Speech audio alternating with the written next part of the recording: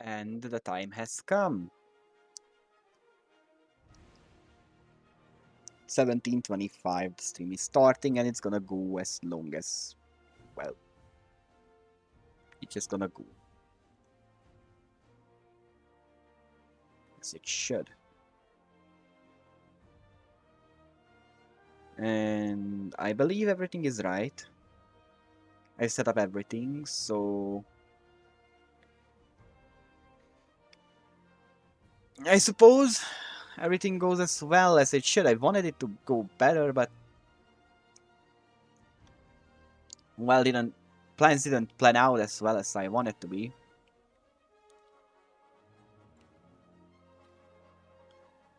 I'm gonna wait for a little bit here in the menu, so if anyone comes.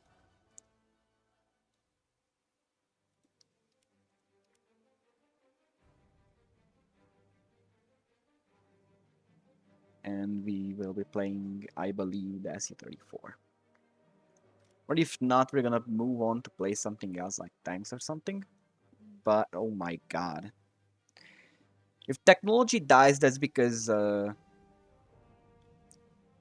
of internet issues. I hope nothing is gonna die under us, but can't promise anything. Can't do much, but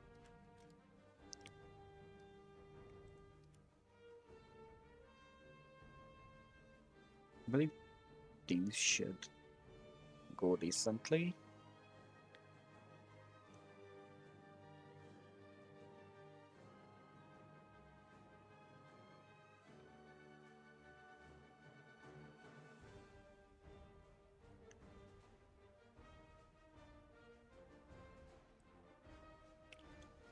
If there are like annoying noises coming from my mouth, that's for a reason because the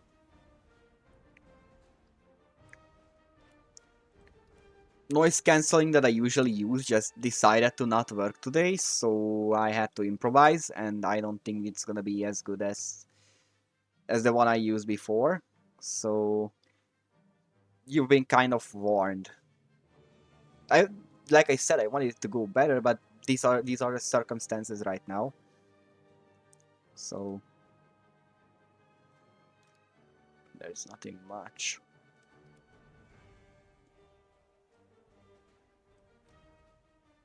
I believe we should be playing at lower tiers first, and then move up to the SE34, maybe.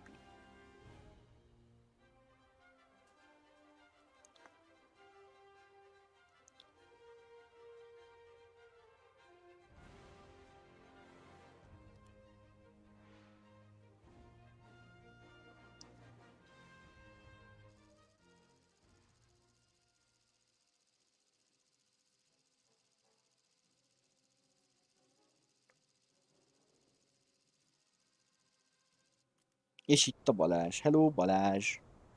Yes, it is indeed tractor.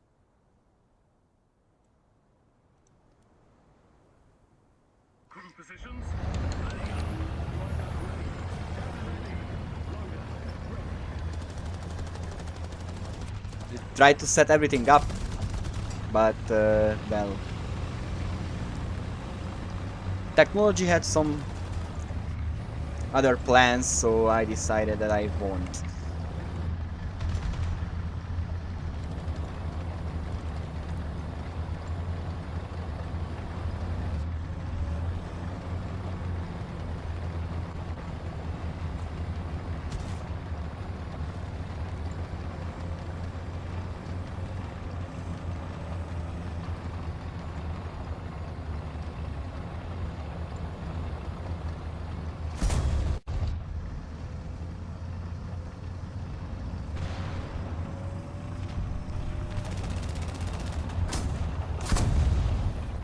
Well, he's dead.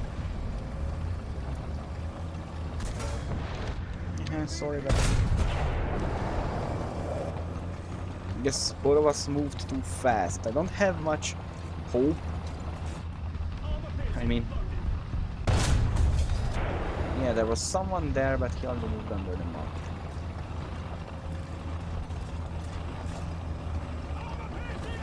The worst part about the stream is that when I'm gonna go and rewatch stuff, then it's gonna obviously be like, oh my god, how could I be so stupid? How did I not see that? Yeah. Like that! That there was a leopard E1A1. And I should have seen that, and now I didn't see shit. Now when I'm gonna look back on the stream, I'm gonna just see the most blatant picture of a leopard there. Right in my crosshair, and I'm not shooting. And I'm gonna be angry at myself. Because I should not have died there, but oh well. It's not like there's much on that note. I really don't like this map, it's way too open. Especially the higher tiers you go, the more problematic it becomes when the map is just super open. Like, everyone has just infinite range, so doesn't really. So literally, if it's not hard cover, it's not cover. If you're like, you can't really keep your distance, so to speak.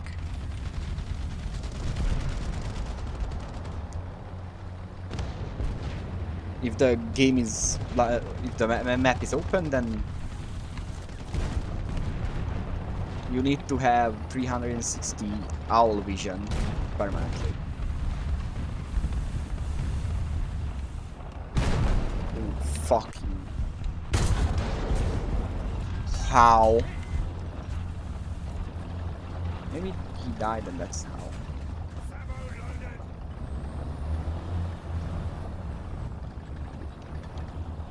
Hello there. There we go. Finally something.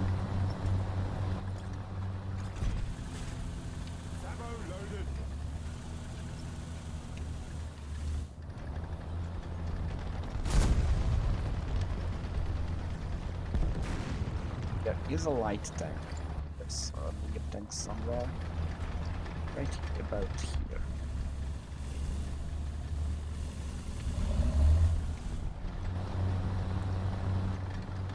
The tank is nowhere to be found. Oh, look.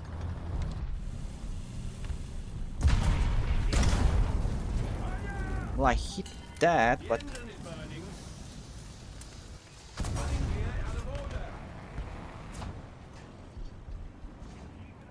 I believe we are dead. Unless a miracle happens. But it didn't. There's a T-64. On the top of the map. Well, good for that T-64, I believe. Good for it, good for it.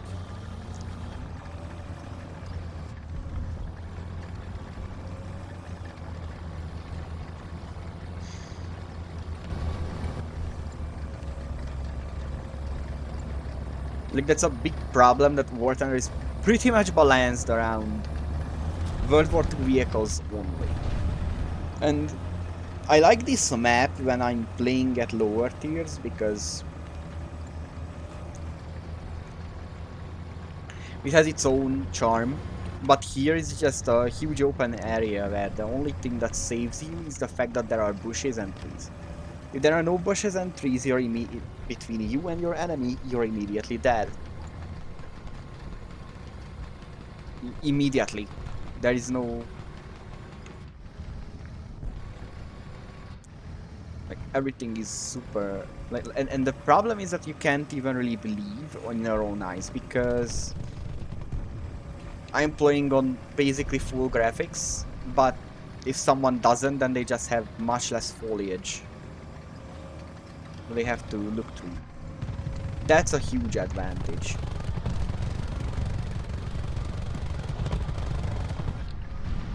Like, it's a good thing that War Thunder is, like, playable in almost any kind of computer, because that's just a really good thing. But again, there's a cost to that, and that's balance, which is weird, because like, if simplest thing, just throw in a lot of low quality foliage and shit on the map, and the foliage is immediately better, but I think that's something that the game already does. Hello, I saw you. Yeah, there he is. Full of bushes.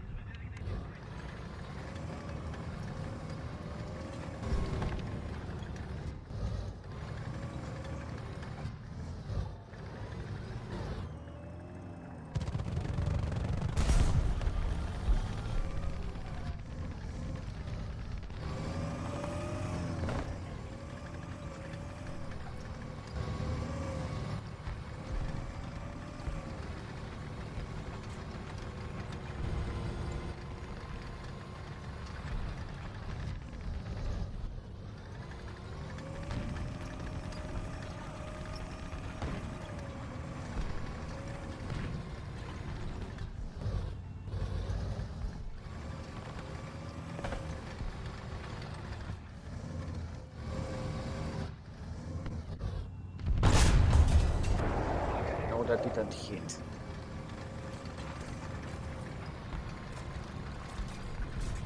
Armor piercing loaded.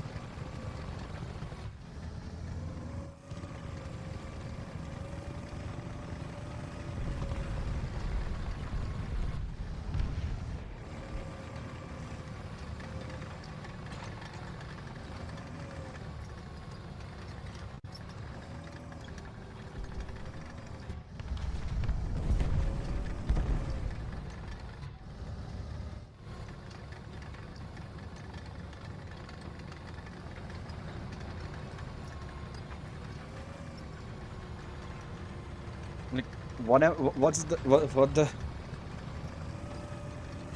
map's empty, guys. There are no enemies left. And that's so annoying.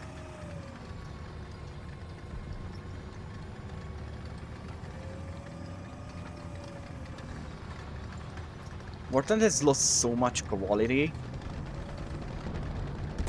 Just I saw that. I saw that guy.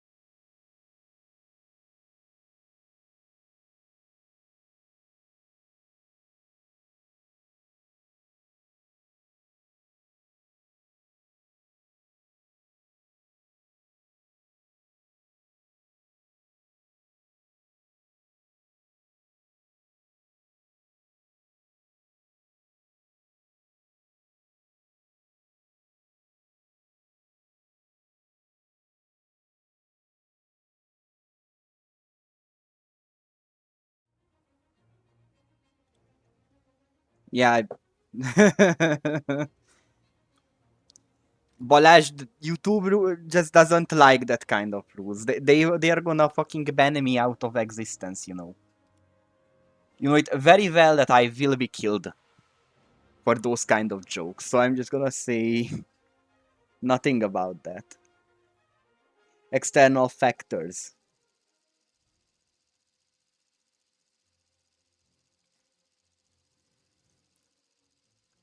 External factors.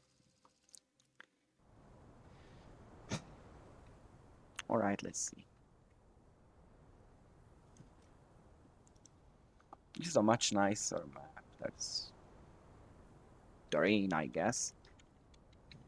Into your vehicle. Ready up. Driver ready. Gunner ready. Driver ready.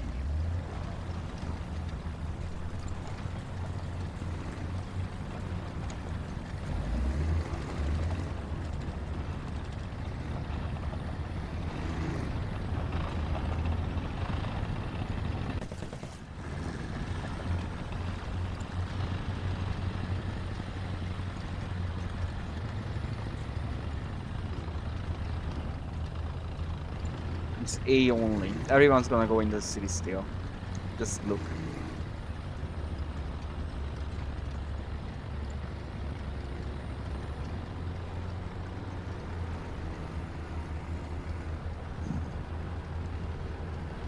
You know what? Oh no, in a way, Water is going down the same path where the tanks has gone down already. And it's so sad to see it. But it's not the same thing, it's just a similar way of how it just began to cater to idiots. Well, I don't like that word, like low skill players or like calling them tourists is probably a bit too much, but something along those lines, the casuals, the people who have no interest in the entire game, and that's just a situation. They are like that's where Gaijin tries to cater towards, like let them play the game. They don't want to play World War II vehicles because they are like that 15 is cool. And that's kind of the entire extent of knowledge and interest, so the problem isn't that they exist, but the fact that the game began to cater towards them rather than those who are actually keeping the game alive, because in the sense that we play the game and they don't. Or like they just buy themselves a bunch of stuff, have fun for 2 hours and then leave.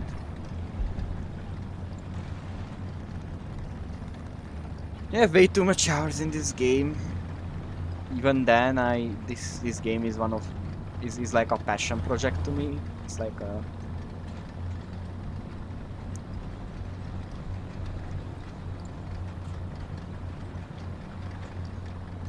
it's a really good game, but it's just hard to see things going the wrong way.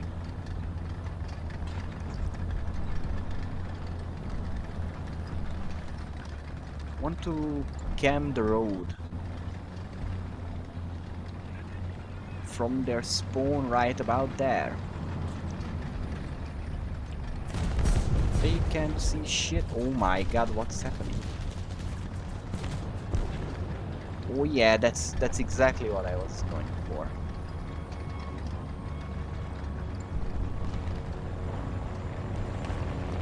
What's that?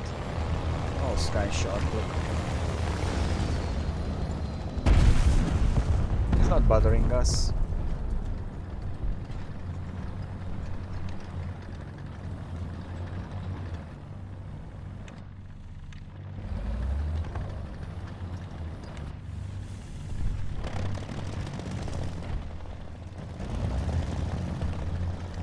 I mean, look, they have a light tank. That's so cute. They have a light tank. Little Schützenpanzer BMP. So adorable. Nope. I really don't like shooting at turrets, but this time I was kind of good. He won't be able to shoot at me unless I'm going into. Oh my god, there's a much bigger issue. I Nice.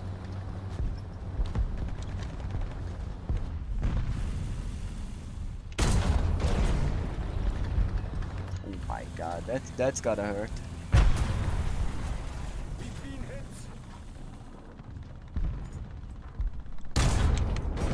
Yeah, that worked out. So I'm 103 down. There's someone in my ass, I'm pretty sure. There's someone coming out over there, and there's a jet. Yup, bomb. Nice shot, nice aim. Literally dropped that on me. That's impressive, that's nice. Good job. Could return there, but I want to face the 8 point because... Well, guess what? I can. That was impressive, honestly. Can't even be mad. He literally grabbed that bomb and threw it right next to me. That's nice. That plane doesn't have a ballistic calculator. It doesn't have anything. He just eyeballed it and it worked out. Really good. Nice job. Like I was. That wasn't. Good job shooting at a fucking aim extend. Extend. That's just. Wow. Kind of an asshole move, honestly. But yeah, I was a priority target. I was in a really stupid I was in a really powerful place there. If I wasn't crippled, I could just keep doing my stuff. And there's an asshole up on the fucking. Sorry for the swear words. There's a guy up there. What is he doing there? No, no worries. We have a pulsar up there and... Hey, is that guy alive? We're not gonna care about that one because... What's up there? Yeah, I think they killed him. And got him. Really badly.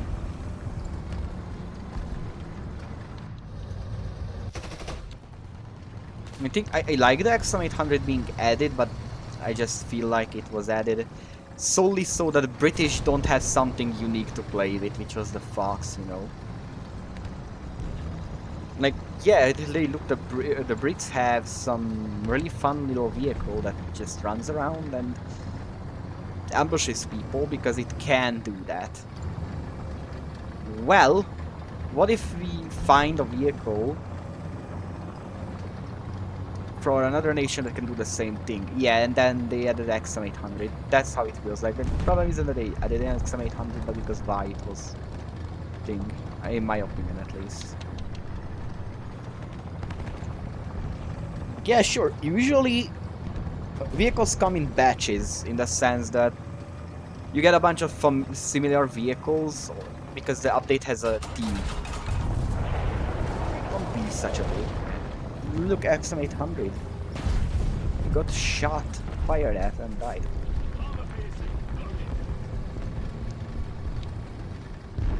Yeah, sure, I can do that. Like, they could have added them in one update. A bunch of these little critters. But no, of course. That's even bigger problem. The updates are just bad. At least, like, some updates have their, you know, theme.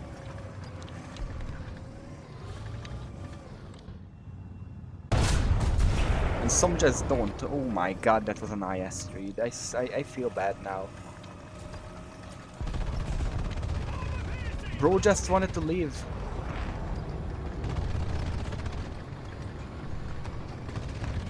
From killing. Yeah, that was kind of bad. Brother. Hey there, look, that's where I died. And my team's actually capping the point back. Absolute comedy.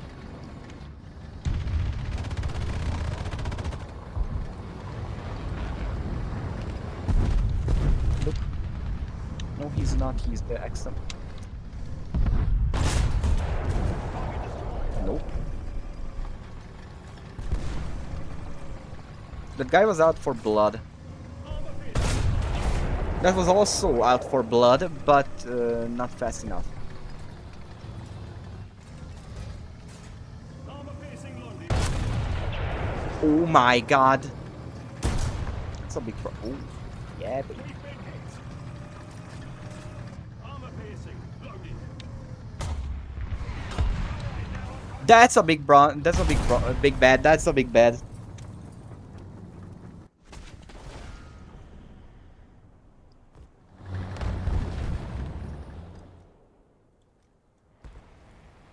Yeah, we're gonna rush down there and try and make a difference again.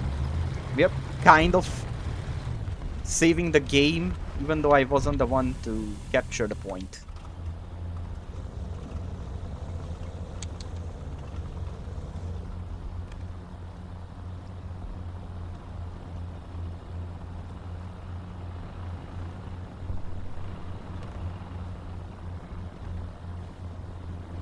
Drones are really cool in ground battles. Wish that scout planes in naval will be that good, but they aren't because because basically no one has to pay attention. It's one of the biggest issues, in my opinion, with the entire naval air thing is that no one has to pay attention. It just works. You send out a plane and then suddenly you die. Did the player actually do something to kill you? No. If that was a game mode where you like a Yamato game mode where one team just sends like PvE. You're in the Yamato and oh my god. And the enemy team just sends that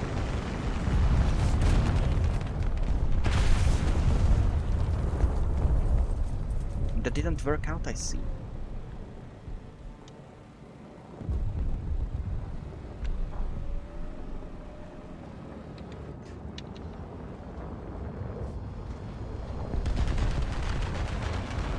Hello?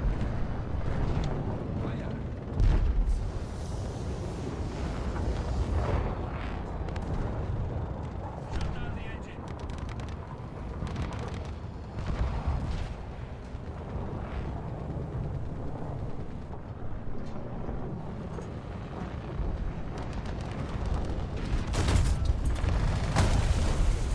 The SU-9 is just annoying at this point. He doesn't even do anything. He just presses button and wins. And I really hate that.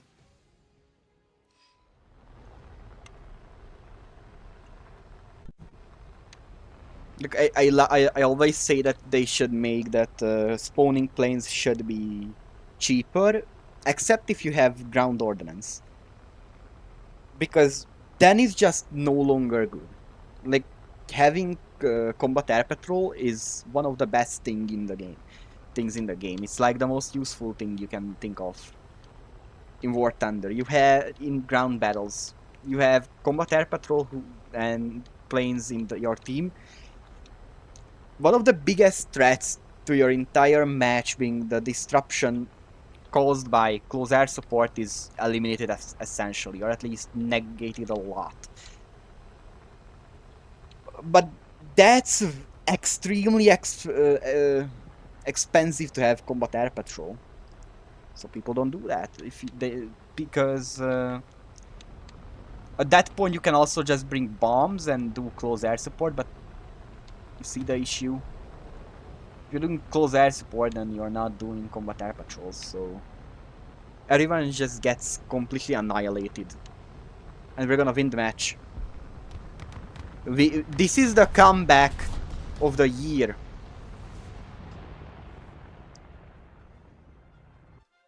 This is this is a huge comeback. That's pretty nice. I don't get why people don't play to win. Playing to grind is just boring. These are fun matches. Just trying to win.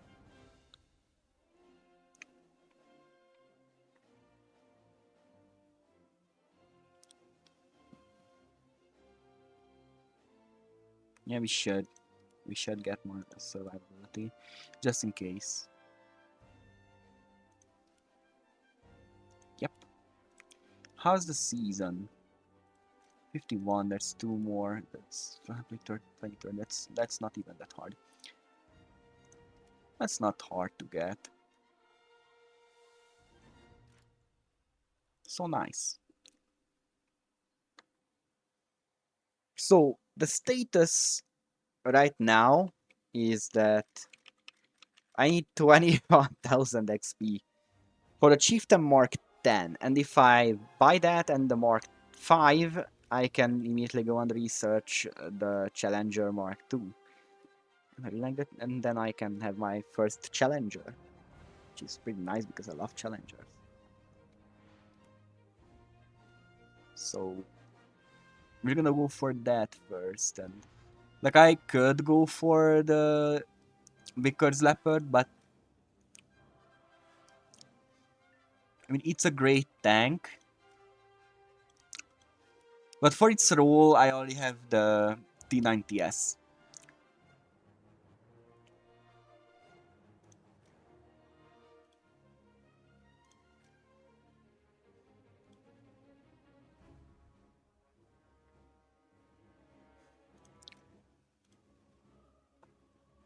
To be honest, this is just kind of weird to me that we have 12.0 and the beer compression just doesn't happen here, it's happening down there. I mean, sure, the biggest beer compression is in air and naval, but no one, like, you can't get people to care about naval without making them play naval, and to make people play naval, you have to care about naval, so naval is pretty much dead. And it's naval's fault, and like, or like Gaijin's fault, but then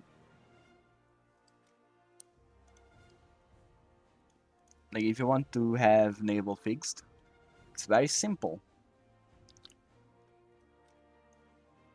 You play naval, even if it's bad. If naval has enough traction, then it will be fixed. Because if Gaijin realizes that they can make money out of naval, then they will improve it to make more money out of naval. They don't improve basically ground and naval that much as air because it's very simple. The difference between tier 3 and tier 8 aircraft is insane. At the same time,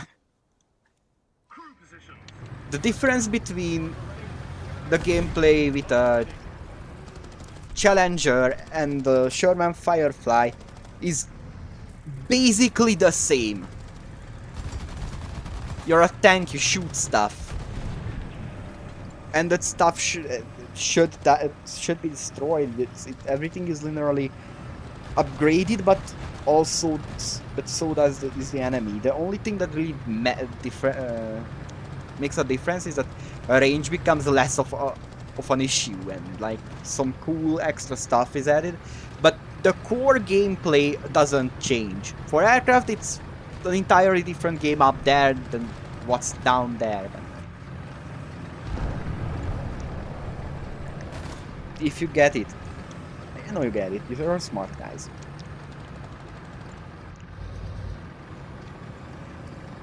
But that means something really simple in practice.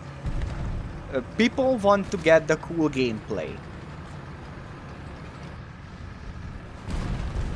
and like a lot of people will buy premium tanks. But oh my god, dude, so many people just want to skip the entire playing guide. They just gonna buy any kind of high tier premium like hotcakes. Not even a contest. It's not even on a question.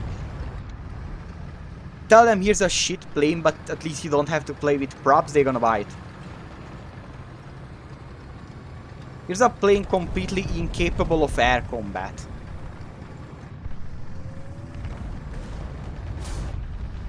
And they bought out all of them.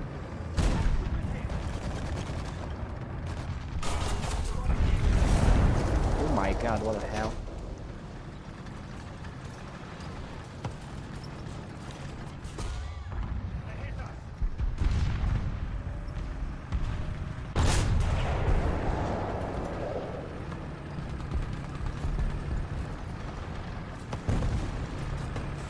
Armor piercing loaded. It's the A-10 basically. Here's a plane that's absolutely incapable of air combat unless you spam the funny missile, which is way too powerful for its tier. Oh no, that's sad. Thank you for helping me.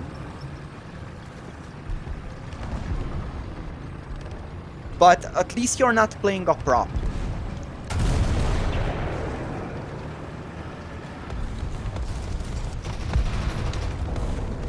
And people are like, oh my god, that's a bargain.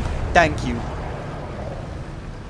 At least you're not playing a prop. That's such a sad statement. Hello.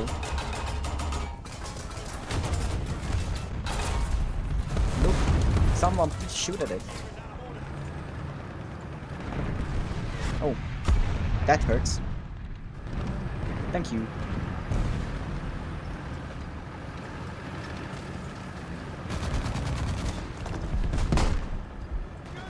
Ooh, that's so nice. You guys are really here catching my ass.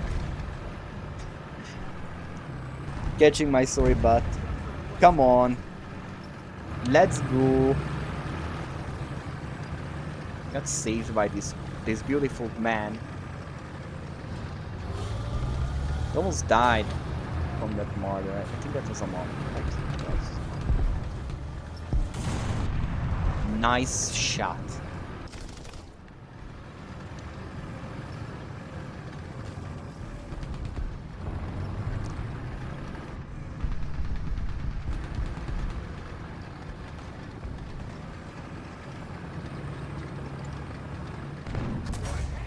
Hello.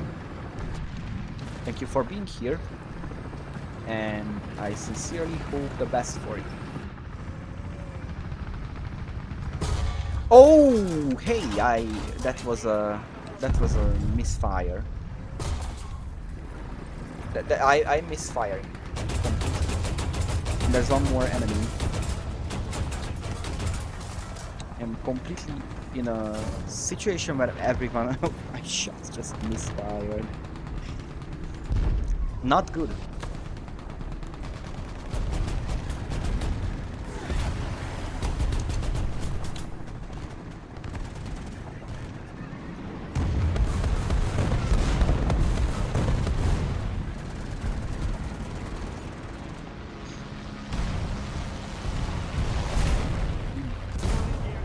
That was a prop plane in 8.7. Thank you. I heard a prop plane at 8.7. There's a Sturer Emmy that just got killed. What's going on? You're just 8.7. People don't spam the premiums. At least for now. Oh god, the Challenger's gonna be a treat. In the sense that, yeah, everyone's gonna be playing funny premium vehicles, and that's kind of where the game ends, I suppose.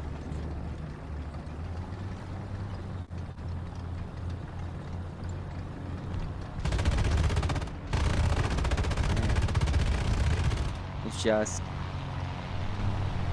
some of people don't play the game. And then you do when you have experience, and then still man's blind. What am I supposed to do? Can't really spot them, but sometimes it just works that way. And then it's cool.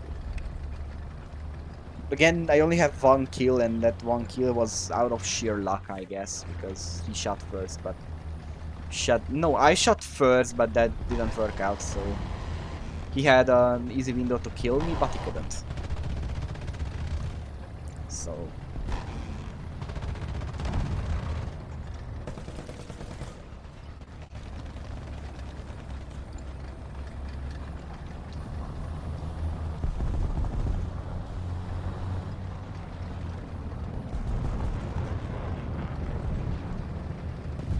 Is there anything here? Apparently, no. There's nobody here. There's someone else.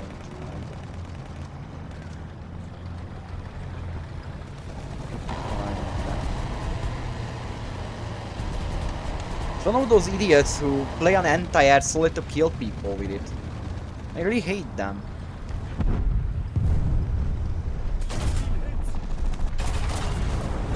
Stop being a little kid.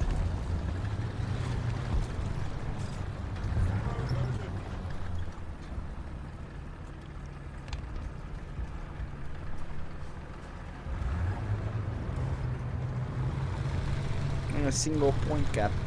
That's sad. At least I'm not dead. I believe I could be.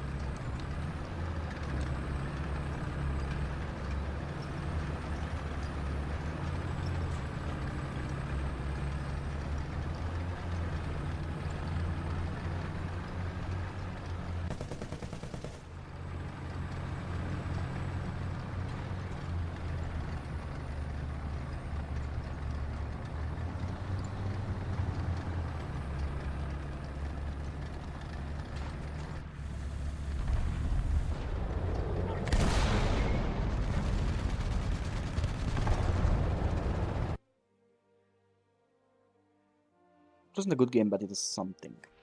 And I appreciate that something. Because that was fun because my teammates are fine. They really they played well. And we won. Let me just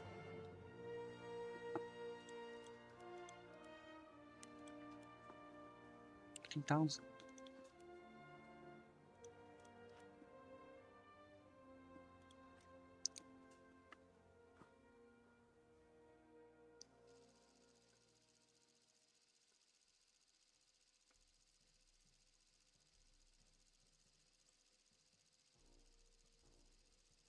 There were a few views, but I don't think much people.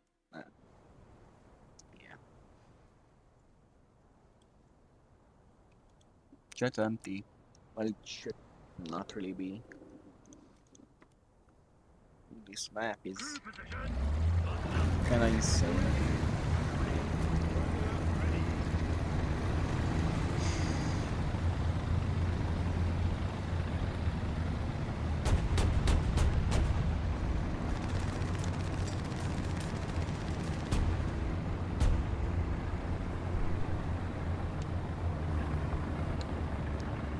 UCAV launch.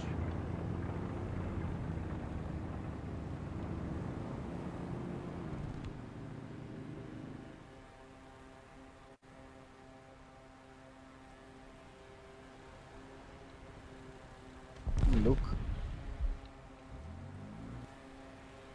Look at them!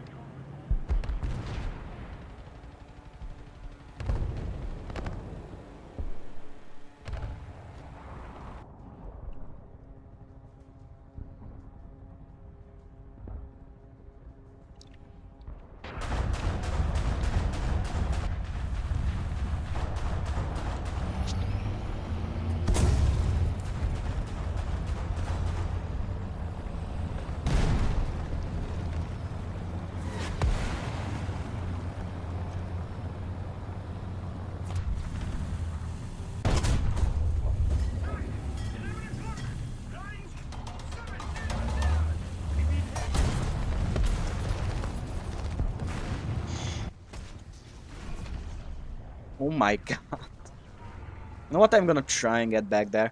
That was a nice spot. I would just see everything there.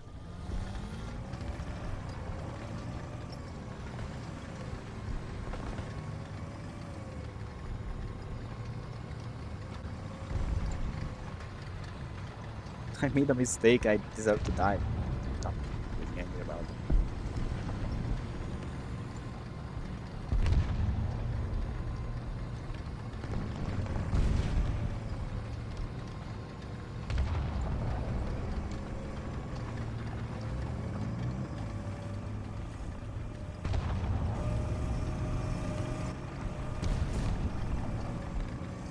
I can just dig myself a trench there and camp them with no remorse.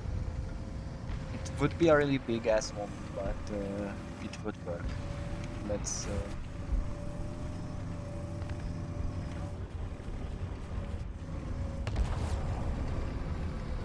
Could also dig a trench for the Bradley, and so the Bradley can just easily camp them out of existence. That would be a pretty decent strategy, honestly. Oh wow, well, then I can't.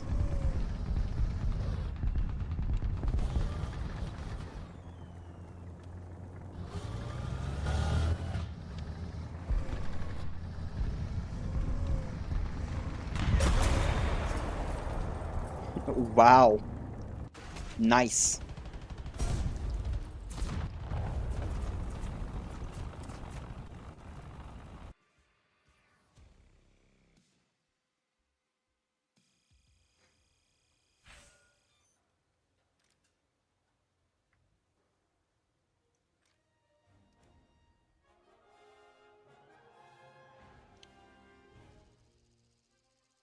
Oh my god,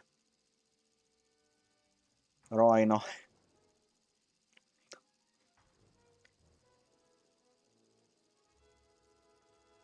Roino, soino, moino.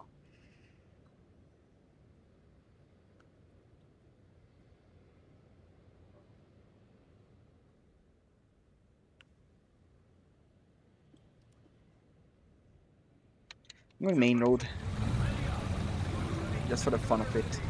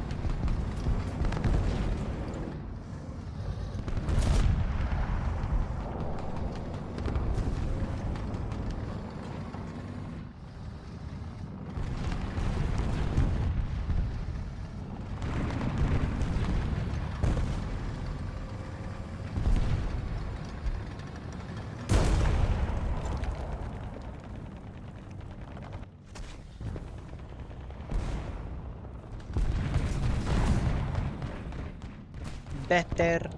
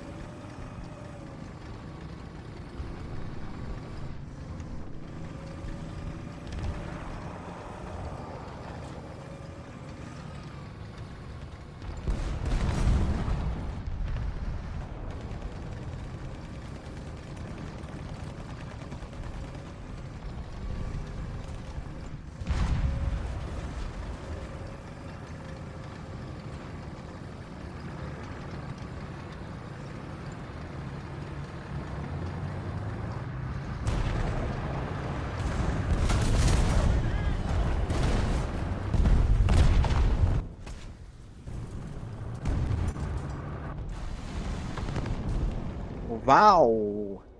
So many enemies.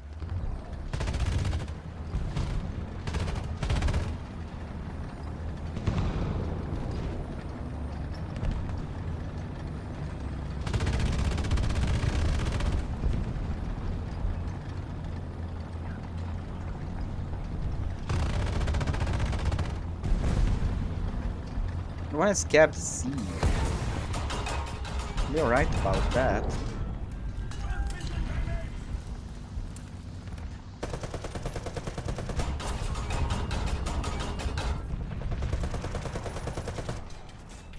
Sabo loaded.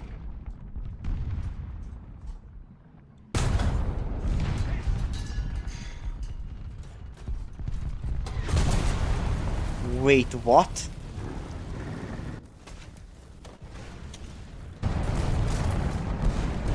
Oh yeah, I suppose he can fire the ATGMs without his gunner. That's pretty nice to know. Thank you for actually giving me that information. Or what? That was a really nice. That was a really nice situation to get into.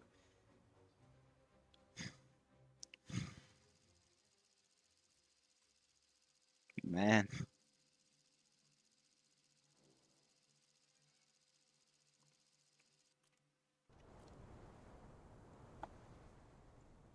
we can go to the mines.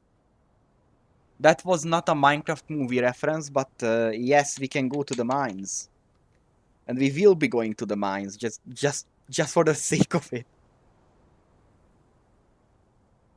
Into your vehicle. Driver ready. Gun ready. Loader ready.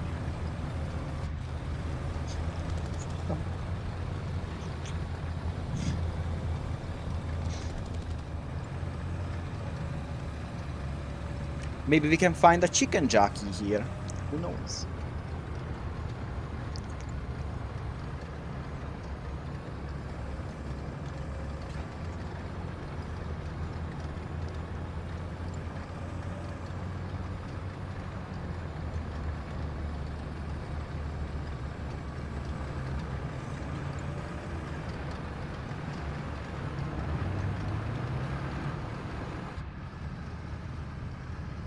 Thoughts running through my mind.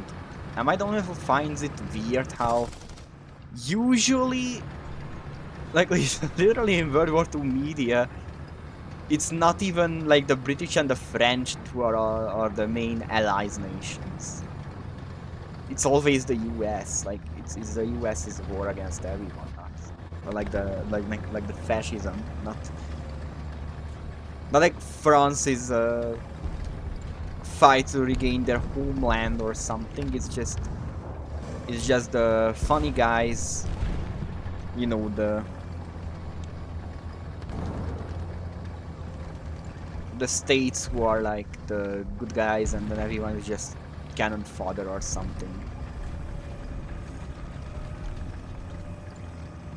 Like there always have to be a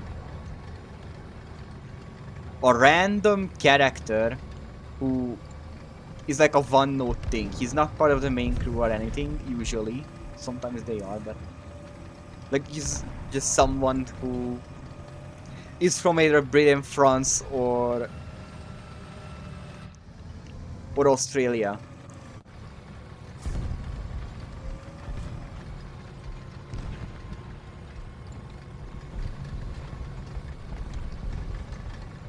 Just to have some representation. Nuh-uh.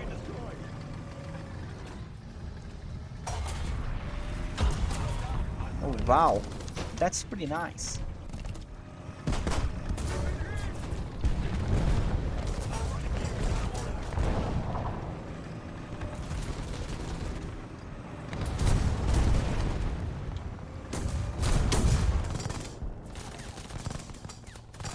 I'm behind a dump truck, you can just... Nuh-uh.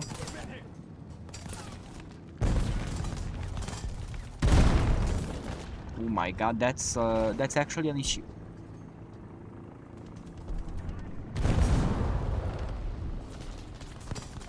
That's an actual problem.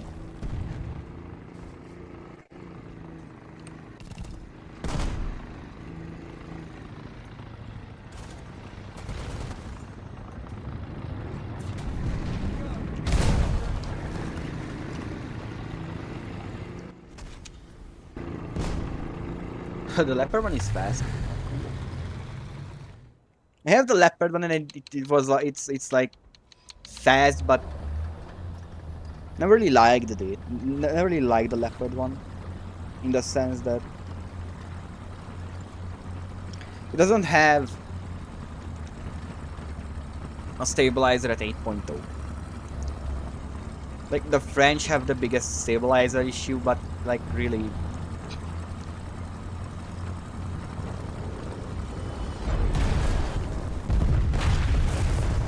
Like having a delay on your shot is just not acceptable in this tier anymore.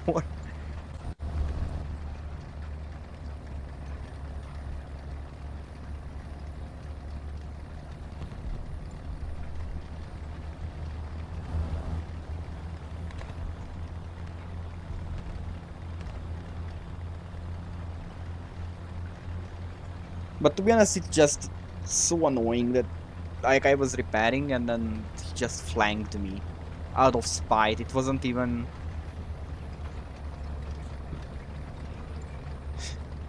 Could have pretty easily died there. I'm not gonna lie, he could just get shot by any of my teammates. Because how would he know whether there are or not teammates around me? But hey! Don't tree. No, I can respawn, but I don't want to respawn with something bad. I really hate the Turm tree. It's one of the tanks that I hate the most. Not because of anything else, but because it's a leopard one. But it fixes the leopard one stabilizer issue. And just to boot it up, they put that machine gun on its turret, and it really just ruins the entire thing. Like you find it, and he doesn't even like he's not trying to kill you, or like he doesn't have to try. You see, he doesn't have to shoot once. He doesn't have to aim well. He just fires and then presses space. You have no way of shooting back because the amount of cloud there is, and like I hate the fact that some people are like, yeah, there's a really simple solution, just lower your graphics settings. And then he won't have the cloud and you can just shoot it back. Yeah, thanks. That's a really, really nice way of saying that the tank is completely unbalanced and annoying. But if you cheese, of course, then you're like, it's okay. Like that's the that kind of sounds to me like I'm not saying that it's cheating to lower your graphics setting, but it feels like that to say. Oh yeah, you think that the whichever boss fight in Devil May Cry 5 is hard, well, just cheat! Crew positions. Listen up. Driver ready.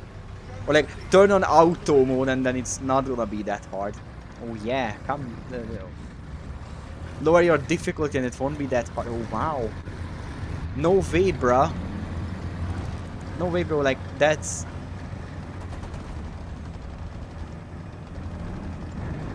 Skill issue works until some point and then it just doesn't, and people just have a hard time actually accepting that skill issue is not a solution to everything. War Thunder is mainly a skill issue game, like 90% of the time I can see that yes, if I would move backward I wouldn't have been flanked by the leopard or something. Yes, there is a point to do that I should have been more vigilant and see more, like watch around more and don't just try and rush forward. But there's a point where you're like, yeah, sometimes nothing helps, and that's fine. The problem is when people try to come up with a solution, the solution ultimately boils down to skill issue. Just be better. The problem is that balance needs a health. Like skill issue needs a healthy point. Because you really don't want your game to end up like League of Legends, where literally nothing is unbalanced.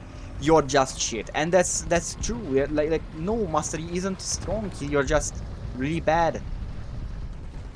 Not even just you, but your entire team is bad because you're down playing at bronze and silver. That's like not something that the game is designed to.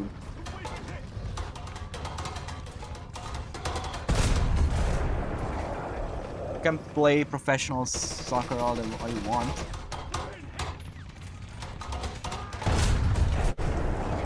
Like that's the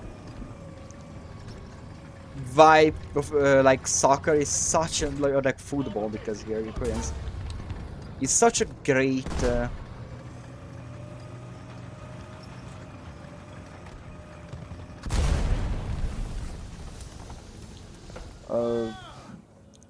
way to describe balance.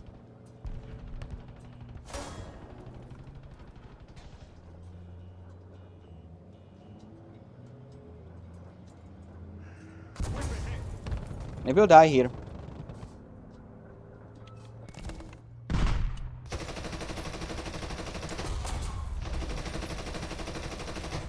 Running gear out of order.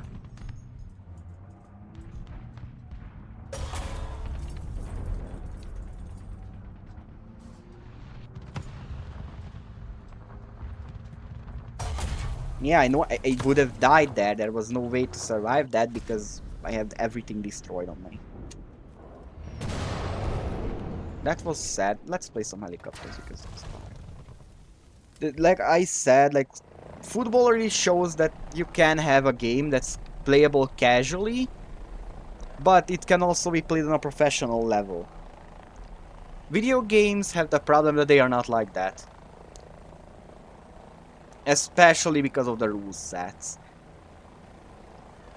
The way casual football operates, like I'm not even talking about like a youth football club or something. I'm talking about playing football in gym class or with the bros just going down and playing, like kicking a ball for no reason, like putting two sticks down and yeah, that's the score.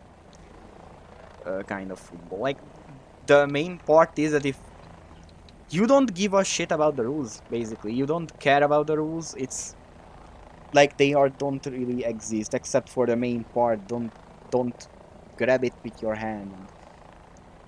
Everything is fine and dandy. And then professional football, you kicked it the wrong way, you're gonna get kicked out.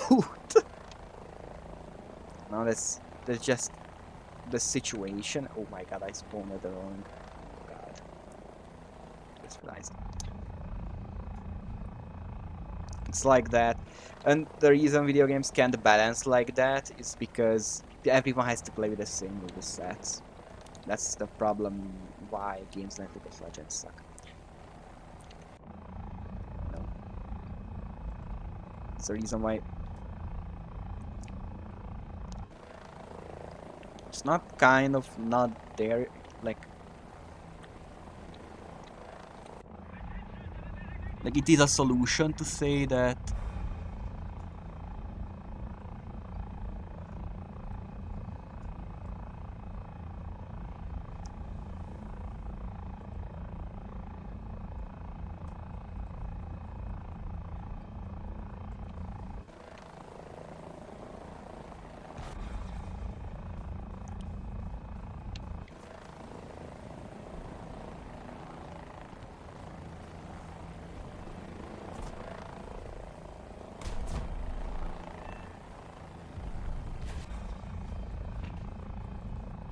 oh, he's not a threat, really.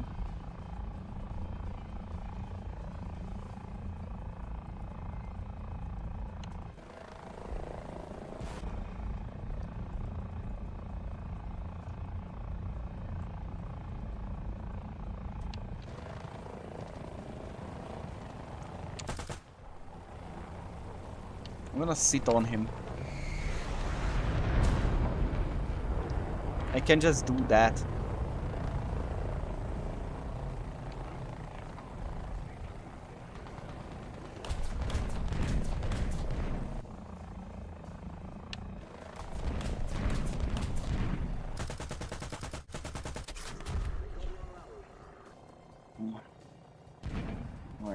someone knows how to shoot a down aircraft.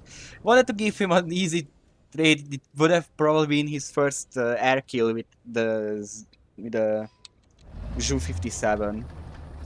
Because people don't ever use that thing as an anti-air, even though they should, even if it's terrible. Other Anton balancing is like over on like general balancing, like in game, like video game balancing, it's like what kind of you have to make the game somewhat approachable to everyone. Not everything can be Dark Souls, you know. But even then, I think War Thunder is fairly balanced at most point, except for, like, you know, BR compression.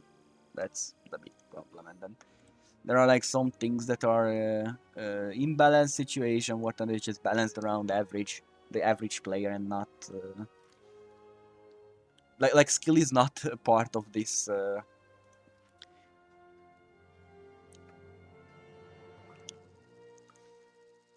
Like, if the majority of players can play with a plane, then it's just gonna give you... Oh my god, hey Laser! Wait! Yes! I did say Dark Souls! Welcome to the stream. Can't believe it, you actually here.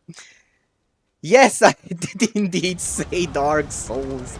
You can't make every game Dark Souls. That will just be evil. But yes, yes. Just you have to make games approachable to everyone, and I think War Thunder does a good job at being both balanced and have difficulty in it. It can be learned really well.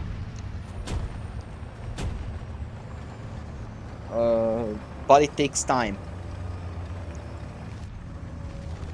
It's the point that Dark Souls. Next time I'm gonna stream, I'm just gonna start the stream by saying about Dark Souls to summon you. That's just maybe that's gonna work. Who knows?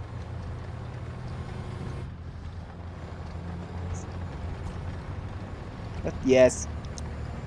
The problem is when War Thunder gets balanced around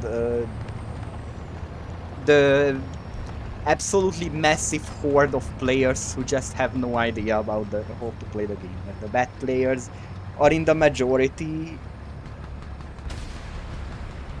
and they are pulling the average down, or like the median down.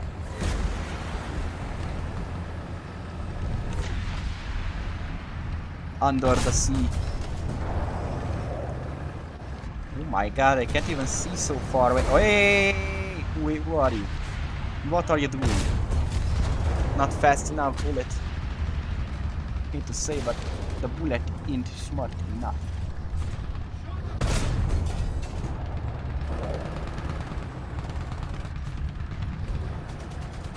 Like, this is the problem with high tiers. The range is just not a question anymore.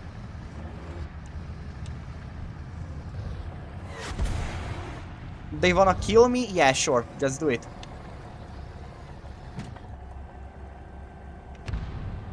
You can just do it.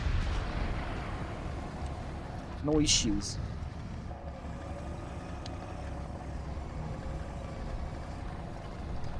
I'm gonna dig myself a little bit of a trench and see whether it's gonna work out. I think that died. Not really not much of a matter, but still, trench.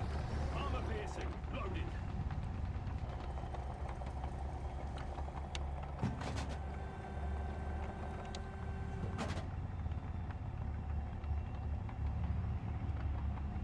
Oh no, that's no problem. That's no problem. I'm just really happy that you're here. Just really happy about that.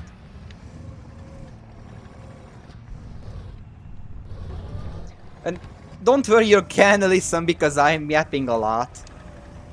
So consider the background noise and entertainment part solved and just get the good loots. I'm not really big on Tarkov. I don't really know the game. Sorry, but I know War Thunder. I know this game.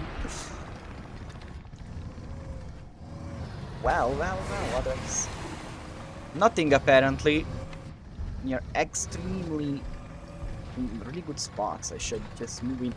I had a really good match on this map with the Oliphant. I practically carried the entire game on my back, and I'm not exaggerating then.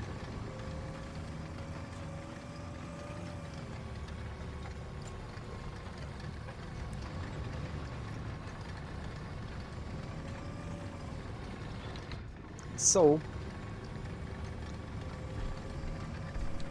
that was a huge highlight to show just how much a laser rangefinder and APDS means on a Centurion chassis, or Centurio chassis or something, I don't know how to say it. Centurion's chassis, because the tank itself is great. And the people really don't like the fact that it has a high ratio gearbox. Basically, the entire power of the tank is turned into torque, so it just has big acceleration, but no top speed. Well, I'm playing at 8.7, but I'm probably not up here, and I'm getting killed by missiles. No. T-72 M1, and not even any kind of T-72, it's a Hungarian T-72 from out over the other side of the map. And he's down in the snow, very deep.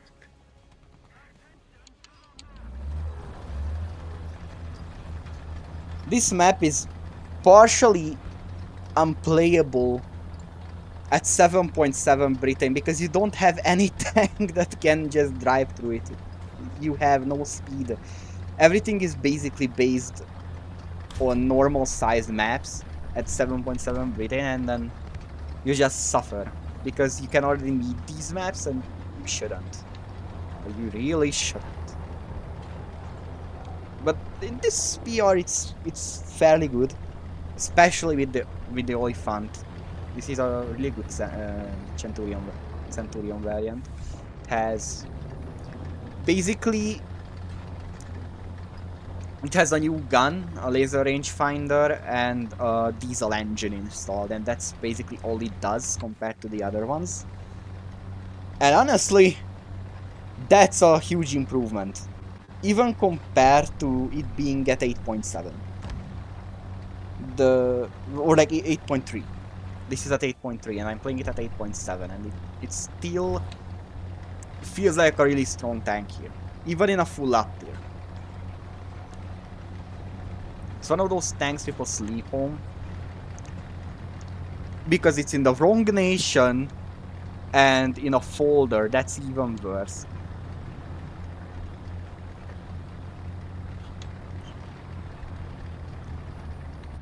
Wow, times 74. It's always the US, basically. If a tank is not in the main 3 nations, then it might as well not even be documented, to say, to use that word. There is just no content around those vehicles, so people don't really, you know, care. People don't get to know it, but that's good because the bad people don't try to, like the lower skilled players don't try. The T-72 is still at the edge of the map, and it's doing its job really well. This game is over for me. He just, I don't know. I hate throwing around cheating, but I just don't feel. I don't like. This is not even. I'm not impressed by what he was doing in this match. like there is a point where you're just like, yeah, he's doing really well, that's nice, and you're impressed by what he's doing, and there is a point when it becomes okay, that's a bit too much. So I'm not gonna throw around that he was cheating, but he definitely did a bit too much in that match. It was just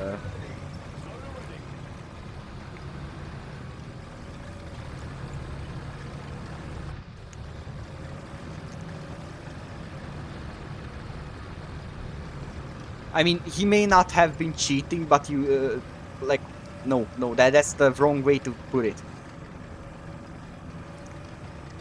He wasn't cheating, or maybe he was, but I don't think so.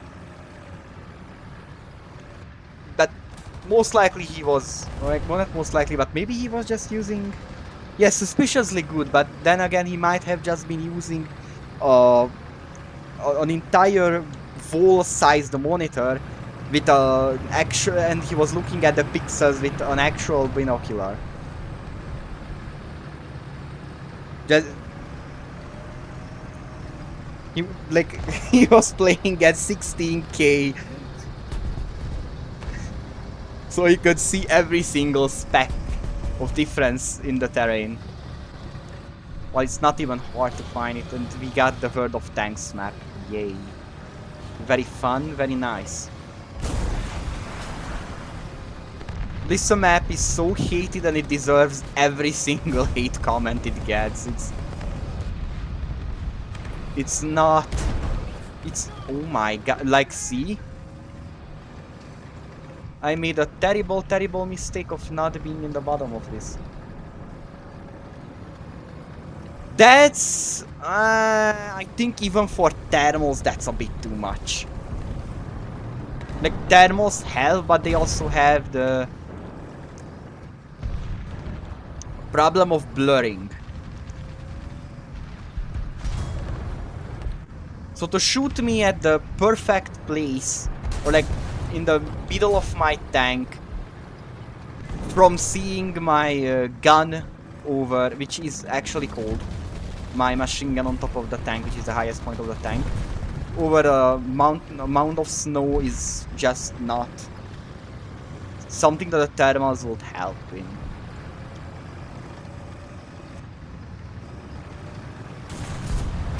Oh my god, there's the brother.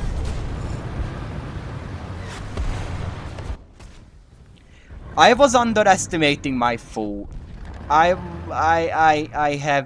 thought he shot himself, but he has shot his shot, but that was an STRV 103 or a cheese wedge. And what that thing does is that you can't pan it from the front unless you are using some really strong APDS. Oh my god, what have I done? And even then, it has a high, like, it's easy to pan, and it has a really strong reload, and you have to kill both of its, like, both the driver and the gunner to kill it. It's the only tank that can survive on one crew member in realistic battles. It's annoying because, like, it doesn't have much armor. Its strongest part is 90 millimeters at basically infinite degrees.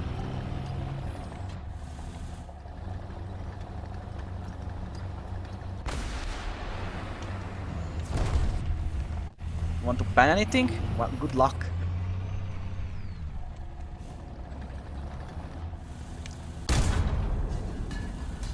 Well, that did not work out the way I wanted it to work out. Oh my god, don't be like that. Oh my god. Oh my god. Oh my god, I missed all my shots. At least we're out of this map.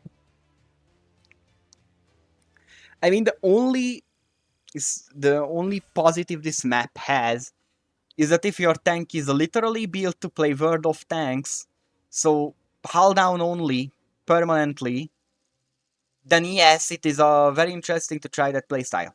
That's the entire positive that that map has. Everything else is just, you can't flank. No, I wasn't there, but they told me that you had like 11 kills, I think. Something like that. At 7.0. Pretty sure, because you always play 7.0. To battle. Ready up. I mean, since you have the Loader ready. T29,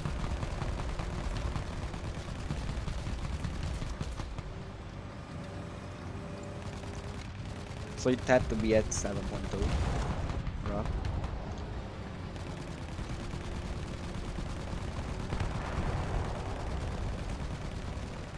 Nine kills, yeah, that's crazy. You know, it's such a good match in a really long time, except for when I was playing 1.3 with a friend who just started playing with Italy. Since that, I had 11 kills, no, I think 14 kills, but that was 1.0, that doesn't count. Like, honestly, that just doesn't count. 1.0 is like 1.3. Not even because... Oh my god.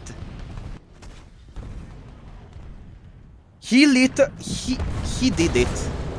He did the thing I thought impossible. He shot my lower plate. The only point of the chieftain that can just get blasted through without any question is just, he shot it.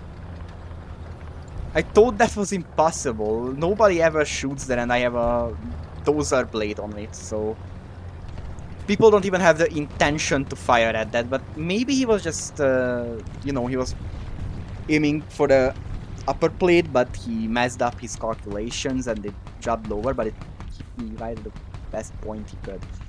Usually I really like the chieftain because it's extremely survivable. It has one dig, but nobody ever thinks about that weak point except Balázs, because I told him that that's the weak point. That's where to fire.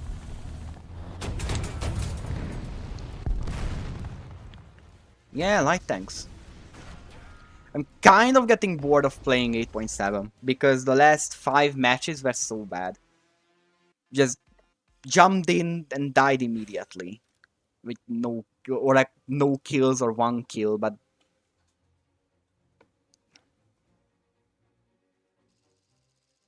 that just happens. I can't really do much about it. I mean, I don't consider myself much of an above average player overall because I have the knowledge, but I just mess up so much that and I play so casually. Like if I were just looking completely and wouldn't make like I could play based on how much I know the game, then I could be much better than this, but I just can't do that, and I don't think I want to do that. Into It your just makes me feel really stressed because I have this problem, and I think you can relate since the League of Legends days, where I just have to prove myself all the time. And I just can't accept things, and then I get angry at myself, and it just spirals down until I get completely emotionally broken down. And that thing started with the League of Legends, the funny game, which wasn't really funny. So and since then I know about this issue. And the best I can do about it is constantly remind myself that I shouldn't hold myself up to insane standards. I just can't do that, or else I'm just gonna not have any fun. And even then, sometimes it really happens, especially when, like with Balázs, it's rare because me and Balazs are similarly experienced players.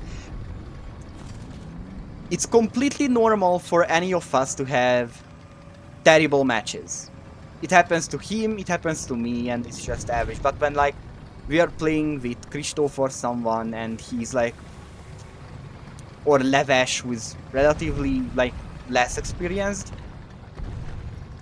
and he just does much better than me, it just feels so bad, and it's really easy for me to. My best league rank,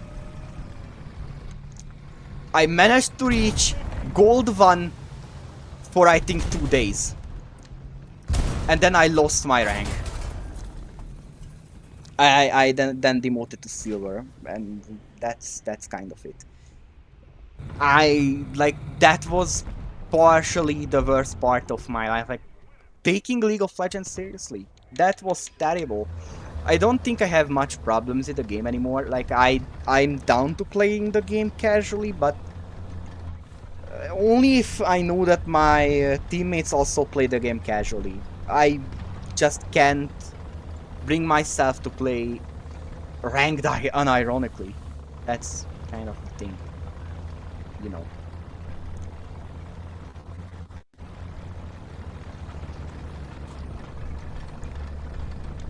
Part of the problem with League was, put simply,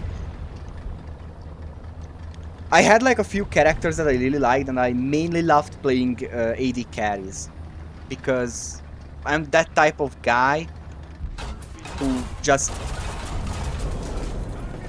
prefers guns every day.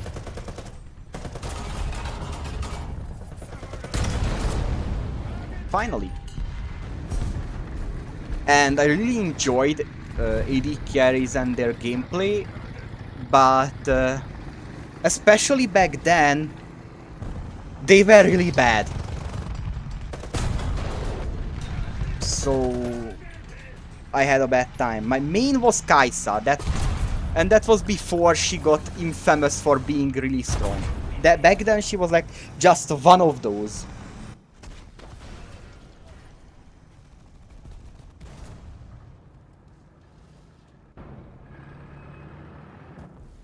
Like Kaisa was my main the character that I liked the most, and after that, it's a hard question. I really like playing jungle as well, but solely on AD carries, I really like playing. Thinking back, it's a bit hard to get the memories flowing back.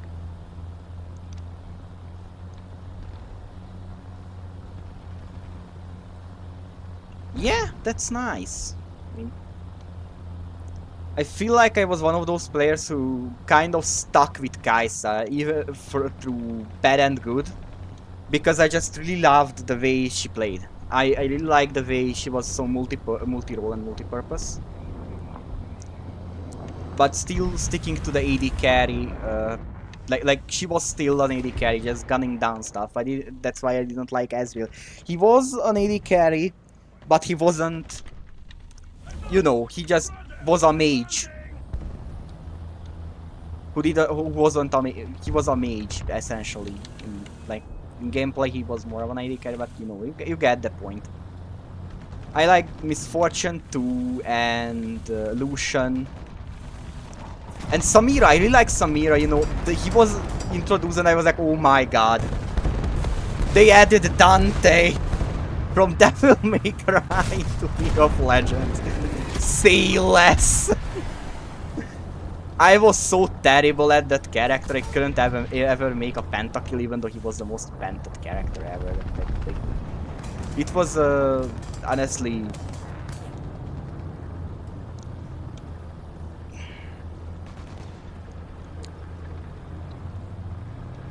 Yeah, like, that's my thing was that was the two roles I was like, no, guys, I get it.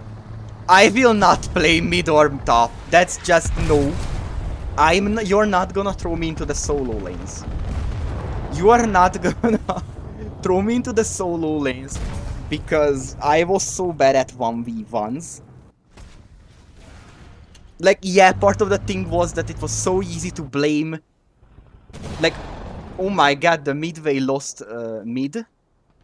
It's so easy to blame the mid laner for losing mid or the top losing top. And then, because, like, I was bad at playing 1v1. Literally all of my strength came from having a really good synergy with my supports. If I had good supports, and I was always adapting to the support, like, that was my main thing. Like, how do I say this? If I was playing with a random support, I would rather prefer to pick a champion that synergized well with their support champion and then just play accordingly. And basically, I was the actual support. Basically, they did all the shots, they called all the shots, and I was just following them, and it worked out well. Like, that's what you're supposed to do, I thought. But then, uh, so I played a lot of support and jungle too.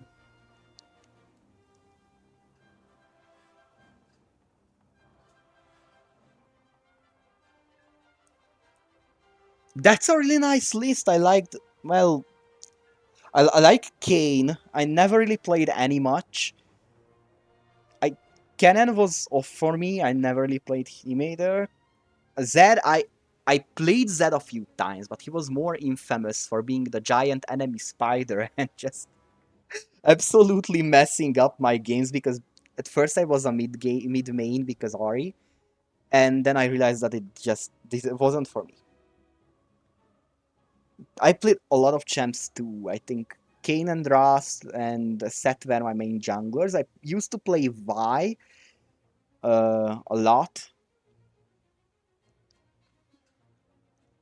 I think I think Vi had I think one of the problems I have with Vi is that Arcane just ruined her personality for me because back then she was like, yeah, she's just this angry, aggressive woman, and it's funny, and it was all like you could. And then Arcane said that no, she's just a stereotypical lesbian.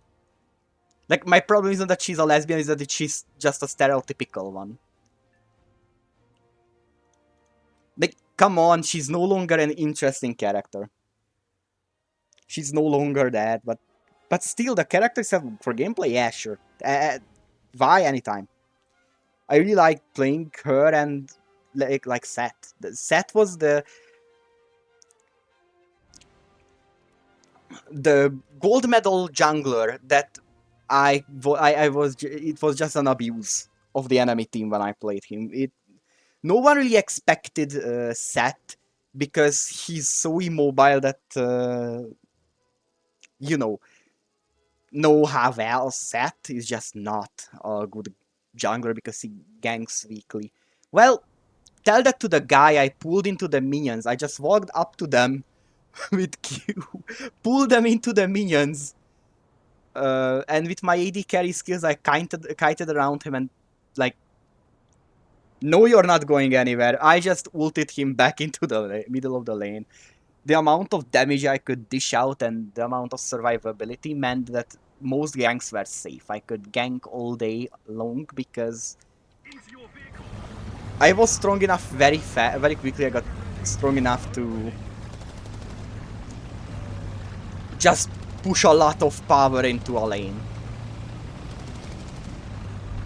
And usually if the gank went wrong, I still had enough survivability to just not die and not bring more suffering to that. So it worked out well and nobody really believed. The two things that I believed in very well and no one did, no, the three things are Pantheon as a bruiser. I didn't play him with lethality, and it was insanely overpowered. I played him in the jungle, of course. The other thing was Crit Kaisa. I played Crit Kaisa before it was cool.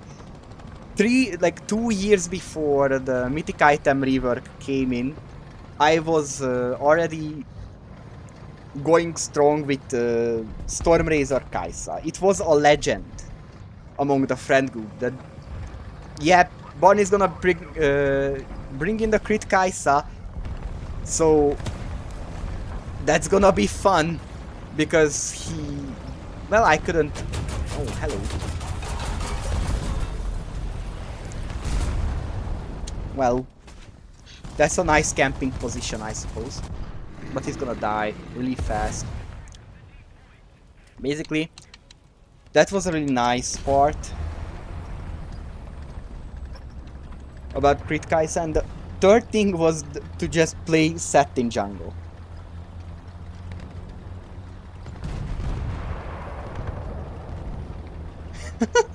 The invisibility part is just such an extra, and it was so useful. Like Kaisa was built to deal with anything. He's basically a modern jet fighter. Just whatever you need her to do, she's gonna do well. There was a lot of times when the mid laner just decided he's gonna play Zed, and then of course everyone played an AD champion because those are genuinely more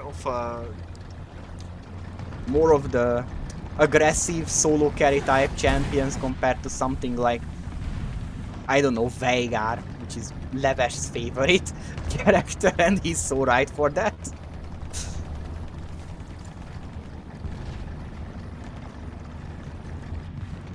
Yes, Balázs is the right, and the problem is that Balázs is extra. It's like it's a joke. Balázs is level 8 and he's better than half the he's just really good. Yeah, because for some reason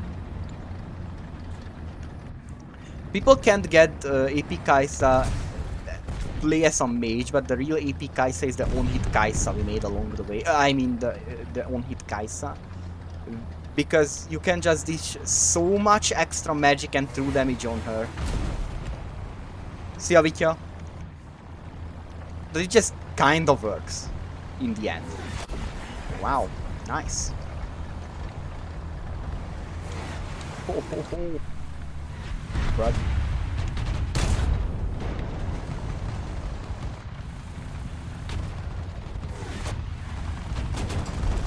Oh my god.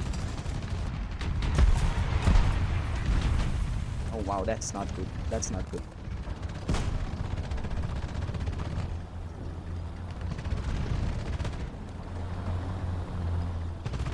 Basically, we're talking with laser and I'm getting killed by light tanks all around. And like ATG and trucks.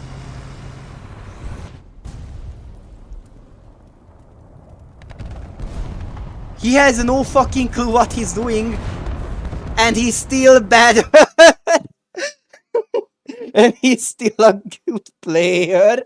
That's the sad truth. That's the sad truth. He's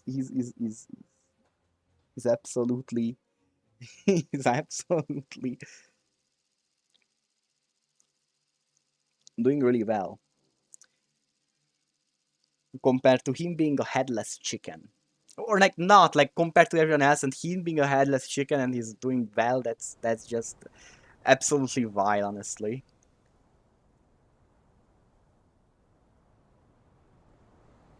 Alright, see ya, laser. See you next time. Bye bye.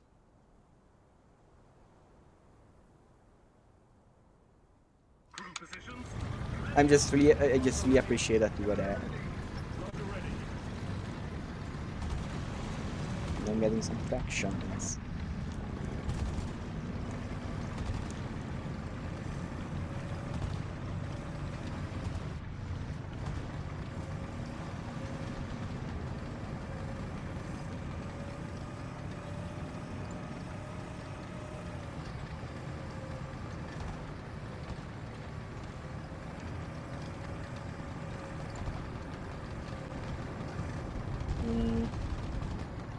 Back in the mines. No, I'm not gonna. No, I'm not gonna sing it.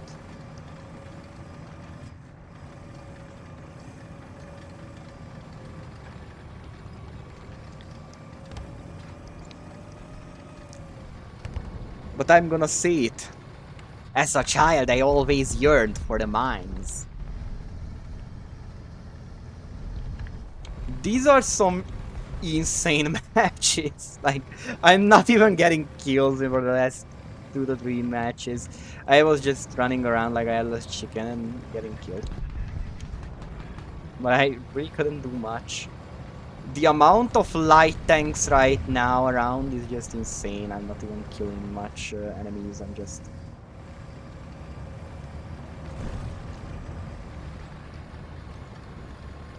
Like, look.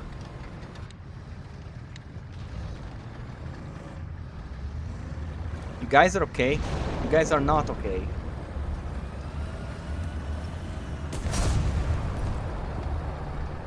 Oh my god, he's getting turned into an alley. He's getting shoved into an alley. And things happen to him that I will not say because YouTube's gonna absolutely do the thing that they done to him. Let's just say that, and I'm gonna leave everyone to just know what's happening. Oh wow, there he is.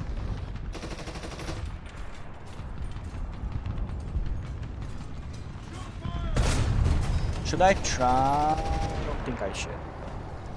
He's just I think I should focus my stuff to other places because this is not necessarily the best way.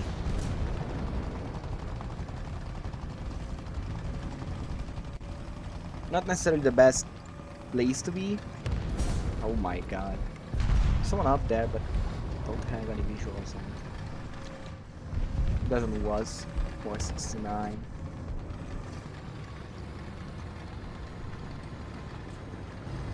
Oh my god, there's a loader.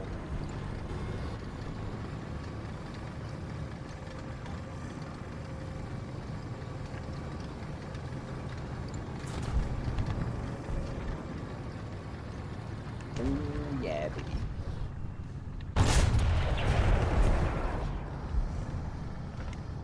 And he's already run away.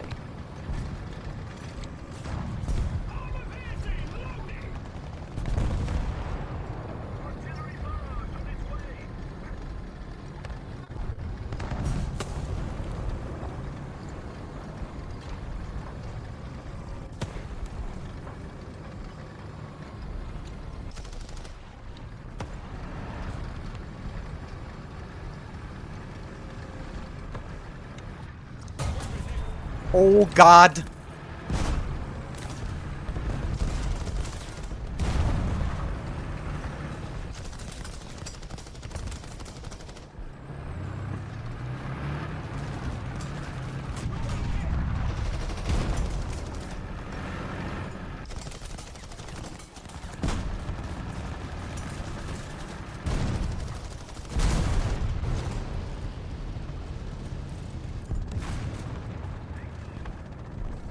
I could have died there, thanks to my teammates I didn't. And for some reason no one ever gives any compliments to their teammates. They deserve it. Sometimes they are the only reason you're alive and you don't even know. But this time I was lucky enough to know that they were the only reason I'm alive. Hey blood. I'll let them get away just like that.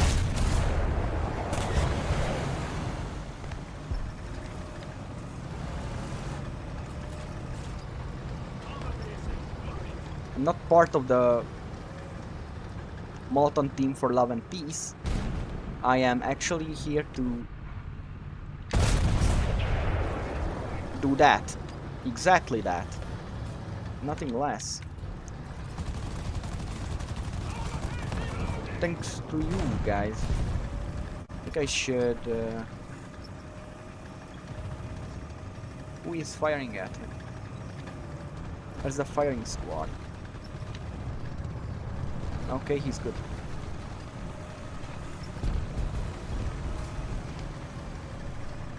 We are pushing them off the map. Absolutely.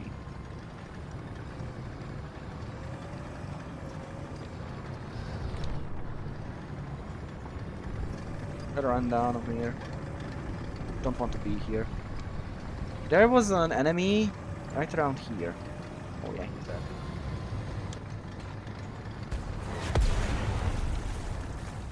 I wouldn't be mad, but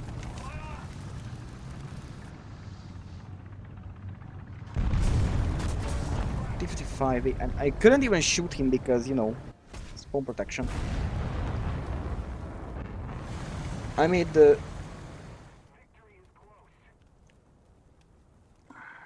I overextended and that's why I died. That's pretty easy to see, and that's fine for me.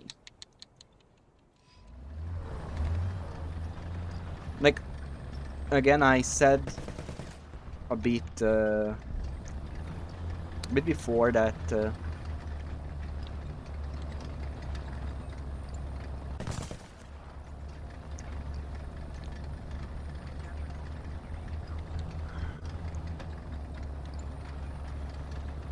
War Thunder is pretty much, if you're good enough with the game, then you know when you die and why you died.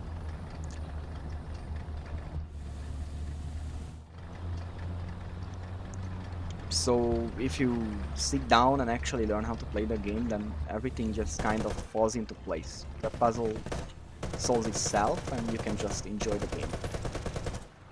Now there's only one exception to this, and like usually you can, based on this, what I just said, you know, think about it this way critically.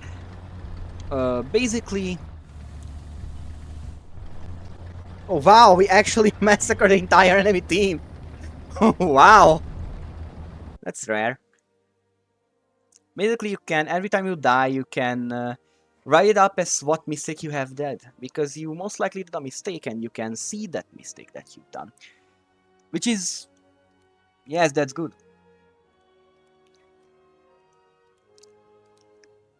I should say that there's a problem with it, but there really isn't.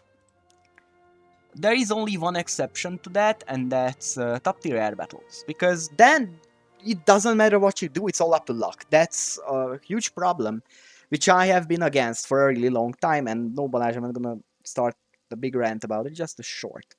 Basically, top tier is made to be as chaotic as possible so that even the bad players can have fun, so they want to get up there to have fun, so they buy more premiums and then just skip the grind altogether up there. Because like at 11.7 with the funny F4S and stuff, then you can just spam missile and have the funny. It may work, it may not. That's optional, basically. Because on the grand scheme of things, as bad players, at one point you have a good match and at some point you don't. And it will average itself out and you will have fun.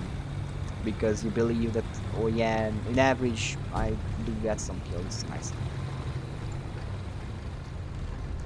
And that's the issue. Because yeah, it's not a problem that luck is a factor, because it should be that nothing is free of luck. In life everything is gambling, you just really don't know it.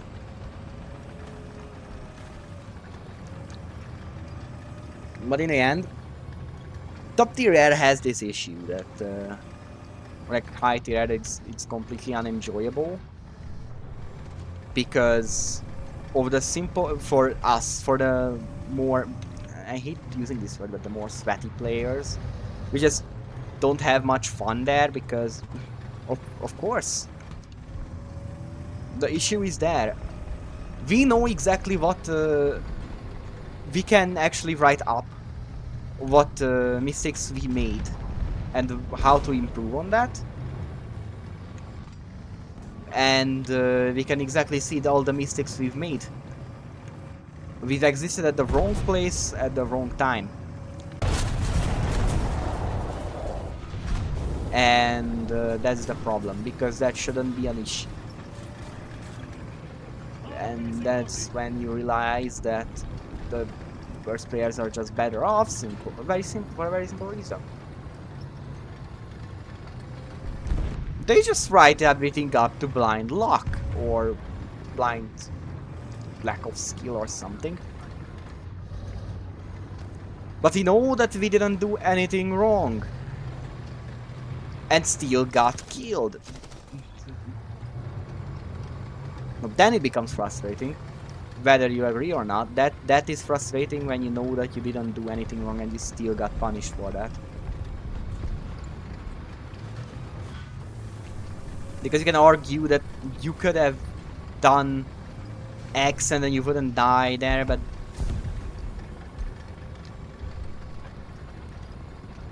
even when you're completely and utterly forceful about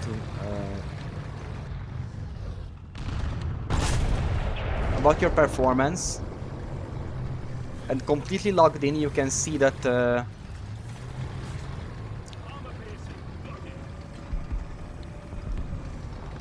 you have a lack of decisions as a counter to very extremely hard weapons.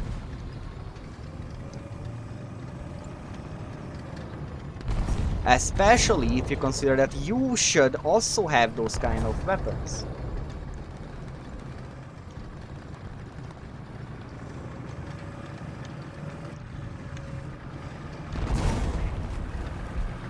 And it's just blatantly not fun. Yeah, he shot first. Deserved that. I was way too confident in my abilities to kill him, but yeah.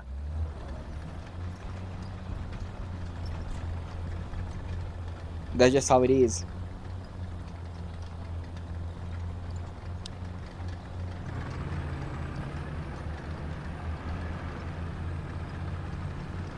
So yeah. Other than that, everything is fine and dandy, I guess.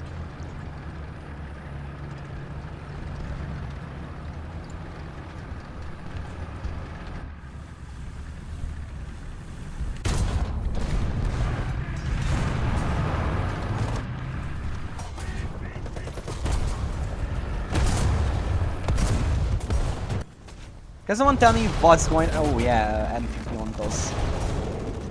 General Kenobi is having the thing, is spamming the funds. And that just works out in his favor, I guess. Not in mine, but definitely his. Is the Ontos annoying? Yes, it is. Is it balanced like a gas? I guess so. It shouldn't be that bad. Like. Oh my god, where did it go?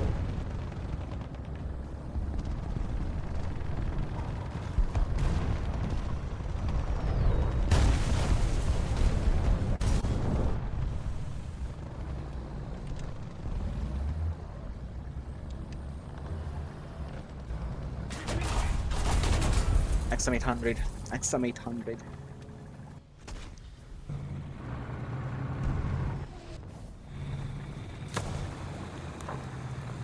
But I guess I got the... I can start researching the Challenger. Not particularly after the match, but today. And I'm gonna have to say goodbye against my millions of Silver Lion. That's just fun, isn't it?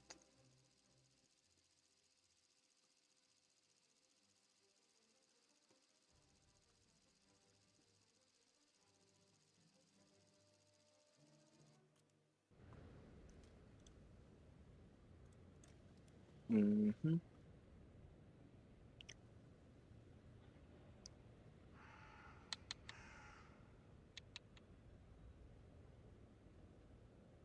Crew position. Well.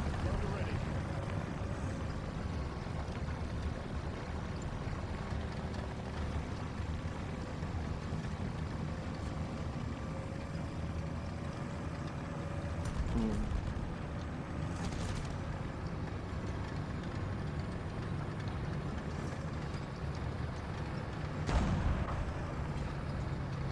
It's a... What the hell is that?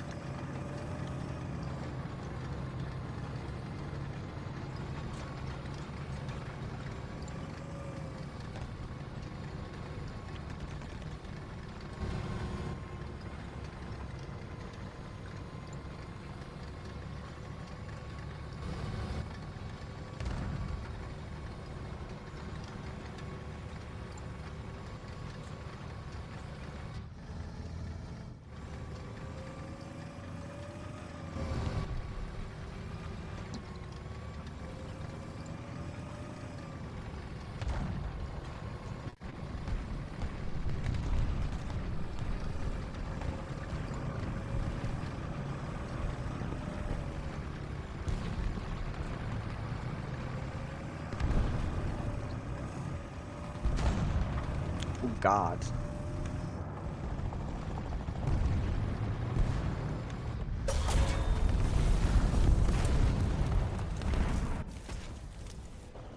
Yeah. Yeah, bush. Bush. Got killed by the bush. But why was there a bush?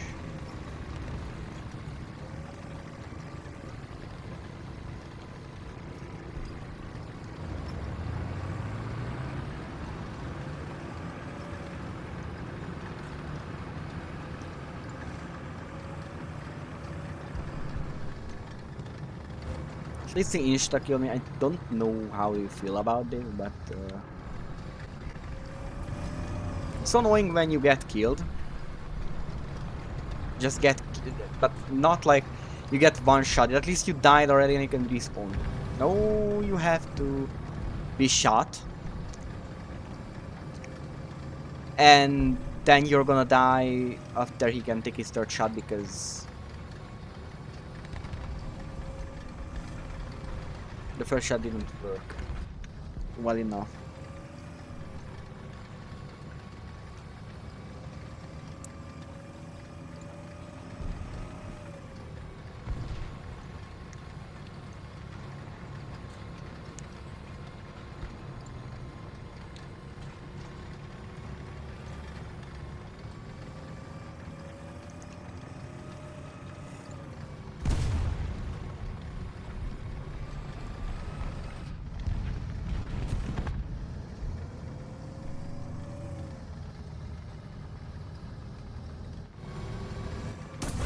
Oh wow.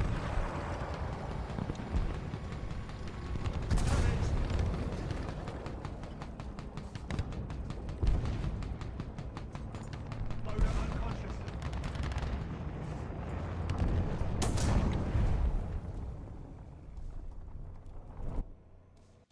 God damn! Every single side I got shot. Wow. Nice.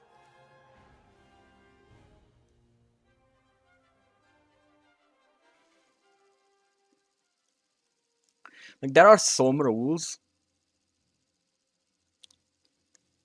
about nation placement. That's basically that if you are in a top tier match in air and only one team has the USA, then that team has basically almost not 100%, but like 80% sure they are gonna win. That it's just like there used to be this rule that the Germans, the team where the Germans are always lost when the mouse came back. I think that's no when the Stuttgart was up. I think that's when the mouse was out because everyone was grinding the mouse, and like everything was bloated, and everyone was completely, tired.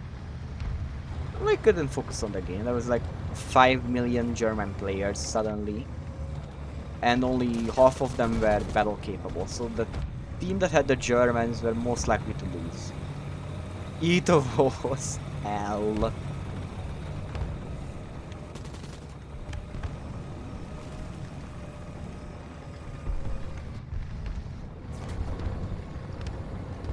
It was just wow. It was just a wild situation to be in. You queued in. Well, I'm with the well, well. I'm in the German team. Let's hope we lose quickly because winning was not even on the scope.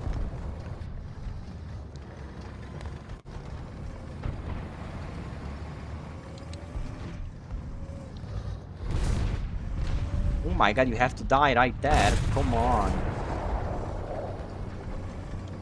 Yeah, sure you're gonna die. Armor piercing loaded. There's a T10, I guess. M103.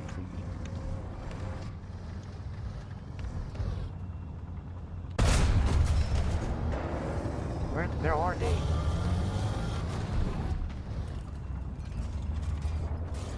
Armor piercing loaded.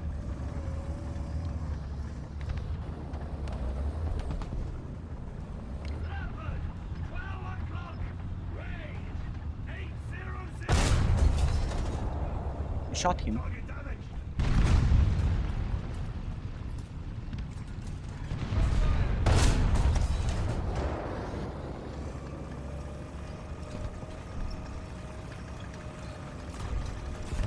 Armor piercing. Loaded.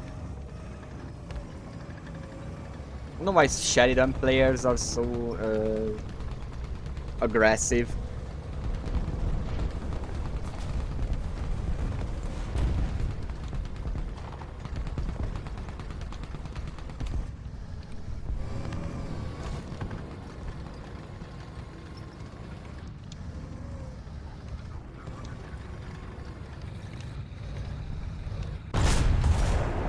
No, I don't want to die. Thank you. Armor piercing loaded.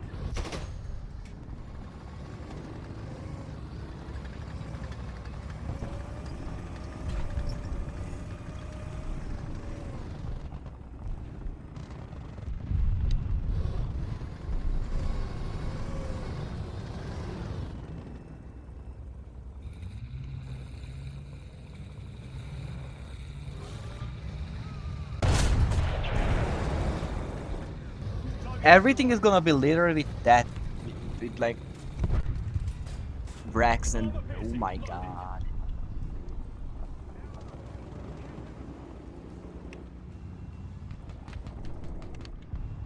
Oh yeah, the Gepard got killed.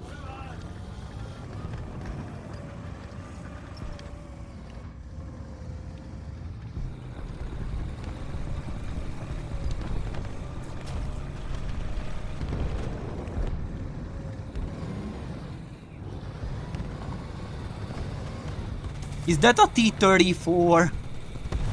Is that a T-34? Oh my god. What the hell?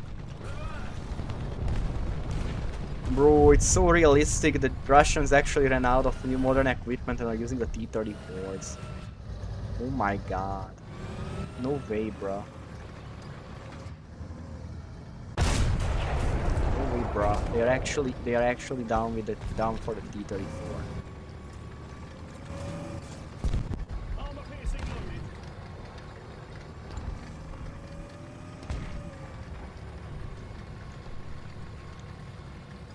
One's on the chat.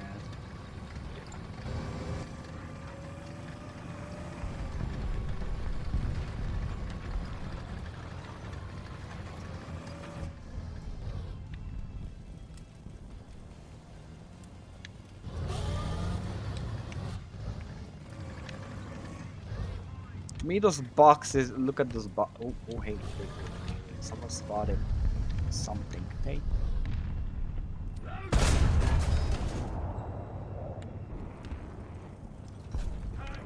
11 o'clock. Range 700. Oh yeah. Head loaded. Hello there. No, they use this. No, that is a tank. That is a tank. What the hell? Squash head loaded. Did I hit him?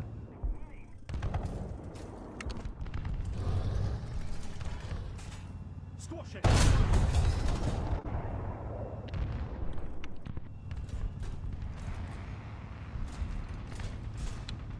Armor piercing loaded.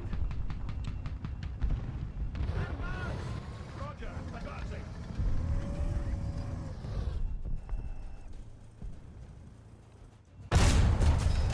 Oh my! That was a nice shot.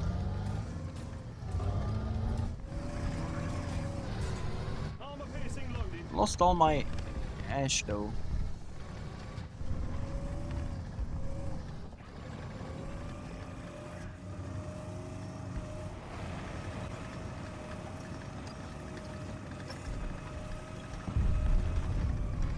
If only hash wasn't completely undeniably bugged.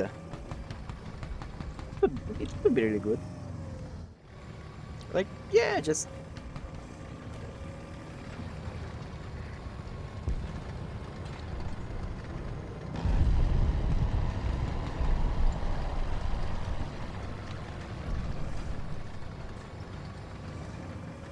found you. I heard.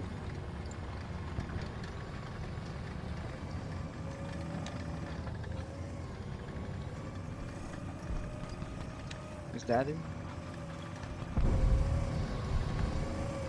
There he is.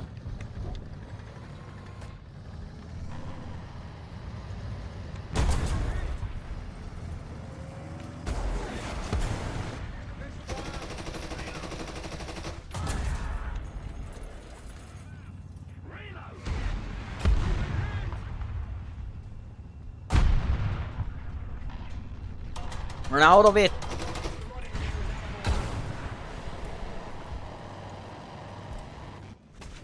Wow.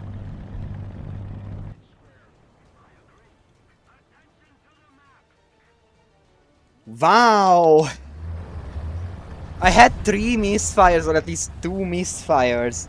Come on! It was only like yellow, not yellow, and then orange. Come on! Damn! Like, that could have been an easy kill if, like, I didn't misfire first of all. And if I had a 12.7, but no, we can only give 12.7s to the Americans.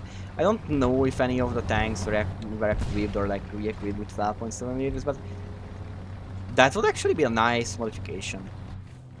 To just swap the 7 mils to 12.7 mils. So 95, 92. 12.7 if the tank has that ability. I'm not sure which one has or which one had been equipped, but it's not a big modification, honestly. And it's a very strong gun. It would be very effective against light targets, especially if they just spam rockets as to get from relative range.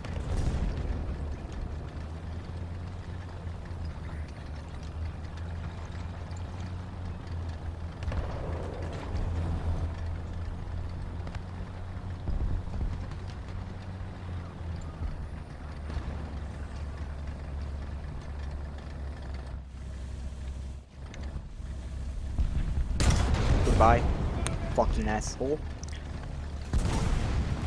Leopard. From where?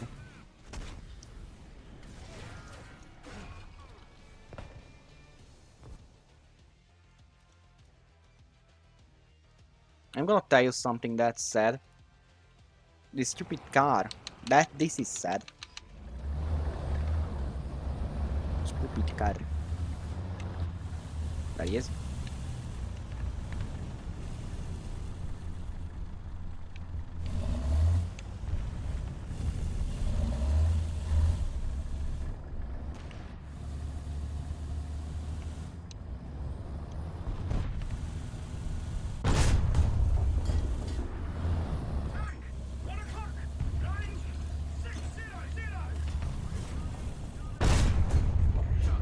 No, no. I'm not letting you go anywhere.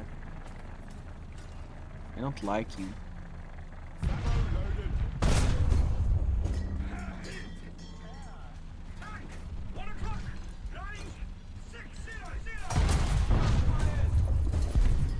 No, I'm not letting you go.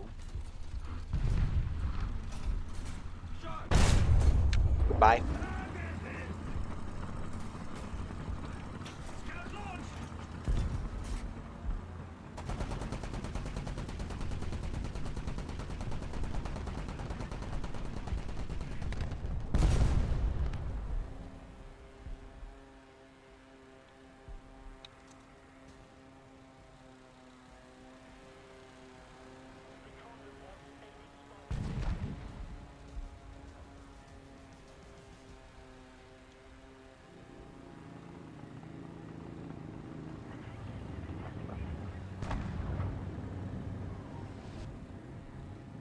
Oh, come on. We've been hit.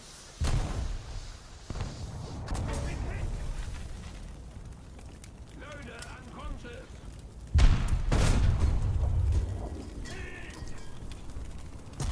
Unconscious.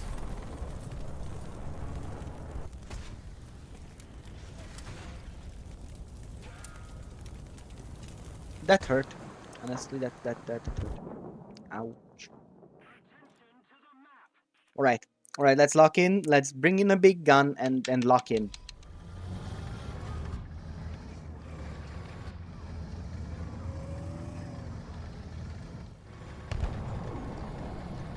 did I not leave spawn with that thing?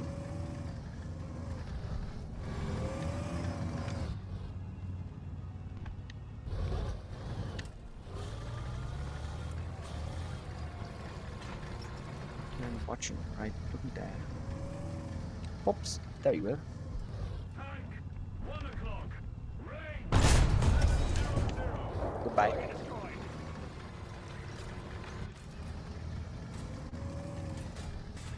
Armor piercing, loaded.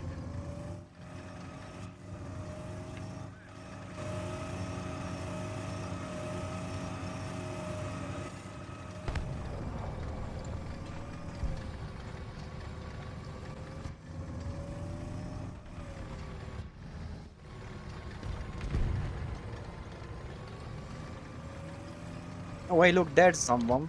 But no, I don't have a shot on me.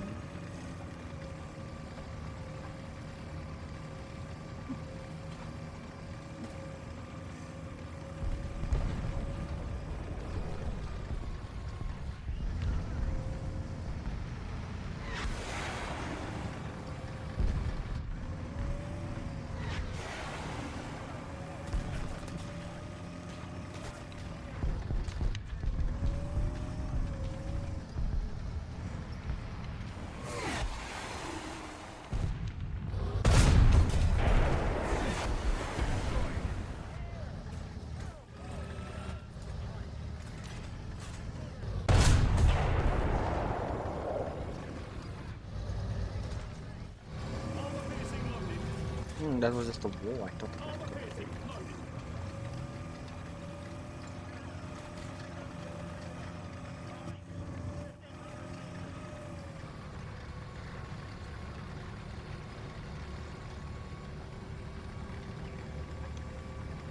Oh wow.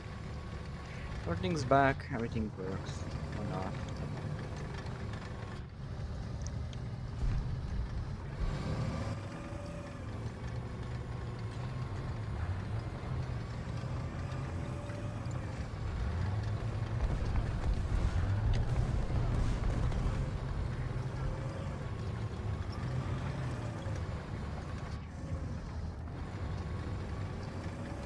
Hello. Nuh-uh. I was really lucky there. Destroyed.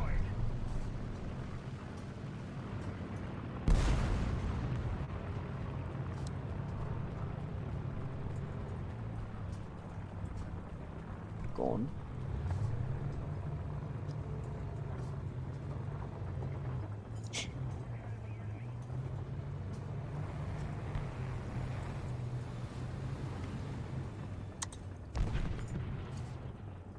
Skink the eel to what? What is he talking about? Gun is ready for action. Roger. Advancing.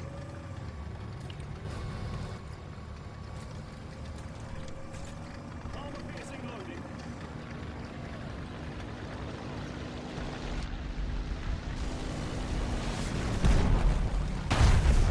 No. What are you doing? Is that an IL-2? Oh my god!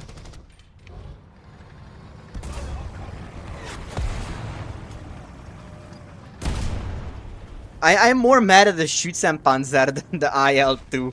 The IL-2 is just funny. Bro, you just did it.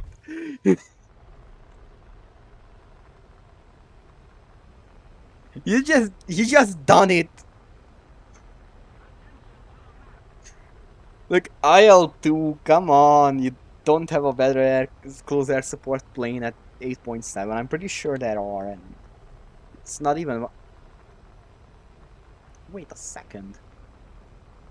Wait 1 minute. Pretty sure there are much better close air support planes in the Russian tech at this year than the IL-2.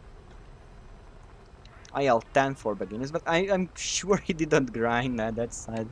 But it's a funny encounter because it's not the usual.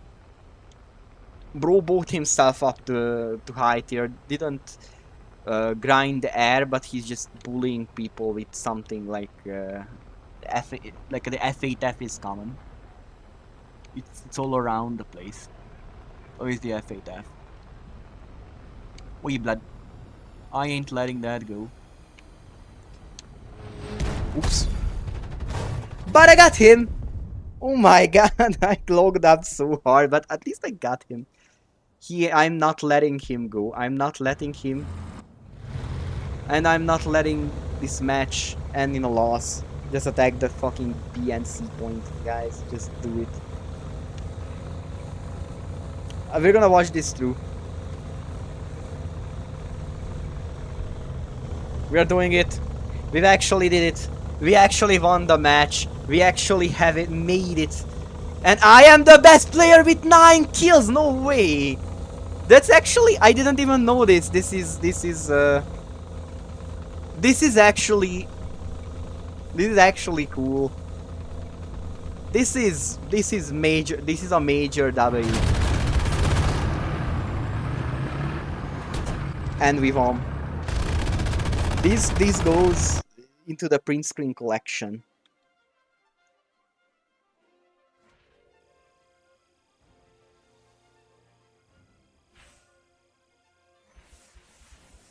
Nine kills. 9 kills.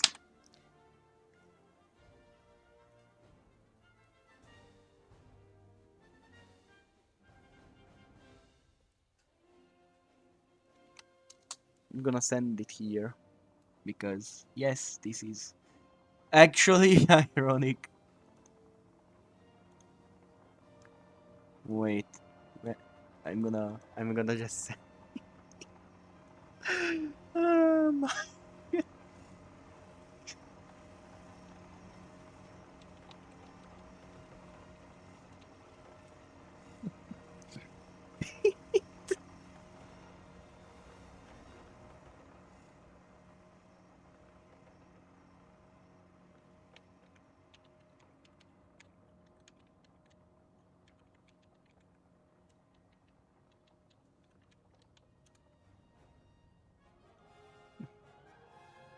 yeah. Quite the match, isn't it? For the last one. We're not gonna select a crew right now, and we're gonna buy this one too. Goodbye, my money. I liked you, but we're actually is beginning to grind the challenger. The first one of the many. Nice. Really down with money right now. Oh yeah.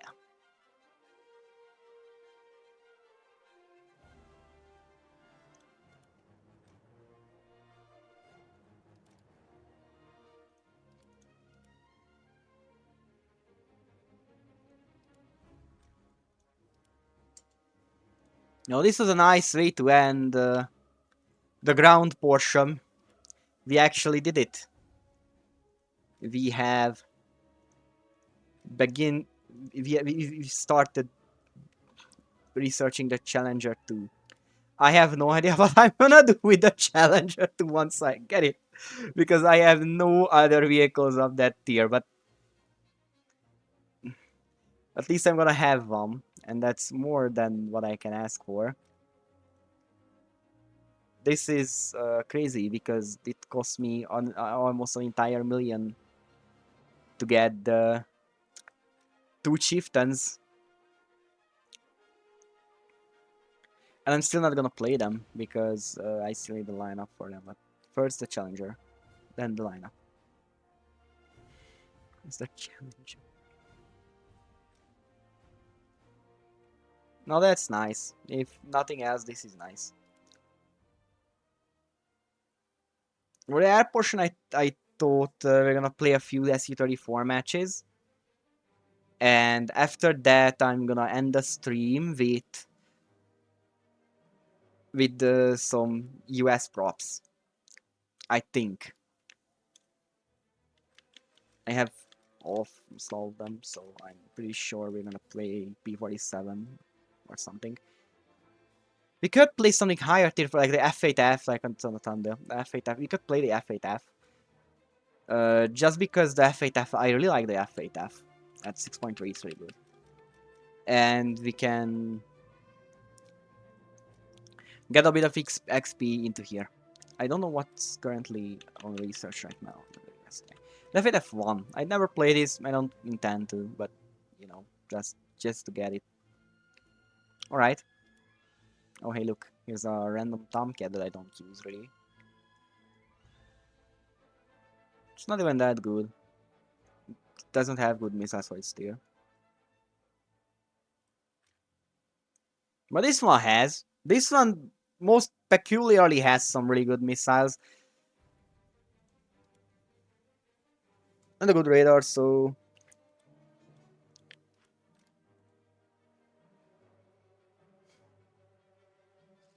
we're gonna play SU-34.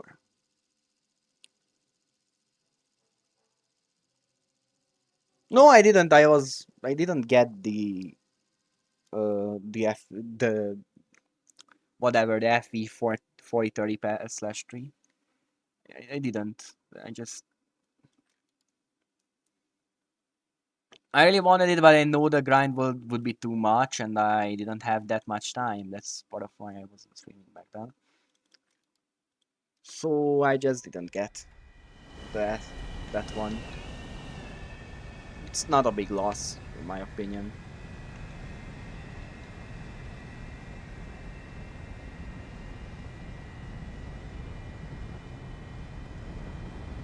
Can't really say that we're gonna have good matches because this is top tier air. It's not determined by anyone except for Lady Fortuna whether we win or not.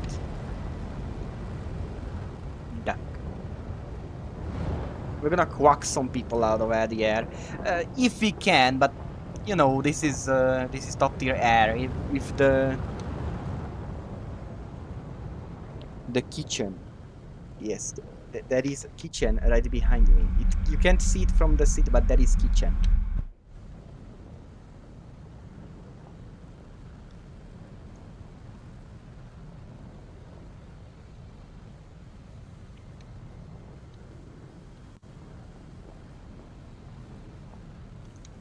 We got the R27 ER.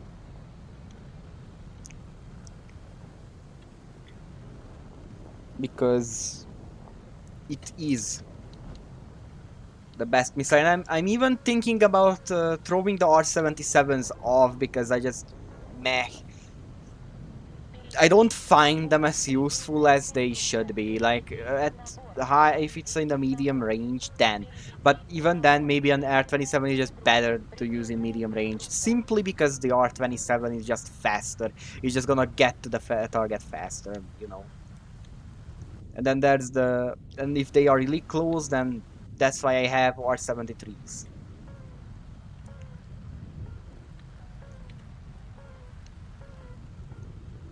You see, but I do have two ETs just for the memes, just for the funs. It's the ETs are underrated, but still they are there.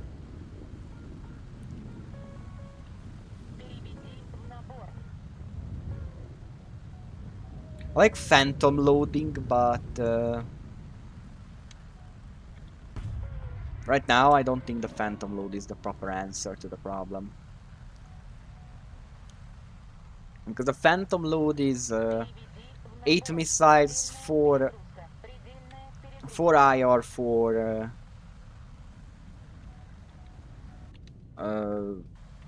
radar, and that's it. But then again, we have activator homing and all that, and we can bring 10 missiles instead of 2, or like 8. Is there anything I can lock on? No, not really. But I am already dead. Yeah, that's cool. Yeah. Yes. What's important?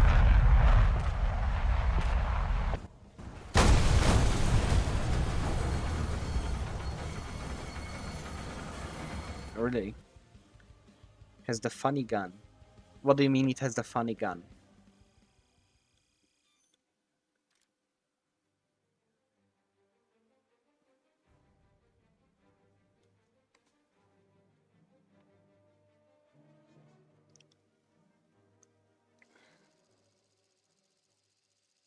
Oh my god, desert. Oh no, I don't like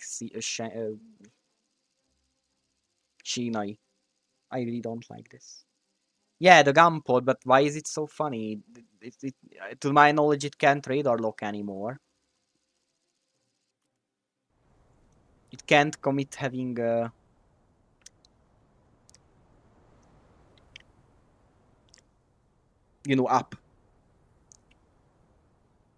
It can't do the funny just. But it can at least create a wall of bullets. If that's even useful at this tier anymore. I mean, yeah, the 24 is an lower tier, but I get what I mean. Yeah.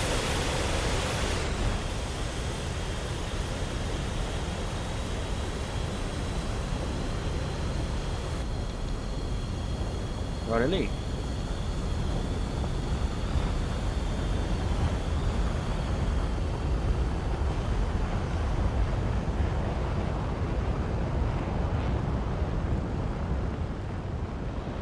Oh, with the laser, it can be guided with the laser, yeah.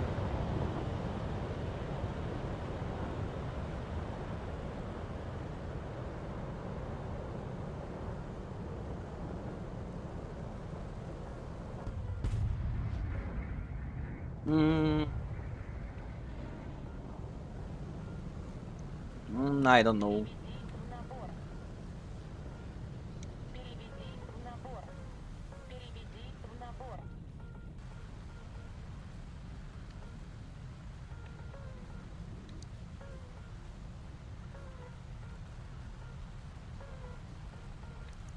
Maybe.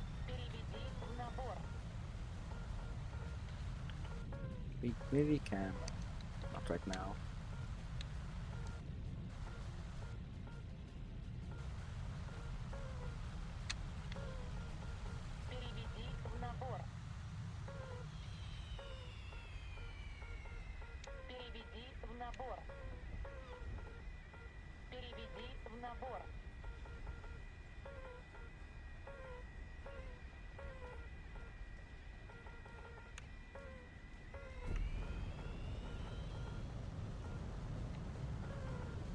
The fucking RW are. RV is. Oh god! It's an F-15 from how far. I just drag stuff with DWS. Oh god. There's so many of them. Oh, that's 27. 30 kilometers, oh my god.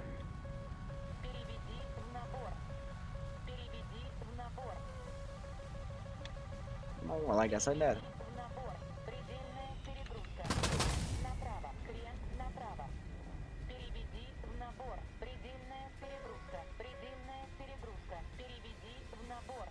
Don't track me, I'm not.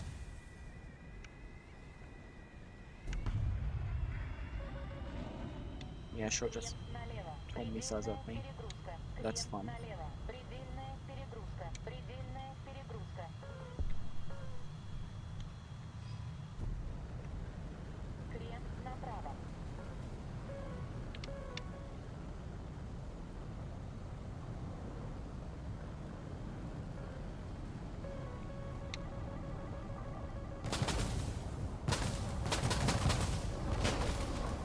Oh, hey, I'm dead.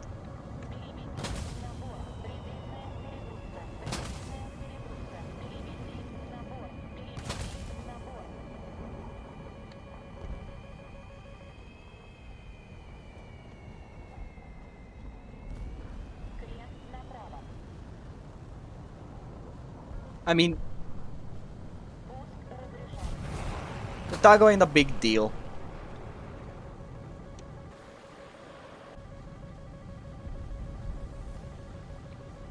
I mean, fucking god. Think about it, the Otago is pretty fucking bad.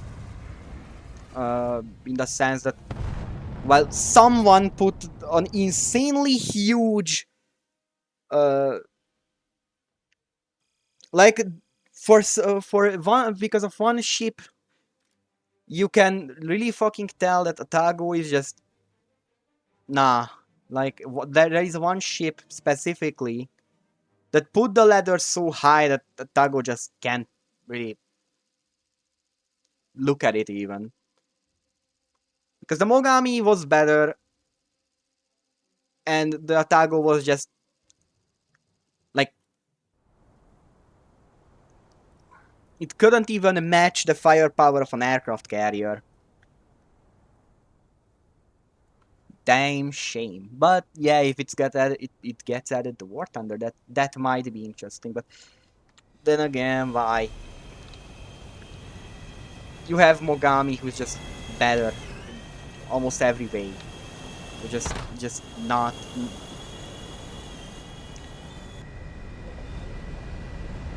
like it's not a side grade.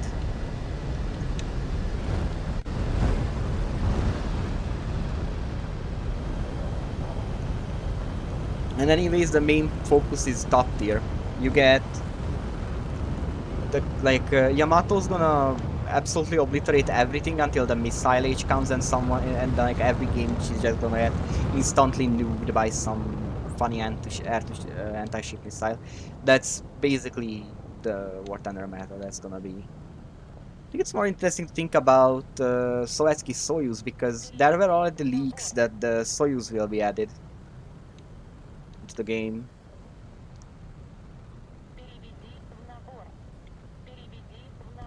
Like it's like I think it was. I don't think it was Hornet's thing. It may have been the other update where they were like, maybe they are adding the Soyuz. Maybe they didn't. They didn't add the Soyuz, but it would have been a bit too overpowered. And we also have the Bismarck first.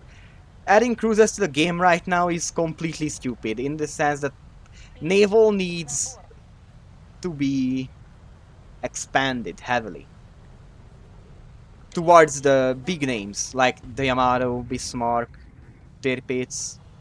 It like if you have the food, but yeah. So the big names have to be added to the game. The Iowas and all that. They need to be added to the game because otherwise they like naval already is failing to get any traction. They are completely ruining the game mode out of trying to get anything out of it, basically.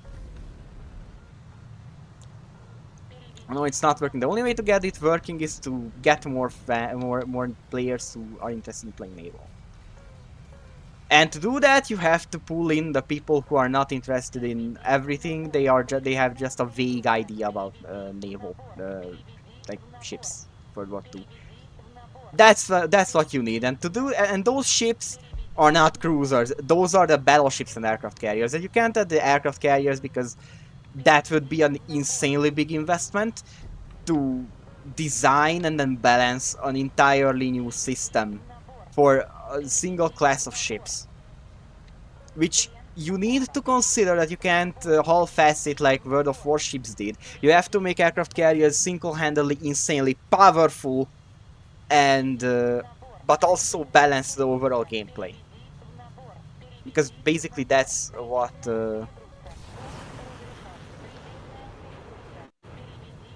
World of Warships fucked up. That basically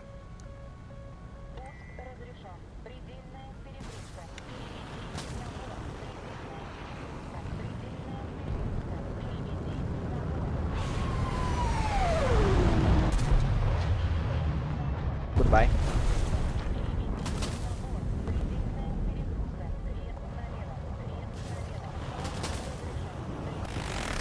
Oh wow, I'm out of most of my end. Oh, okay, there's that.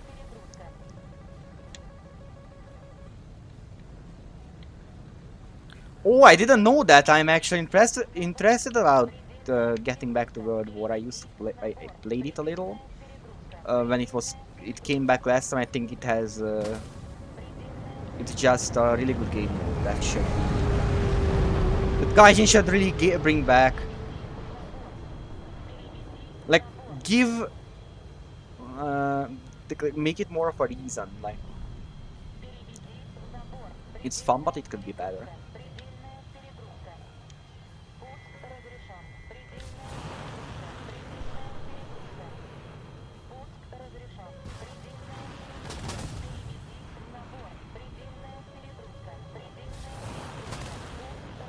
ain't running away from that.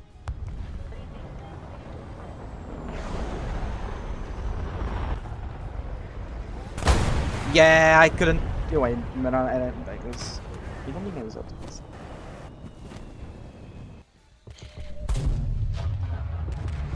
I have the same by the way, back to the ships, and there's the same opinion about most of the US cruisers, like the Honolulu, St. Louis, and everything in between, the entire Brooklyn class, everything. They were a ship of all time, and that's pretty much all they did. And I don't know, I don't really care. Like, we don't really need them added to the game more right now. Maybe once we get to once naval gets proper, like at the big ships, naval gets traction, fix naval, and then you can begin adding the smaller ships, the older ones, the ones that just don't, that are not big names. But we all know that Gaijin is very aware of what ships they should add. I mean, they made the Prince again a $60 premium for a reason. They know exactly that it would sell like fucking hotcakes, and well, fuck, it did.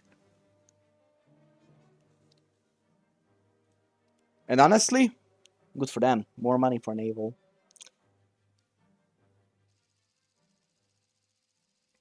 You know, that's exactly actually what they should be doing. Add the St. Louis and the Bremerton as premiums, and the Veebs are gonna buy it like hotcakes. It's not even a question. I'm not gonna add the Tago to the list. Just add them all, and they are gonna be, the snail's gonna be richer than ever. The snail's gonna be richer than ever. And maybe then, if they even add the big ships, the big names, the Musashi, the Yamato, the Iowa, Missouri, the Bismarck and the Tirpitz, we're on the, it's gonna be on roll. Then we finally will have the opportunity to actually be the World of Warships killer. And then it's gonna be like how Balázs is with World of Tanks. Just going up to bully people with artillery. And he's so right about that. That's pretty much the entire lore. We're going in hot.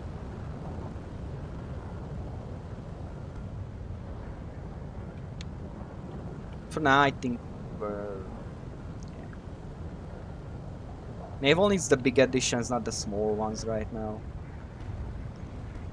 Ones that have name, for one reason or another.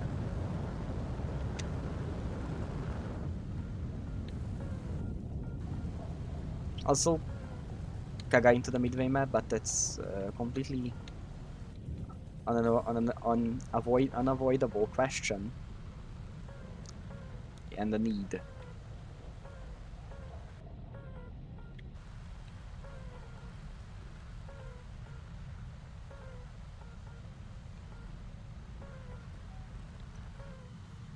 Wait a second, custom games, oh boy.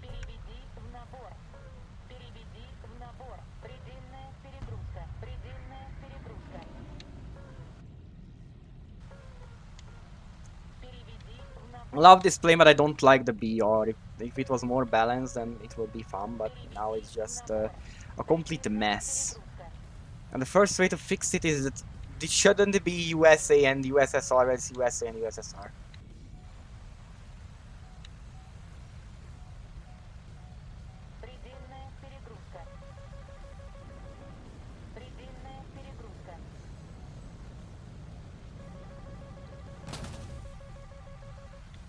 I mean, you have a point there, but yes, if they want to fix naval, that's gonna be a huge change to the entire game. That's unavoidable. It's realistic, but it shouldn't be so realistic. Like, top tier shouldn't be this realistic. I don't want to get fucking nuked by an AIM 120B from 30 kilometers because the F-15 has the ability to turn at Mach 2. Why? It's so much fun to get new. Yeah, because the dumb players can actually have fun. They are actually can have fun here because they don't know what to do and they can still, well, random bullshit go and something has to hit eventually. If not now, then maybe later. Then that's pretty much the entire gameplay at this tier. They will have to change a lot. They have to make less realistic maps and less. And a gameplay that's less. Oh wow, he started shooting at me first. Most likely, I'm gonna lose that. May I should just dish out as much damage as I can before I die. That's really bad, and I agree that naval is terrible right now, especially now that they changed arcade because arcade had a lot of good stuff. Or realistic, and they decided that the best way to utilize that is to essentially not have. I love the KH-38. It's my it's the vaccine against any issue. Akagi exists. Throw a KH-38 at them. It disappears. Everything disappears. Everything works. You just throw a KH-38 at them, and it just works. And it's just gonna disappear. Very good missile. Absolutely love it. I still don't have it unlocked on this plane. Like, I am not here to use this plane in like bully ground players in ground realistic battles. I don't even play Soviet ground right now much. Only the KVs and stuff. So, and T-34. So it's not like a big threat. I'm specifically here because this is a multi-role aircraft. With And I really like the SU-34. I want to use it mainly as a fighter, but sometimes it's really good to just sit back and throw groms at bases from absolutely half a world away, and it's fun, and I just like that. The KH-30 is absolutely cool. Yes, it's an IR missile with pretty good performance, and we need that because the Americans have the Maverick at pretty low tiers.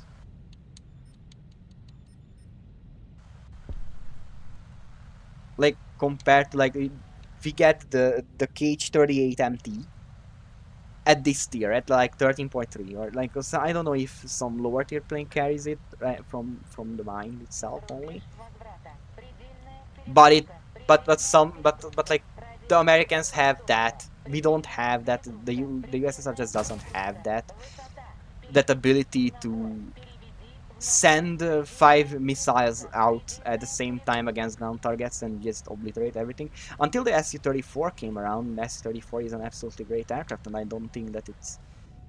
I think the Su-34 is a problem because the way CAS operates at top tier. I would balance it the way that if you bring more guided munitions, it would get insanely expensive to bring in a plane. But if you like only bringing air-to-air munitions, it would be like really cheap, like 450, and you're immediately in like 10 air-to-air missiles Su-34. Go. No regrets. But then you can't have any air-to-ground ordnance. You can't have a bomb. Then it will immediately go up to like 600 or something. Based on how big the bomb is, and that's how I would make it work.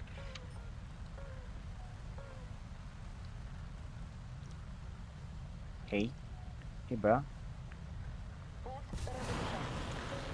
I wouldn't do that if I was.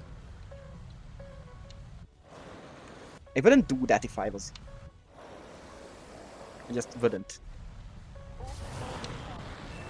There, he's dead.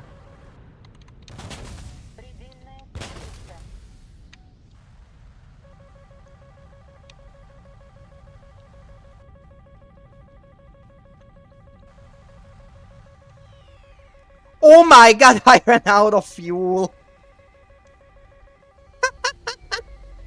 I didn't expect that to happen.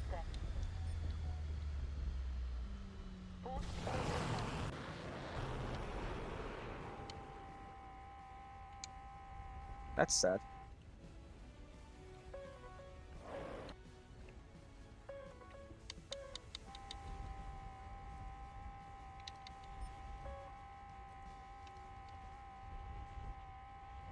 Look for landing site, but I don't find anything.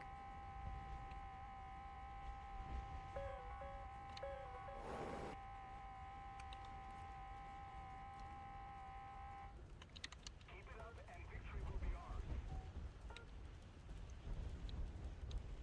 Yeah, I think I can stop here. I'm gonna have to land here. It's a good emergency landing. As long as we're all down, as long as the two pilots are alive, it's all fine in games.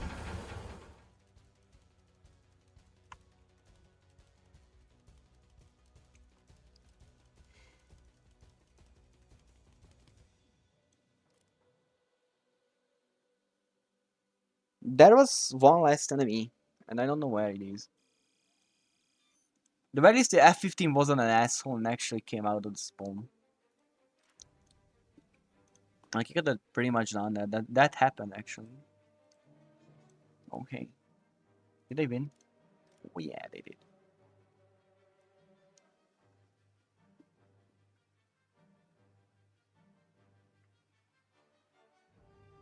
And it was an F-15E. Now that's just music to my ears.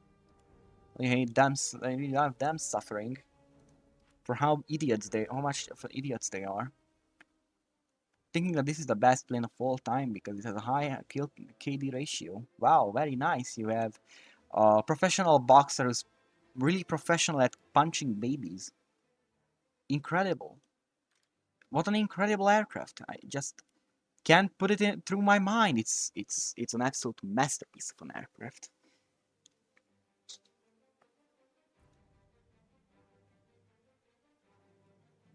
This delivery is incredible.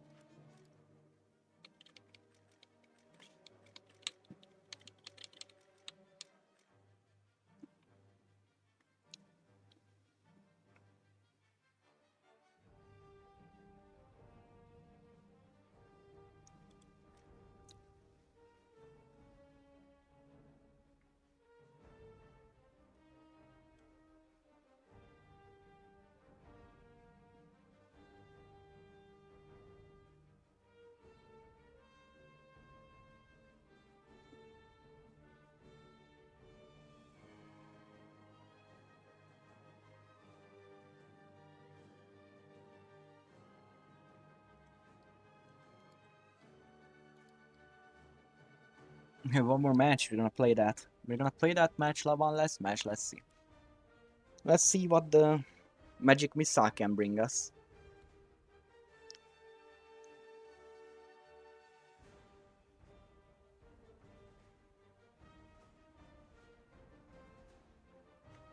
What the magic missile does to us.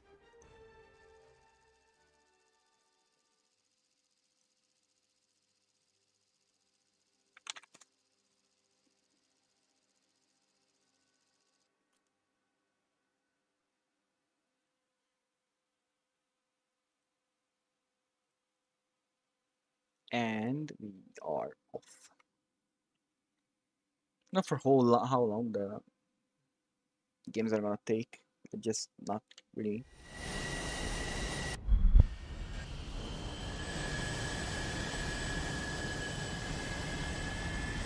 How long I've been streaming? For 3 hours, yeah. We're pretty much hitting the 3 hour mark right now. Right, not right.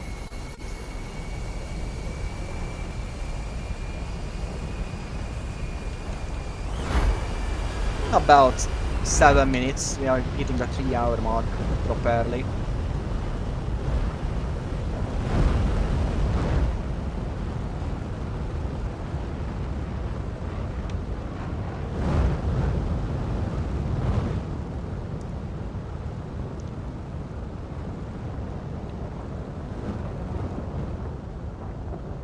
Everything. No, I didn't actually see the BR changes this month. I'm gonna look them up after this match, I think. Hope they are good.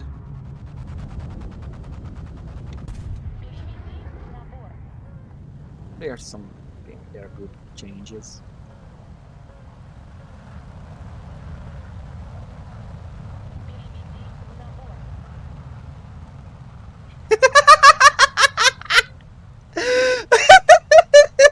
the, the chat, the chat is cooking absolutely. It's time for some telephone troll, telephone pole, telephone pole deep throating. Get. There is a J39. That's a Gripen. Is it ours? Is it our Gripen? What is TV Bachi doing right now?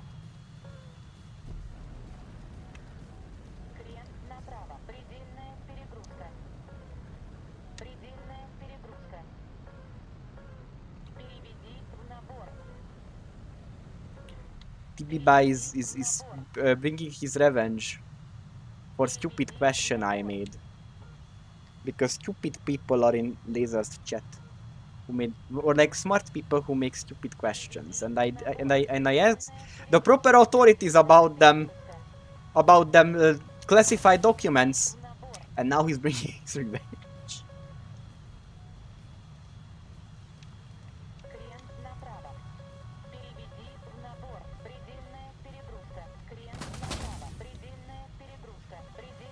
Oh my god. What are you doing? Oh man, what's wrong with my car? Stop fucking launching and tracking me. I did not consent about that.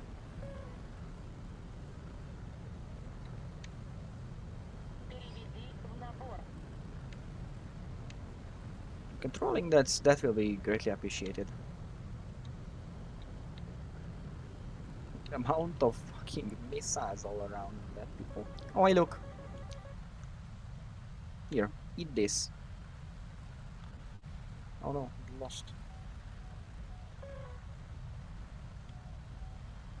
SC-33. That's mine. No, no, this one. Go Power Rangers.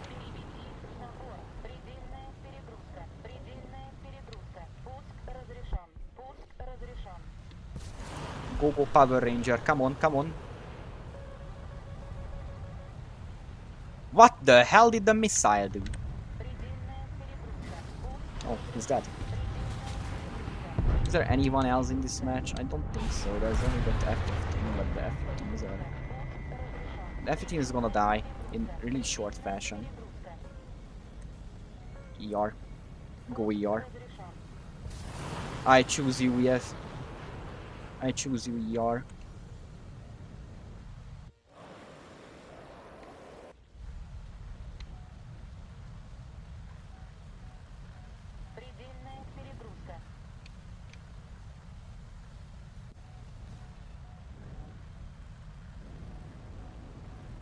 I choose you.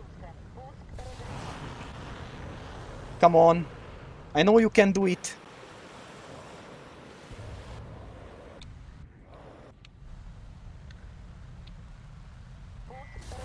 And do it.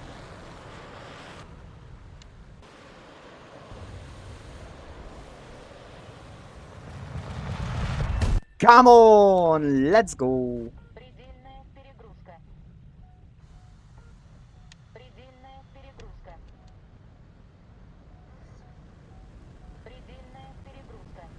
Is it bad? Alright, let's give him an ET. Like, no, I'm gonna approach him. Want to up close.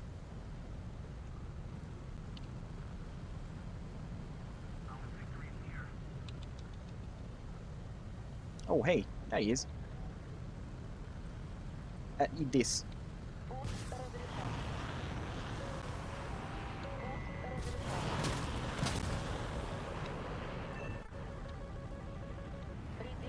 And he ate it. Not everyone runs around in an Su-34 with full missile load.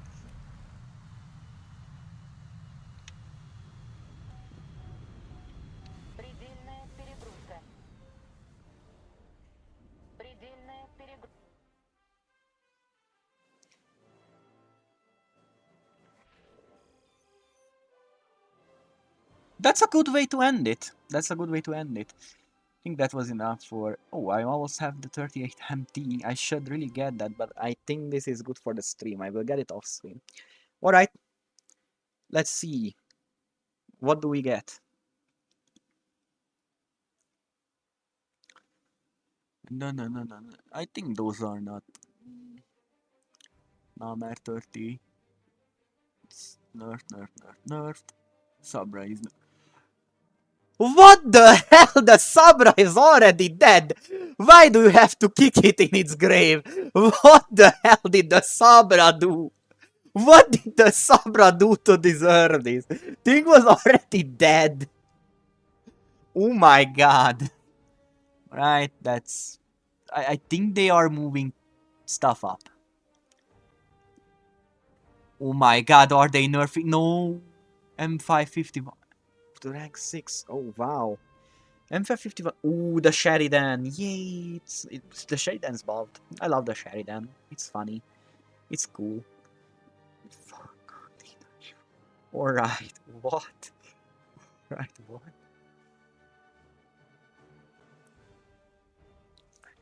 What did the Fox do to put up to 8.0?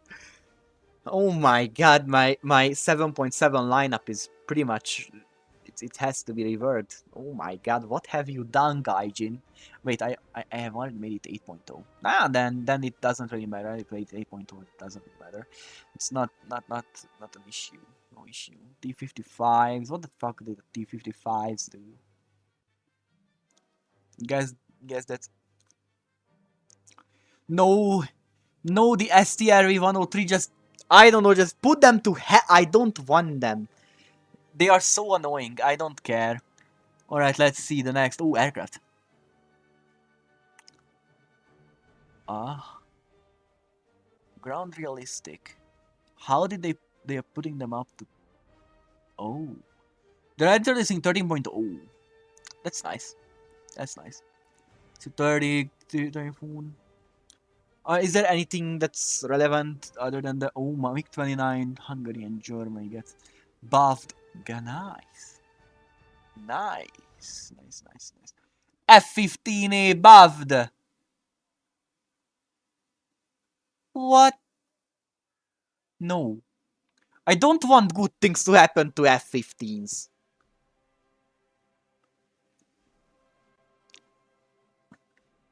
K200 is yo. Okay, okay, funny. Okay, okay. They are actually doing something sensible and buffing the rockets. The C2B. Oh my god, they are buffing the C2B. It's gonna actually be a plane now. Wyvern S4. No, they are nerfing the Wyvern. No, not the... Why? The B-25s get... Because the death retards, who cares? They never been an issue. They are not an issue. B-E-3. That's not... That's helicopters, and they are getting helicoptered. Aerial air respawn has been removed. Modification to unlock ATGMs has been moved to tier 1 on the Meet 8. Nice. On like the helicopters. The Shark Plus has been added. Ooh, that's nice. That's nice. That's nice. I like that. I like that. Most of these are non-issues. I don't think there's anything particularly bad. If they are really moving things up to 13.0, then except for the MVP BTs right now, I guess it can be justified.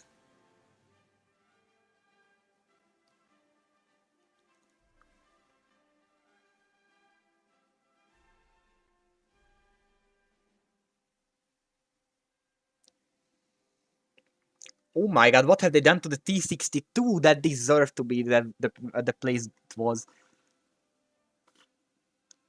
Or like, no, wait, really? They are putting the...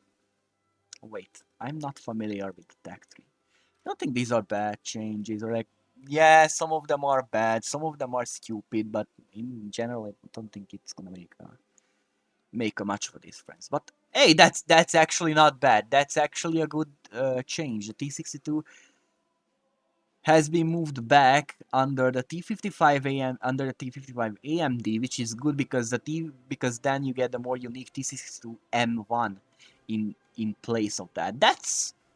I can see why that's not a bad idea, but still feels off.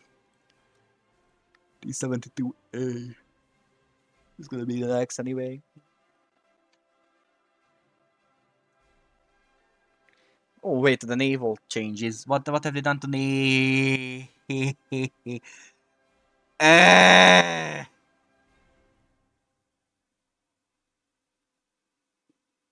God help us all. God help. Oh my God. Oh, God help us all. Yes, Balázs, the thing is, I'm gonna tell you exactly what happens.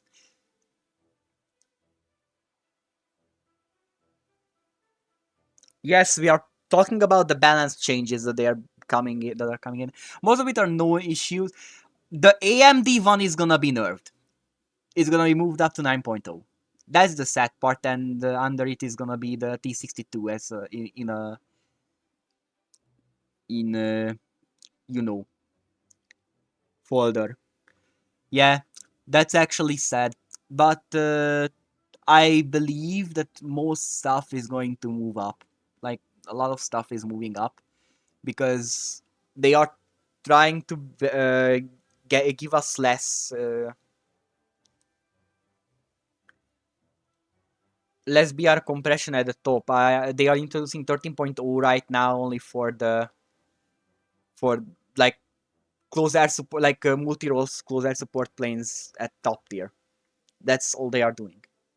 They are moving them to 13.0, so 12.0. It's like 11.7 tanks can't meet them.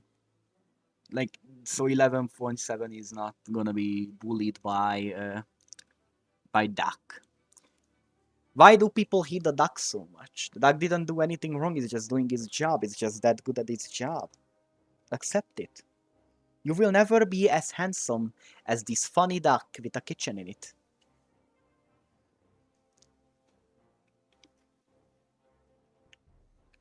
Well, I believe the only bad changes that are coming is who the hell decided that moving the HMS Glorious to 5.7 is a good idea? Who the, mo- who the mother in hell had this nice idea that the HMS Glorious, the Baltimore, and the Pittsburgh should be moved down to 5.7? I mean, the issue is that even in 5.7 they are going to be the Doom Slayers, and at 6.0 they are going to be massacred by Amagi.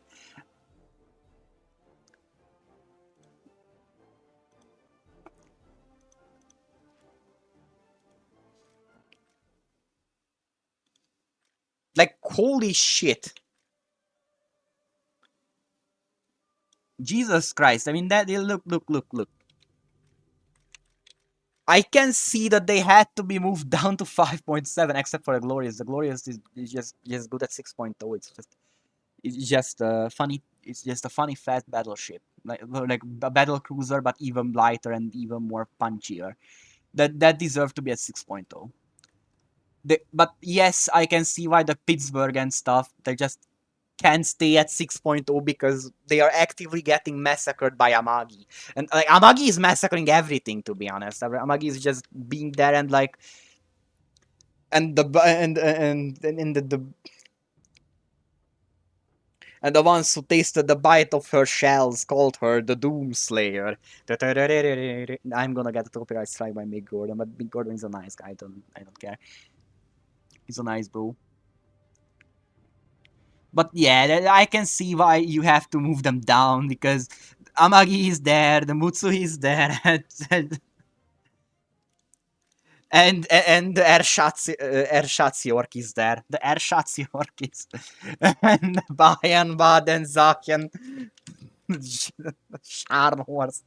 Yeah, I can see why they are moving them down to 5.7. But holy, oh my god, you're not you. God help us all. The Glorious is getting moved down instead of being turned into an aircraft carrier like they should be doing with her, and just adding Furious as a battle cruiser because oh my god. The 457mm single cannons might just be the dumbest shit naval would have ever seen. You would never hit anything with it, but if you do, it's gonna be like the naval Sturmtiger. It's gonna be just meticulous, honestly. But no. Yeah, the fun that kind of fun is over. We have talked about all the balance changes, and I don't want this Tomcat here. I mean, he looks really nice, but I don't want him here. Also, the A10, he's just here, juggling himself. We're grinding this R3 proper. I don't think I use the A10 for much grinding anyway. And I can use a jet, but I think we've already played a jet. And we're just gonna play... And we're gonna put all the experience to F9, F5. Let us go. It's been a while since I played the F8, F1B, or props in general, because all the time I've been spending in the last month, I think, was going towards the SU-34. Now that I have the SU-34, I'm free of the high tier stuff. And like, I'm not saying that I didn't enjoy it. I just didn't enjoy the oh my god, why are they so bad kind of things? Thing is that the top tier everyone just grinds like an idiot because they have the funny premium plane, and and that means that they have to get the go bombing. They are bombing with fighters, and it's so annoying because it's all actual bomber. You're just left with the scraps. Ooh, we got an up tier. That's nice. Breathing well.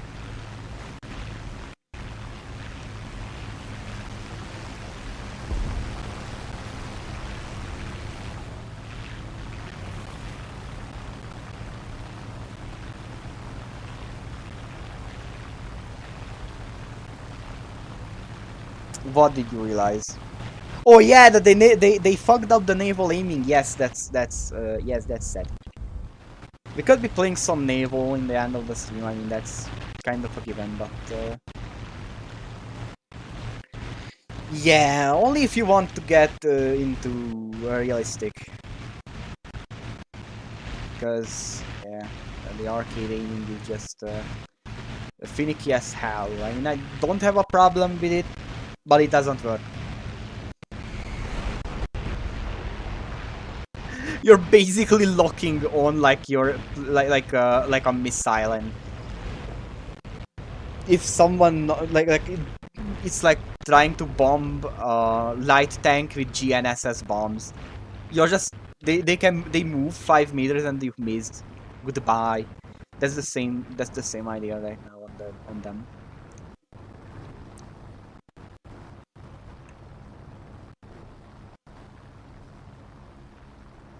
I'm climbing a bit too shallow, but at least the plane is just flying like it should. You can add more pitch to it. I think the F8F's biggest problem is that everyone's just rushing at the F15, and even they don't even know how to play props, let alone play the F8F, let alone play on an FV190 of Urger. Because if they would know how to play a Urger, this is pretty much the same thing. It's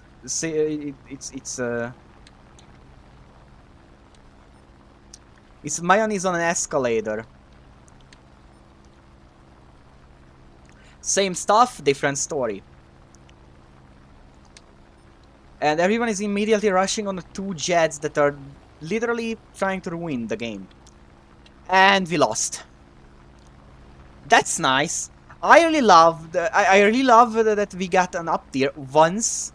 I tried to play this plane once. We got an up tier, and that up tier includes a rare pay-to-win asshole. I mean, a rare pay-to-win Bereznyaki Shayev. And you know what kind of chances I have against that thing? No. I'm just gonna die here. If I'm getting into an energy trap here, he just has more energy than me. He's a rocket. As long as he has fuel, he's over me. Only way to kill this thing is to actually wait for it to run out of fuel. Like, don't give it a shot. And keep on his ass. Until he runs out of fuel and then he's free kill. But that's not gonna happen because everybody knows how to play the BI. And your team doesn't. That's the biggest issue. They just can run circles around us. It has better energy than all of us combined. Basically, it has infinite energy as long as it has fuel. Now he has a firing solution at me. I got a dodge. And he's gonna overshoot. Maybe I can actually catch his ass. Till he actually fire. Oh yeah, F8F problems. F8F problems. Particularly bad turner this plane. So particularly bad energy with energy. It's particularly bad with its turning. Look better as Nikishev has a 3 point. But I have a higher, rip speed. If he wants to really kill me, he's gonna have to catch me. And I'm safe. If I retain my speed, he can't catch me. He's gonna die immediately.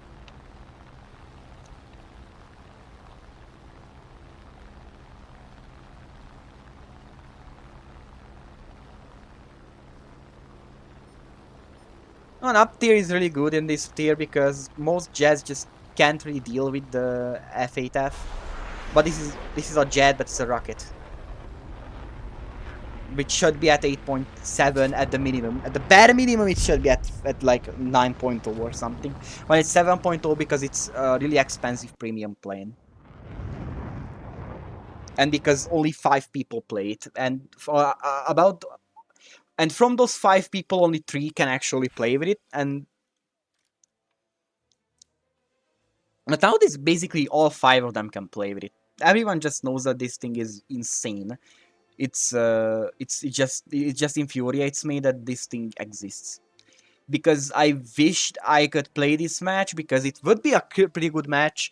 But if I didn't focus on the BI, then the BI would just ambush me. Because I focus on the BI, anyone else would ambush me. So what's the solution here? Nothing. There is no solution because unless the BI really does something like a insanely big misstep, he can just walk away scot-free. Whatever he does, just free kill. Just everything is a free kill for him. It's basically my strategy there was very simple. I was stalling the game, the entire game, so my teammates can actually do something while I'm trying to dodge and avoid the BI. I couldn't kill him unless he actually gave me the ability. Like, it's not up to me. The BI is just super strong. It's like it can but yeah, because I'm at a 6.0 and it's full up. No, that if you're in a 7.0 plane or like even on 8.0, you're gonna get immediately turned into smithereens by that thing. You have no way to do anything against it. Even with an F-15, like a MiG-15, a MiG-15 struggles against that thing. And then it's a full down tier. That thing is just insane. The only reason is it has no fuel, but who cares? You can get to the battlefield and you have enough fuel. I was just stalling for time. I knew that I engaged the BI. I was dead. Immediately and automatically. That's the BI rule. The BI always wins. It's worse than gambling.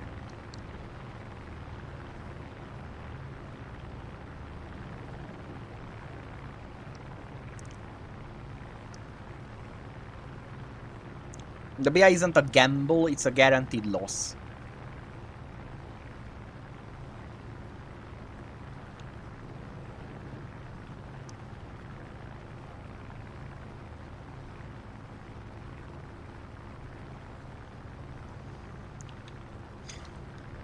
I would really give him some hate messages, but he's just enjoying his extremely expensive plane, which is probably he got for free, but you know. At least he has have his fun. But it doesn't really worth it for literally meeting him once every 300 matches. Let him have his fun.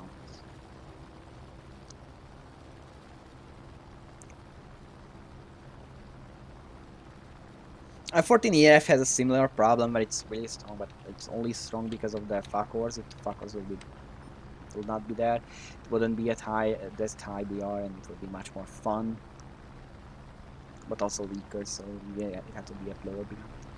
That's the thing. If I grinded the Persian Tomcat, and that's.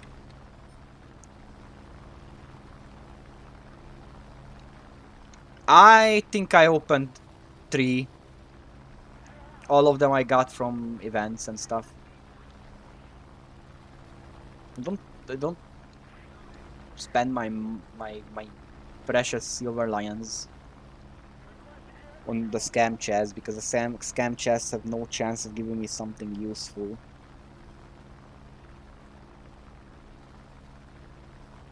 And I mainly care about tech 3 stuff anyway, so if it gives me like something that there's no chance it gives me something that I'm actually interested in, like the IS-7. Everyone is interested in the IS-7, and I'm...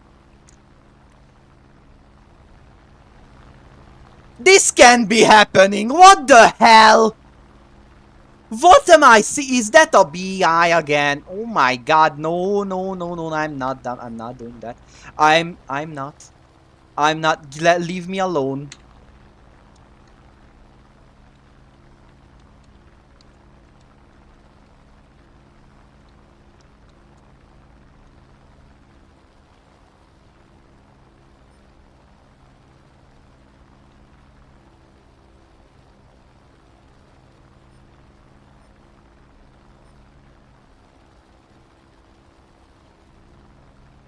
Please, I don't want this.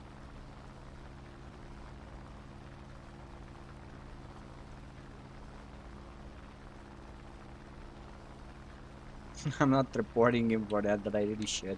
Fucking god. Like, really, the 6.3 is such a good BR if there is no BI, and usually there is no BI, but wow.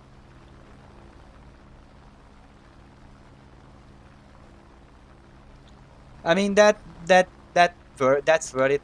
I don't want to do events at all. They are way too much for me. But if I wanted to do an event, I have the Japanese, the Key 48. Yeah, the Key 48. Key 48 is pretty good.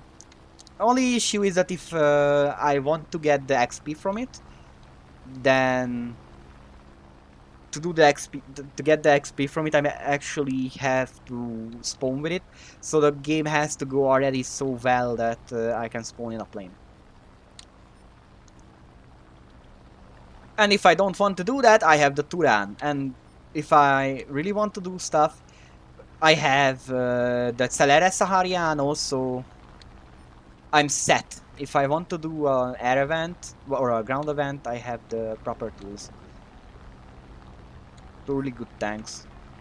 And I really like to play both of them.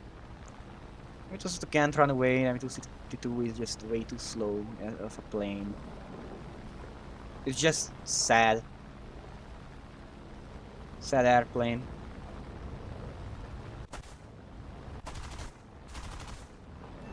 Goodbye. Oh my god, it was a Pulsarstörer. I'm sorry. Sad, sad plane. Sad, really, really sad plane. He's dead. Stop it. Alright.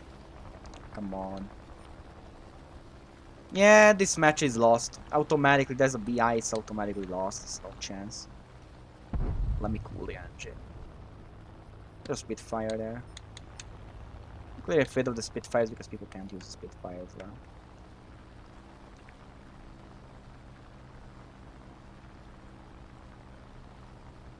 Every single Spitfire player thinks that they should just turn fight with it, and their problems will be all gone. And then when they don't, and then they get killed.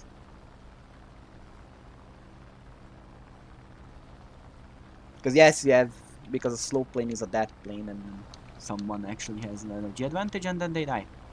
T-84 is retarded because he actually goes into a turn fight with the Spitfire. Come on, man. That was a low-hanging fruit and you didn't take it. Literally low-hanging fruit. The Spitfire is on deck, then it's dead. The BI is somewhere and it's dead. Or no, the BI can't be dead, but my god. Wow.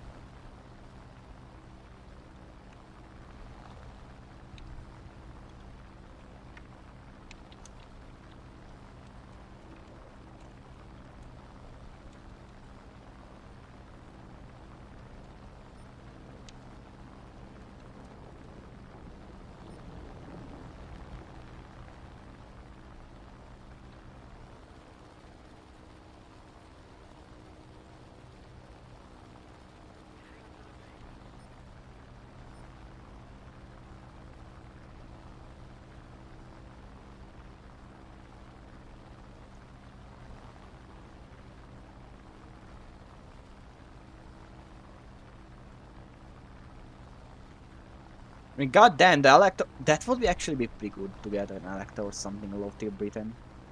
Because I have my best matches at low tier Britain at like that tier exactly. That's 1.3 or something.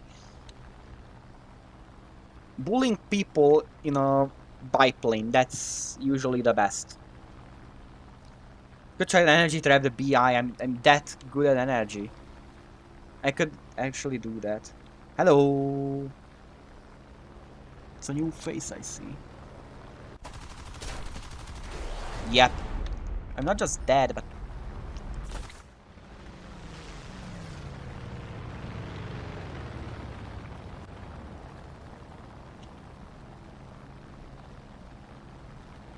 hello, Chris G. Welcome to the stream. I haven't seen you here.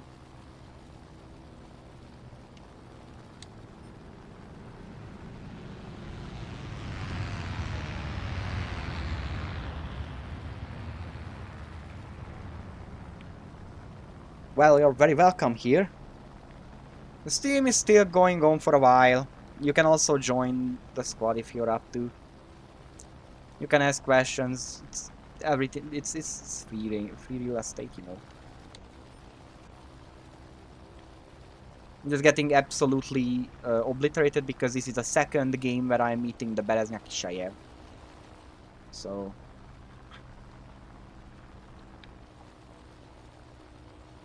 that's fun, I believe.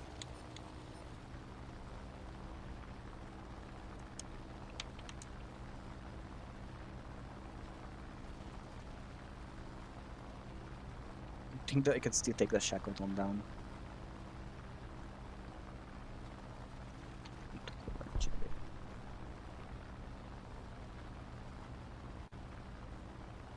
Right now I'm playing 6.3 realistic, but if you want to play something else,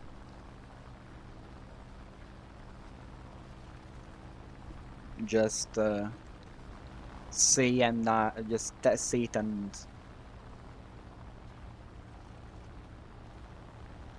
I see what I can do about that.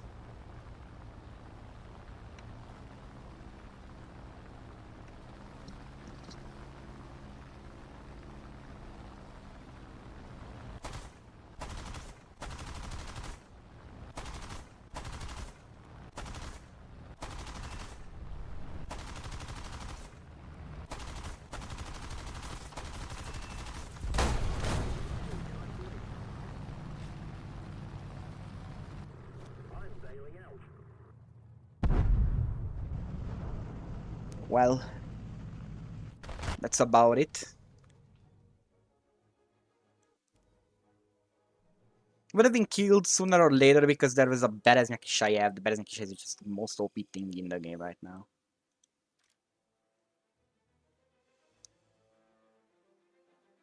Alright.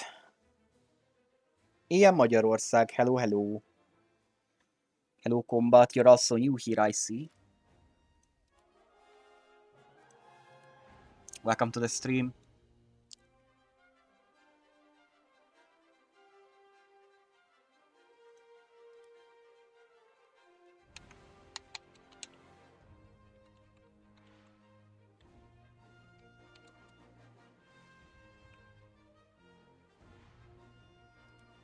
That you?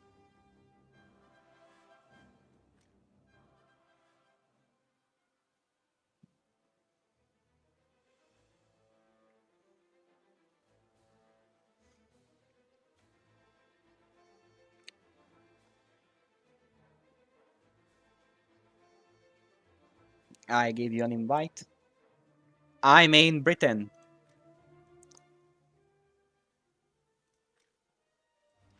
I have almost every aircraft.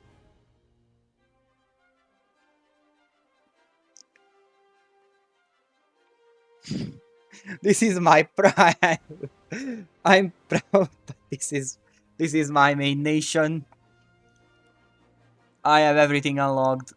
Didn't use premiums to grind up. But I also need a lot of tanks. I'm not that well with tanks. And I'm only at 4.7 with naval, so sadly that's not going as well as I wanted it to be, but that's just how naval is. That's a good choice a lot of people made in Italy.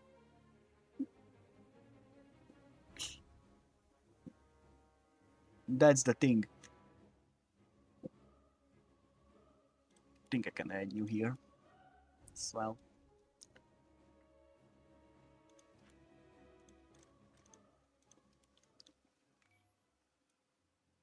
Think things work. IT1 8.7, yeah.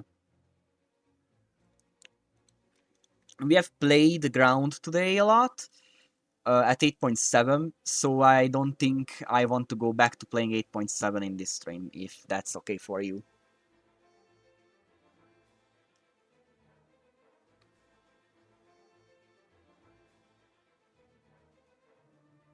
If you want to play ground, that's, I think, I'm gonna set the limit to 6.7. And if you want to play air, I'm not having a limit on that. They are absolutely great.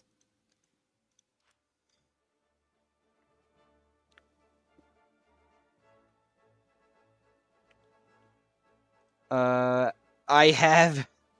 I do still think that the G55 Centauro is just one of the best, and the G56 is one of the best Italian planes in the Italian Tech Tree. And still the biggest gripe with the entire thing is where is the BF-109 G2 from the Hungarian sub trade. That's like, okay, we have the G2 and the F4S premiums and stuff, but where are the Tech 3 variants? They should be here, and we also need the 210 CA. That's a need, that's a must, and I'm not gonna stop with that until Gaijin actually gives us the proper Hungarian World War II aircraft. All of them. 6.3. Alright. I also have the 109G. I mean the Germans. The German ones. I didn't buy them because I think my biggest gripe, we can start soon, is that this is at 4.3. Wait, since when is this 4? And that would push and the F4 is at 4.0. At the minimum, the Mavak and the Messerschmitt Me-210 CA. Those should be added. No questions asked. But I think we should get BF-109 F4s and BF and G2s as well into the Tech 3. Because, yes, I get it, these premiums exist, and I don't mind them existing.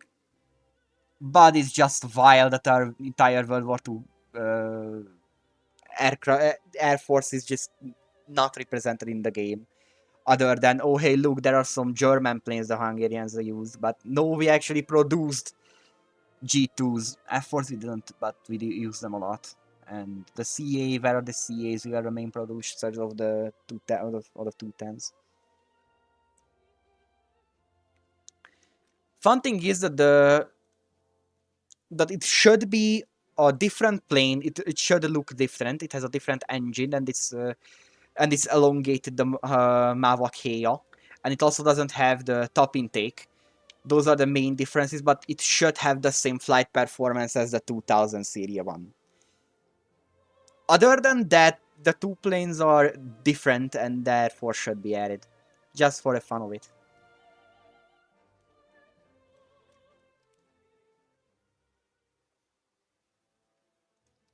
We are off.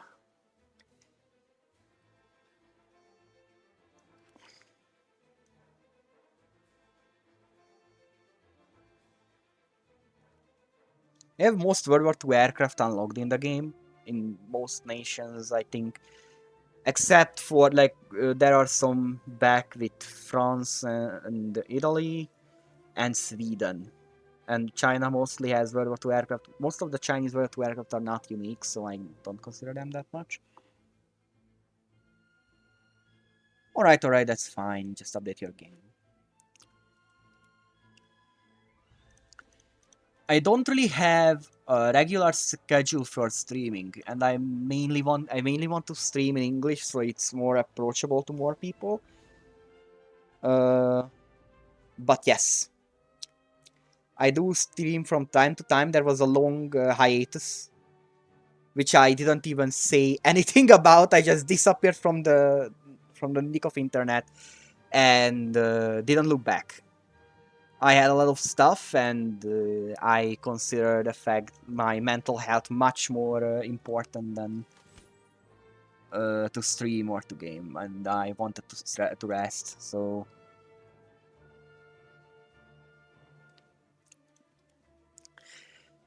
I want to have a semi-regular schedule for streaming, like War Thunder every Monday or something, and then like naval every like playing ships in Sunday, like World of Warships and War Thunder Naval and Sunday, and then Monday just normal War Thunder, and then because Monday is a pretty free day, and on every other day,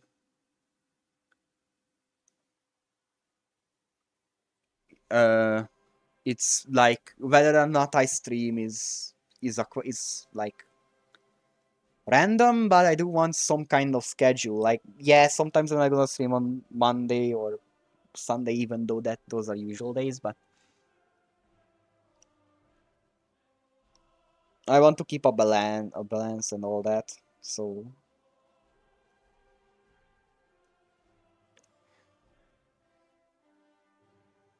the Tigrishi is well, it's a tiger. It's a tiger, one of the tigers of all time. It's good, and especially it is good because it's a not in the German tech tree, and it still has some kind of a lineup for it. Because the Japanese's problem is that it doesn't really have a lineup, and the German's one is that it's German, and like Germany is a scuffed factory to play, and it's not as bad as high tier. Like, no, the entire USA air tree is just scuffed because of your teammates. Like,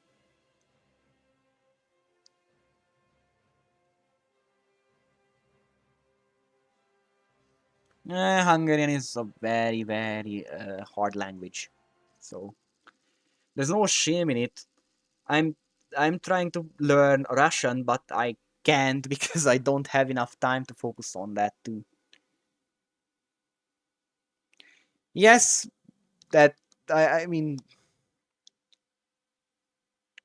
at least if there is a Bereznyk Ishayev in the match, then it's gonna be yours, or like our team, not in the enemy. It's good. It's a good 4P.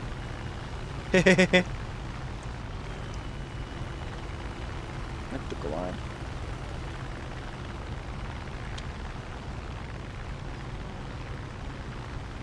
For some reason, my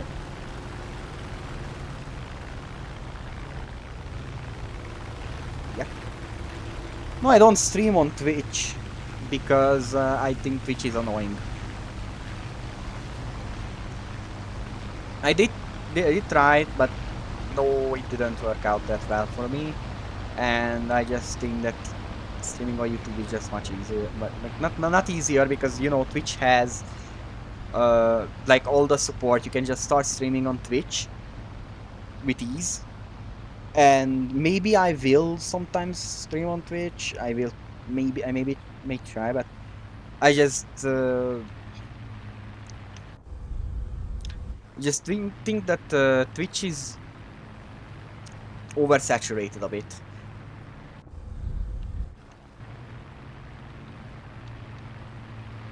YouTube streams are just much more chill in general.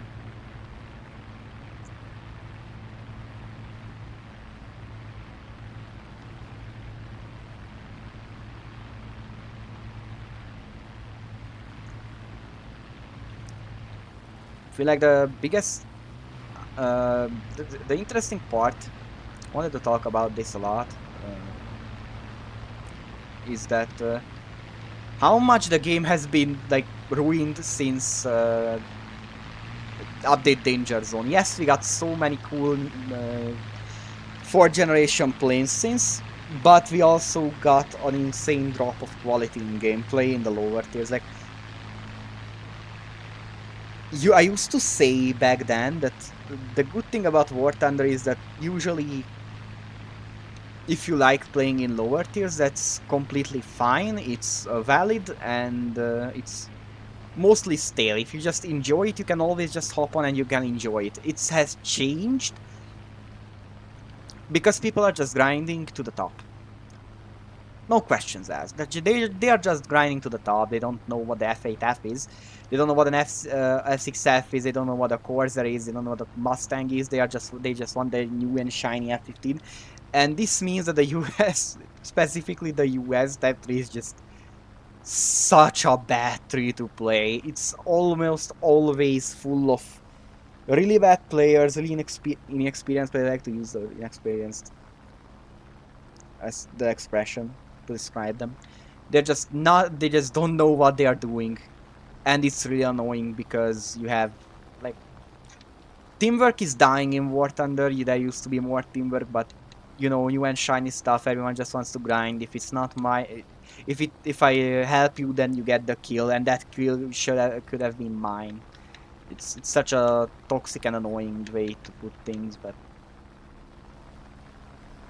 I'm gonna have to go on ahead on with that. We don't have much choice. I hit him.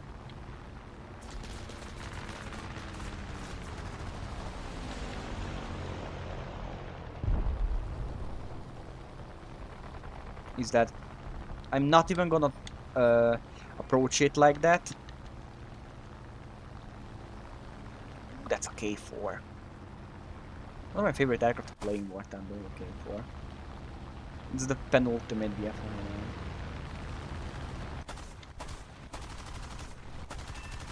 There you go.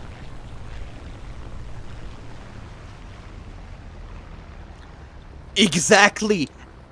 And that's like that's completely true. The entire US Tech tree is terribly balanced because we all know that how War Thunder balances the game. If the average player suffers in the plane, it has a low win rate, it has a low KD, then it's gonna be buffed. But when you think about the entire US Tech tree, you see that 90% of the players have no idea what they are doing. Oh god.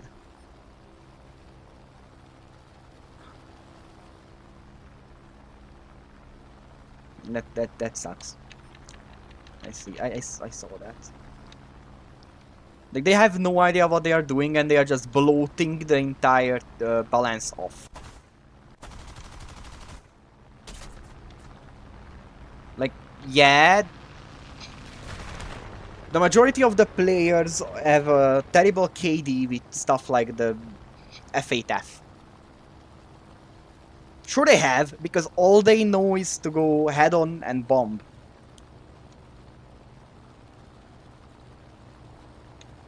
And I'm dead. Oh my god, there's a sweet fire. One thing that I know is that there is a reason why the Supermarine Seafire is my favorite plane of all time. Not necessarily the FR. But these oh my god. Yeah, that's it. Yeah, I knew all of them were there, but there was nothing I could do if I was in a terrible position there. I didn't have the energy advantage, therefore I was immediately dead. They all had better turn rates and better instantaneous turns. I didn't even have enough energy tension to counter that, so that was about that. That match was about... That's the extent of that match. Very unforgiving, but at least I know why I died there. I should have reset immediately. I didn't... I hate clouds. I didn't know they were there.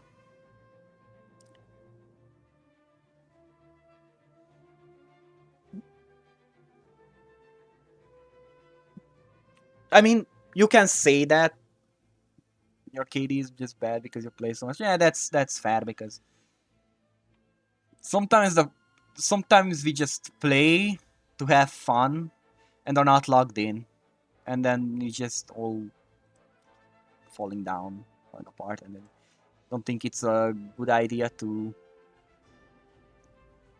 No, absolutely not. We can do 5-7. Although I don't have anything in the US3 that I like, and it's 5-7. Don't have anything that I particularly like. I have 5.0 because this thing... where's it is? There it is. Thunderbolt exists. I love Thunderbolts. We can just go 5-7.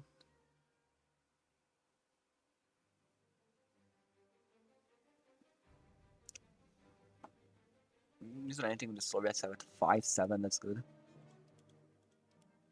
Oh god! No! No, no, no, no, no, leave me alone. I'm not touching that thing. I'm not touching that thing. Neither of them. They all suck. I'm gonna play Britain. I'm gonna go and commit some arson. It's not funny. Why is this not spaded yet? Why is this not spaded yet? Mark 18 is not spaded yet. I still have one modification. You know what? I'm gonna get that one modification. We're gonna get that one modification. We're gonna play the Mark 18. I could be playing the other one, the Seafire, which is my favorite plane of all time, but no, we're gonna play the Mark 18 Spit because it's just stronger. Well, not stronger, it's not stronger. I just want to see that modification finished. Oh, wait. Research. The lowest plane in the British tech tree that I don't have researched, I believe it's the Sea Venom. Everything under that I have. And most of the stuff I already have spaded. Except for a few vehicles like the Mark 5Cs, because they used to be in the... No. It might be a bit of a taboo, but... Well, well.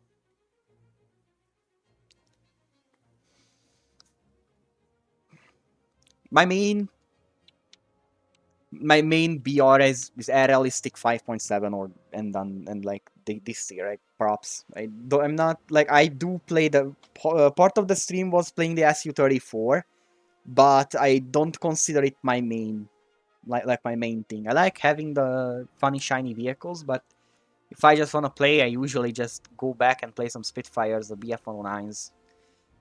I especially like them, but I also have the Japanese planes and like, particularly like the A7M, the J2M, 5, no, JTM3, and also have the American Thunderbolt and P-47 D28. So I have a like a huge variety of things that I play. That's part of the best VR range in the game. 4.0 to 5.7 is full of absolutely great vehicles, both in ground too and in air too. Maybe solely because the Sherman Firefly is there.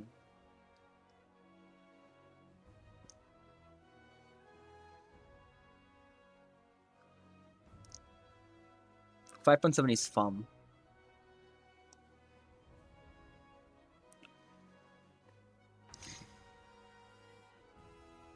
I like sometimes playing early jets, but early jets have the inherent issue that they only get a one BR range, and on the top of that BR range is an entirely new era of jets, the second gens. And if you didn't, and if it didn't occur in your brain yet, the reason there is 6.7 is a weird BR, but I don't hate it. There are some really good planes there that I really like to play. And I'm still gonna keep myself to what I always say is that the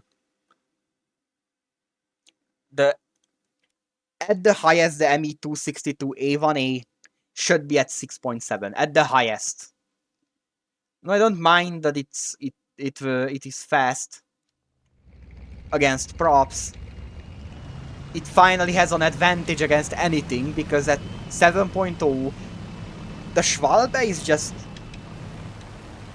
vile.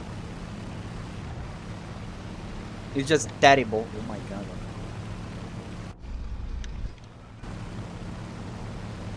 6.7 ground. Germany.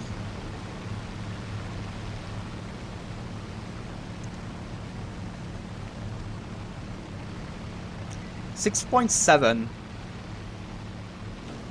is the BR where you're either a USA, you're having a good day with Germany, or you suffer.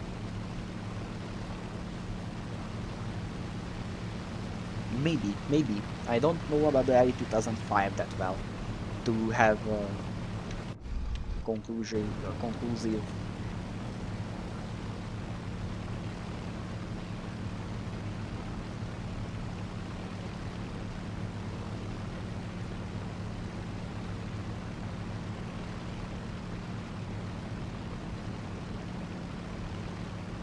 It's really.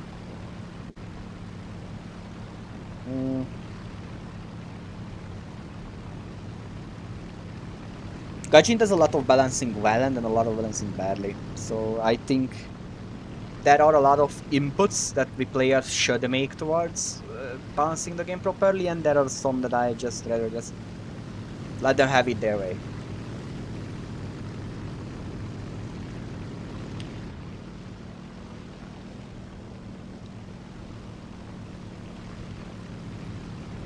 Sorry, but wait, 200 miles per hour. What's that in kilometers an hour?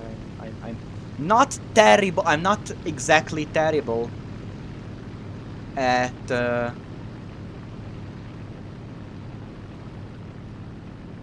not exactly terrible at converting miles per hour to.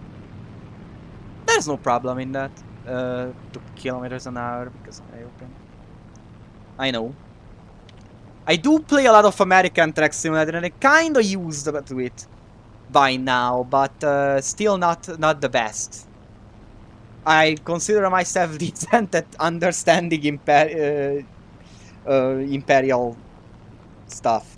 360, no, just 300. 200 is 300. Yeah, that's about right. That's about right, because I know that 60 is about 100, so that... No, that's like 98 or something. 97. Not 97 is... 60 miles per hour is 97 kilometers an hour, I think. So that turns out, I think, 88 is 142.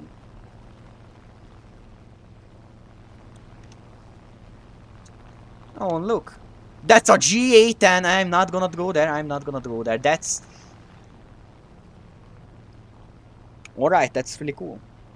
So if anyone doesn't know, the J8N used to have a very specific nickname. It used to be called the Death Star because it has 20mm gun turrets. From then on, it's pretty simple to understand why it's called, or what it is called, the Death Star. You don't want to go there because it's just gonna mow you down with no questions asked. It's really powerful. Okay, F7F. He's gonna move in. The head-on is dodged. No, it's not dodged perfectly, but I don't think I have much issue with that. The F7F. What do I know about the F7F? It's absolutely horrid with its turn rate. It's a twin-engine fighter with absolutely brutal flight performance. That's about it. I should just not waste my time on. Wow, there are a lot of Shindans right now. Really like the Shindan. A lot of people hate it, but the Shindan is good at its own role. It's one role. It's an interceptor, and people can't really use interceptors because everyone just plays fighters, so they have to fight fighters. But there is one secret strategy that I will share with the long-time viewers in a video. And to put it simply, you can intercept things that are not bombers. Ever thought about that? That's the only way I could actually do an ace in a game in an ME262. That was not a nice match. Not a, like a... I will not get Nobel Peace Prizes for what have I done to my teammates, but I have got an ace in a game in an ME262. There's one gone.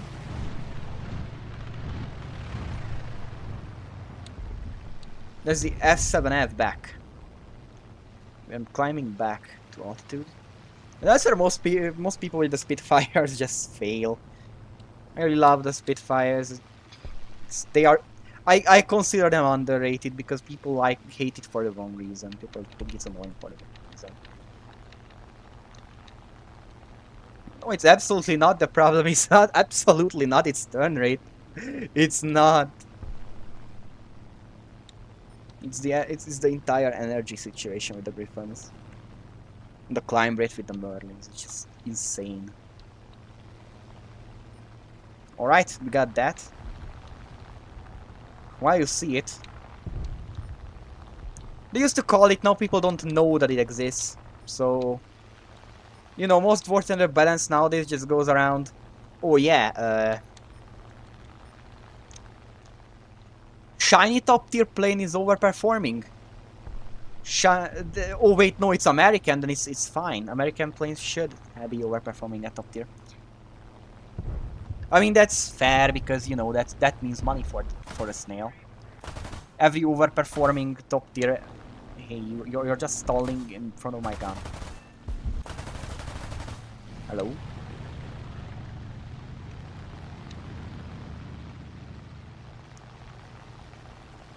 I'm getting a bit too aggressive, but he's the last one. Yep.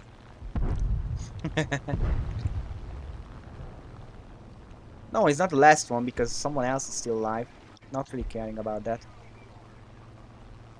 I'm running out of fuel, bro. Let's do you two.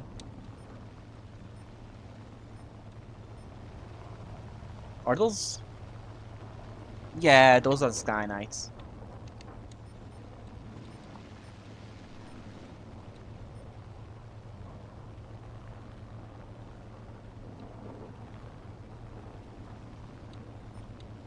Yeah, the life is unfair.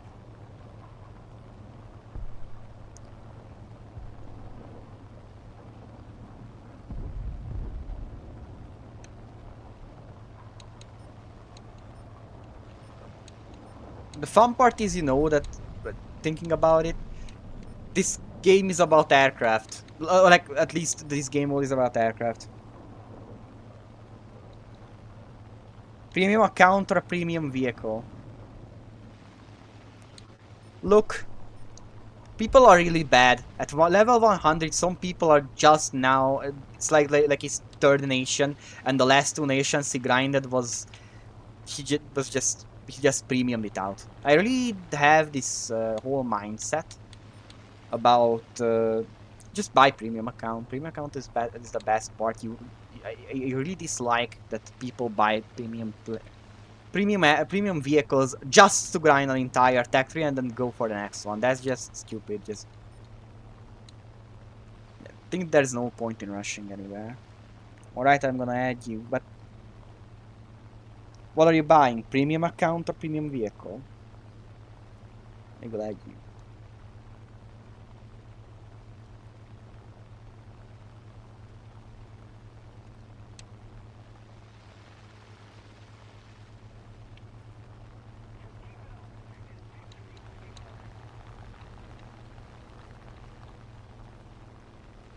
What no? Oh really?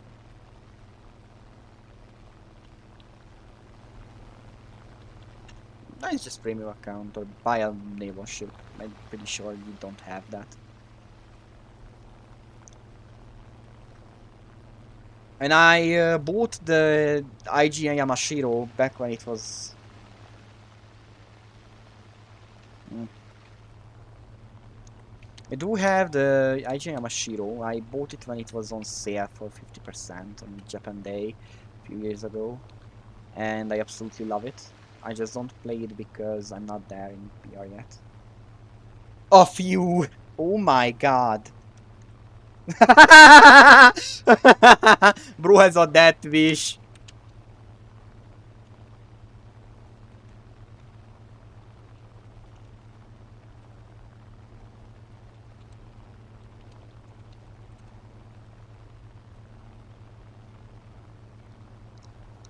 Few.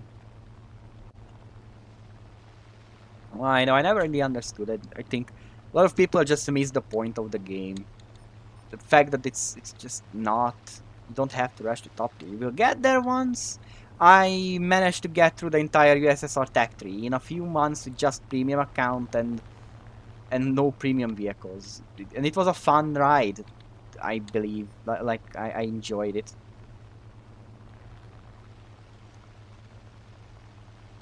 I think I have one premium vehicle, and that's the P13 P63. And I really love that because the P63 is I really think that's one of the best premiums for a sense that.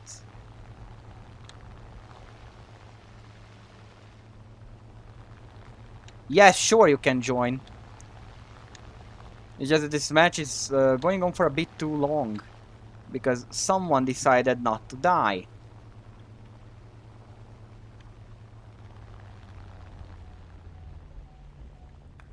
Like, I feel like I can tell you this from my experience. The cold hard truth is that I do have planes of all tiers, basically. And I have top tier jets in three nations: Germany, Britain, and the USSR. And there is no point in rushing to top tier. There's literally no point. You're losing a lot of fun out. Just have a bit of enthusiasm, and then it's all gonna be good. So don't really agree with the idea that people should just buy their way up because they don't want to play the props. Well, goddamn, you don't play War Thunder. If you don't want to play the props, you're most likely not interested in realistic air combat enough to actually play this game just for the F-15. You can just buy really good games for that price with uh,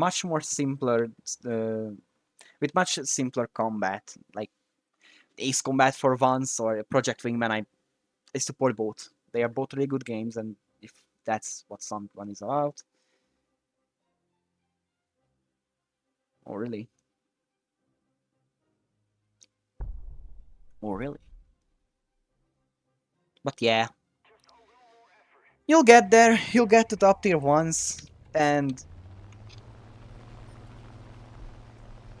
but there's a road there. You should enjoy that road instead of just doom grinding all the way to it. It's just missing out on on a lot of fun, a lot of experiences, and a lot of things to learn.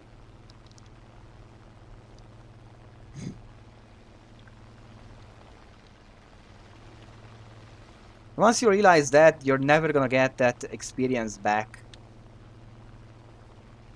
Yeah, Balaji is right. Top 3 isn't fun.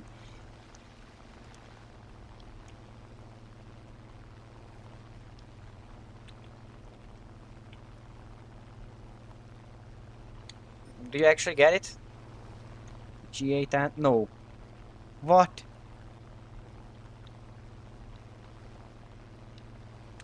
Yes, exactly. That's why for a bad player, that's heaven. No one really cares. No one. There is literally no point in anything. That's just a heaven for a bad player. They like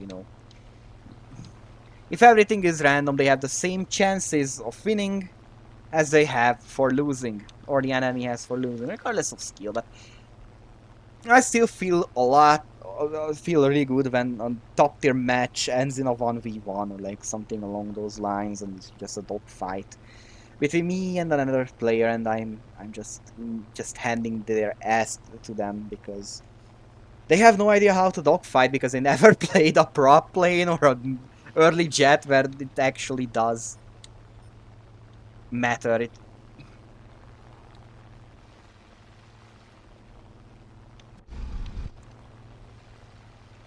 You know, when it just doesn't matter at all. That is a G8 and not 288.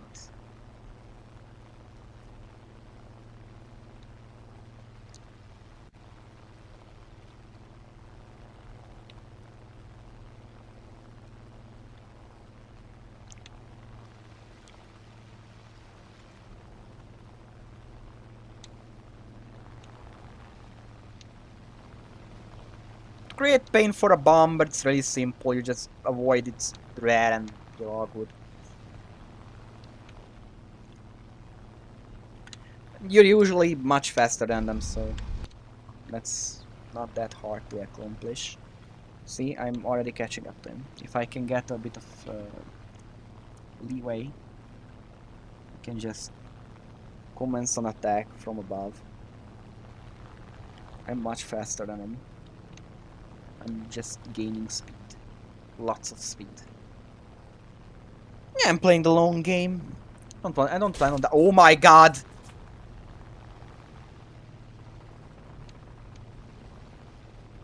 Keeping myself a bit.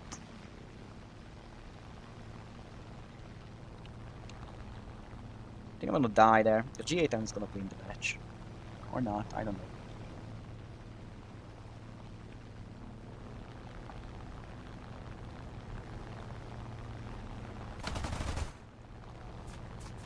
We're gonna do it the smart way. The Spitfire's biggest weakness is a bomber, so I'm not, like, I don't feel like I have much chance, but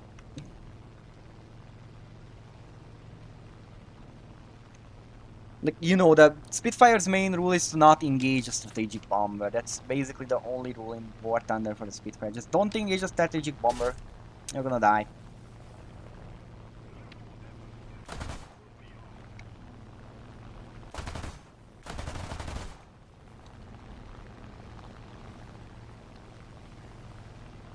You can just win on tickets. Oh my god, I know what I'm gonna do.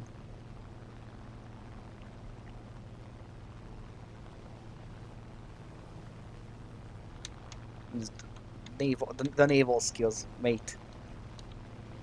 I don't really like 1v1s in general. Only at top tier because most people they just hand their ass to them. They have no idea what they are doing.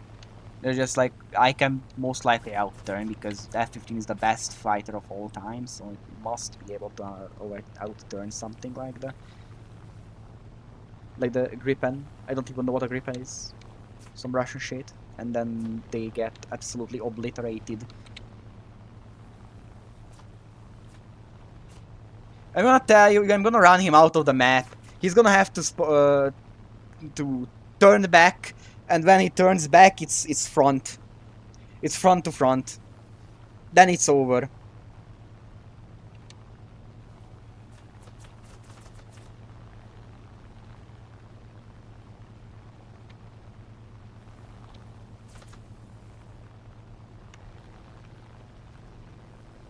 I think I should be dead here.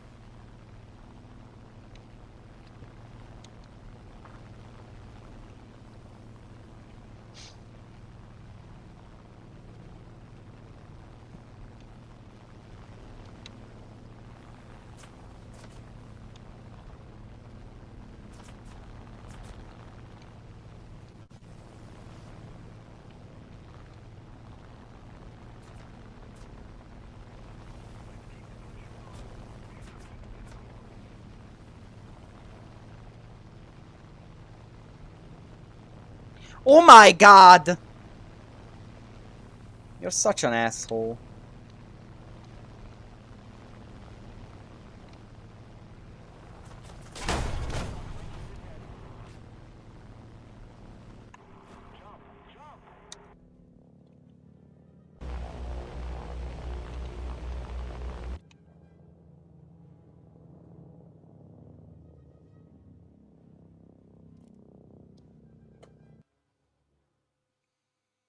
Finally, someone who knows how to use the Death Star.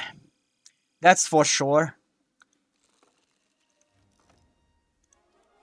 But I can't believe no one can intercept him. Everyone is so like that wasn't a hard thing. And I was in a Spitfire. I'm not supposed to fly at a bomber because I just use something better like a Ryusei or something or anything. You can just run at it and gun it down, but I have limited ammo supplies and I have an extremely vulnerable plane.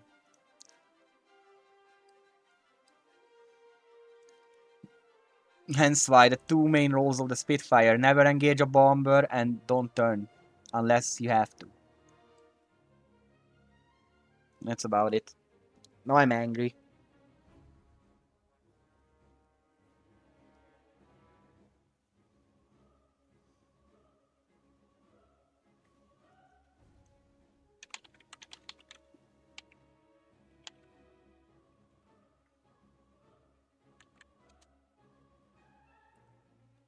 There you go.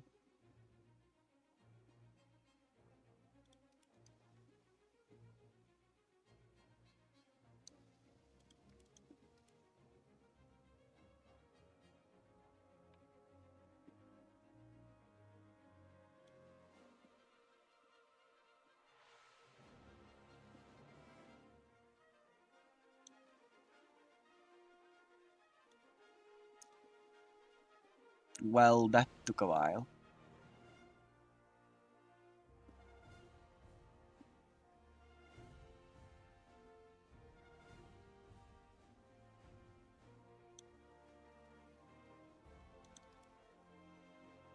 Two and three.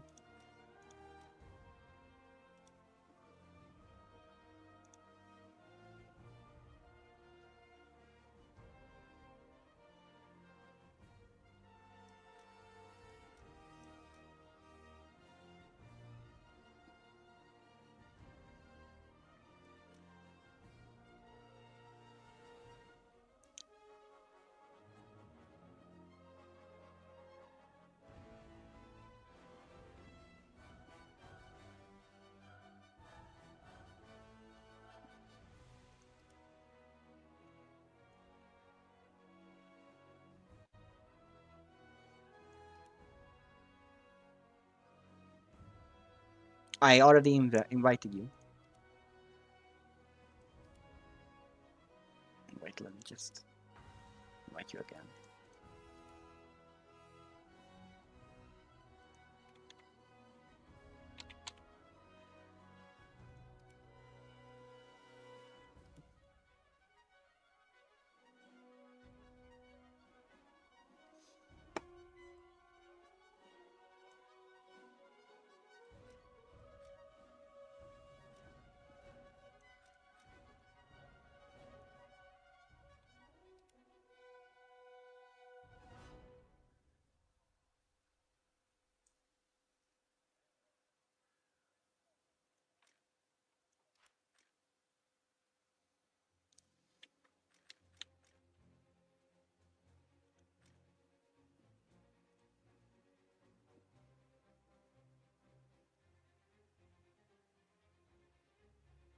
I'm planning on playing the Forbidden one. It sounds good, but we are 5.7, so he's gonna bring in the best one, best of the bunch. All right, ready up. Okay.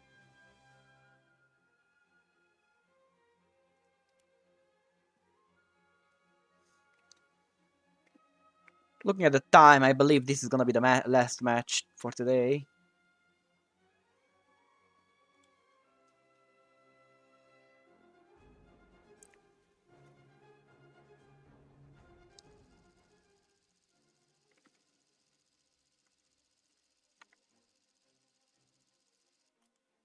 Oh yeah.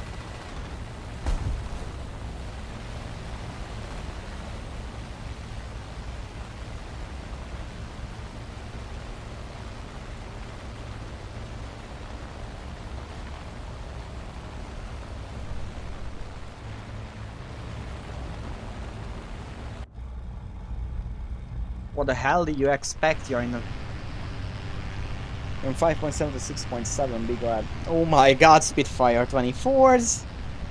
That's gonna be a nice match. Oh wait, that's we're on against them, and then we don't have much to play about.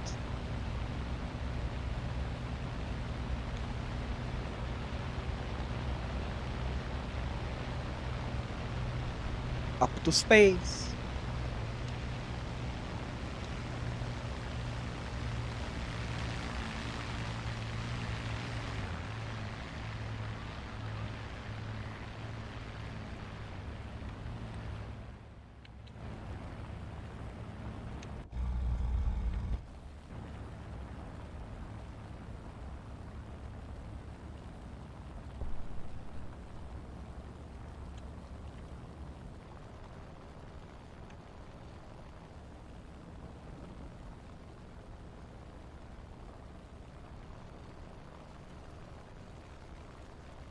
Absolutely, absolutely goated behavior. Spending your silver or your silver lions on removing team killers.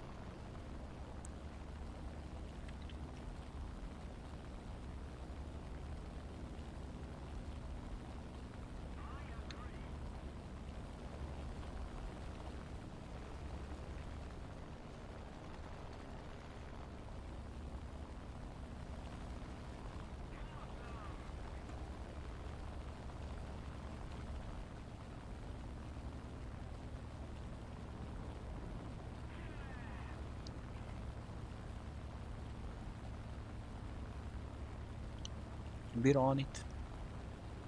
We're on it.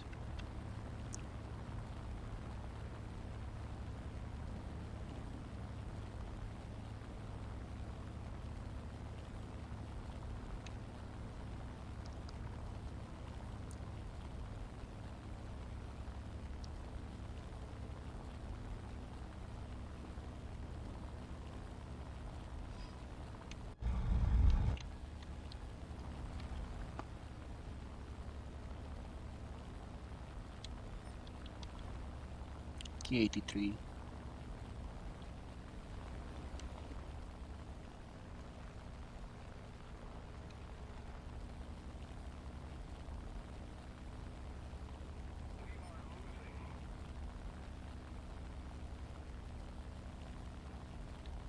Wow, Sea Fury. Oh God.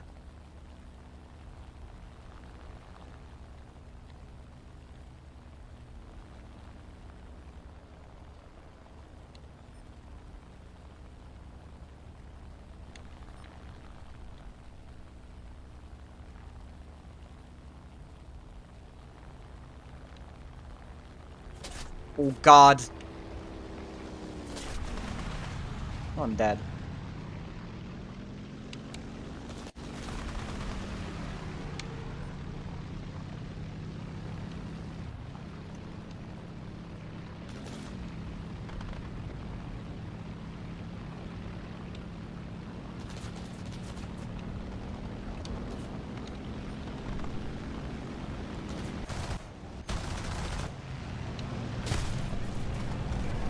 Well, I have a yellow engine, I'm dead.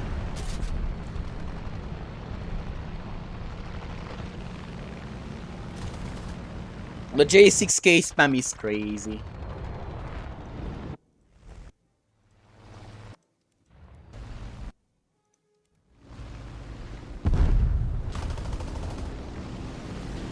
It didn't work out well.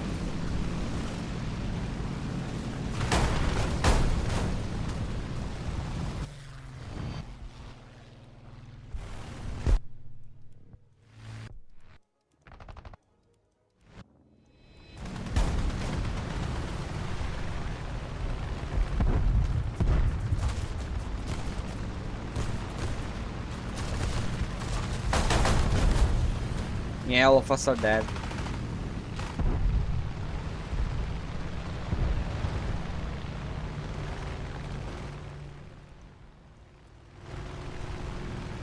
I guess this might be not a good match, but I don't think I'm gonna push my luck further.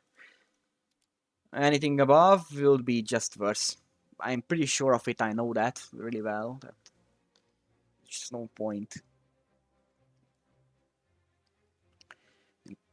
Because, you know, I'm tired and stuff. Best if this is the end for now. I'll be back.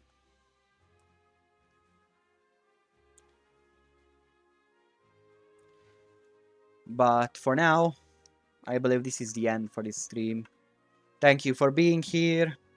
Thank you for joining the stream. Bye bye. See you next time.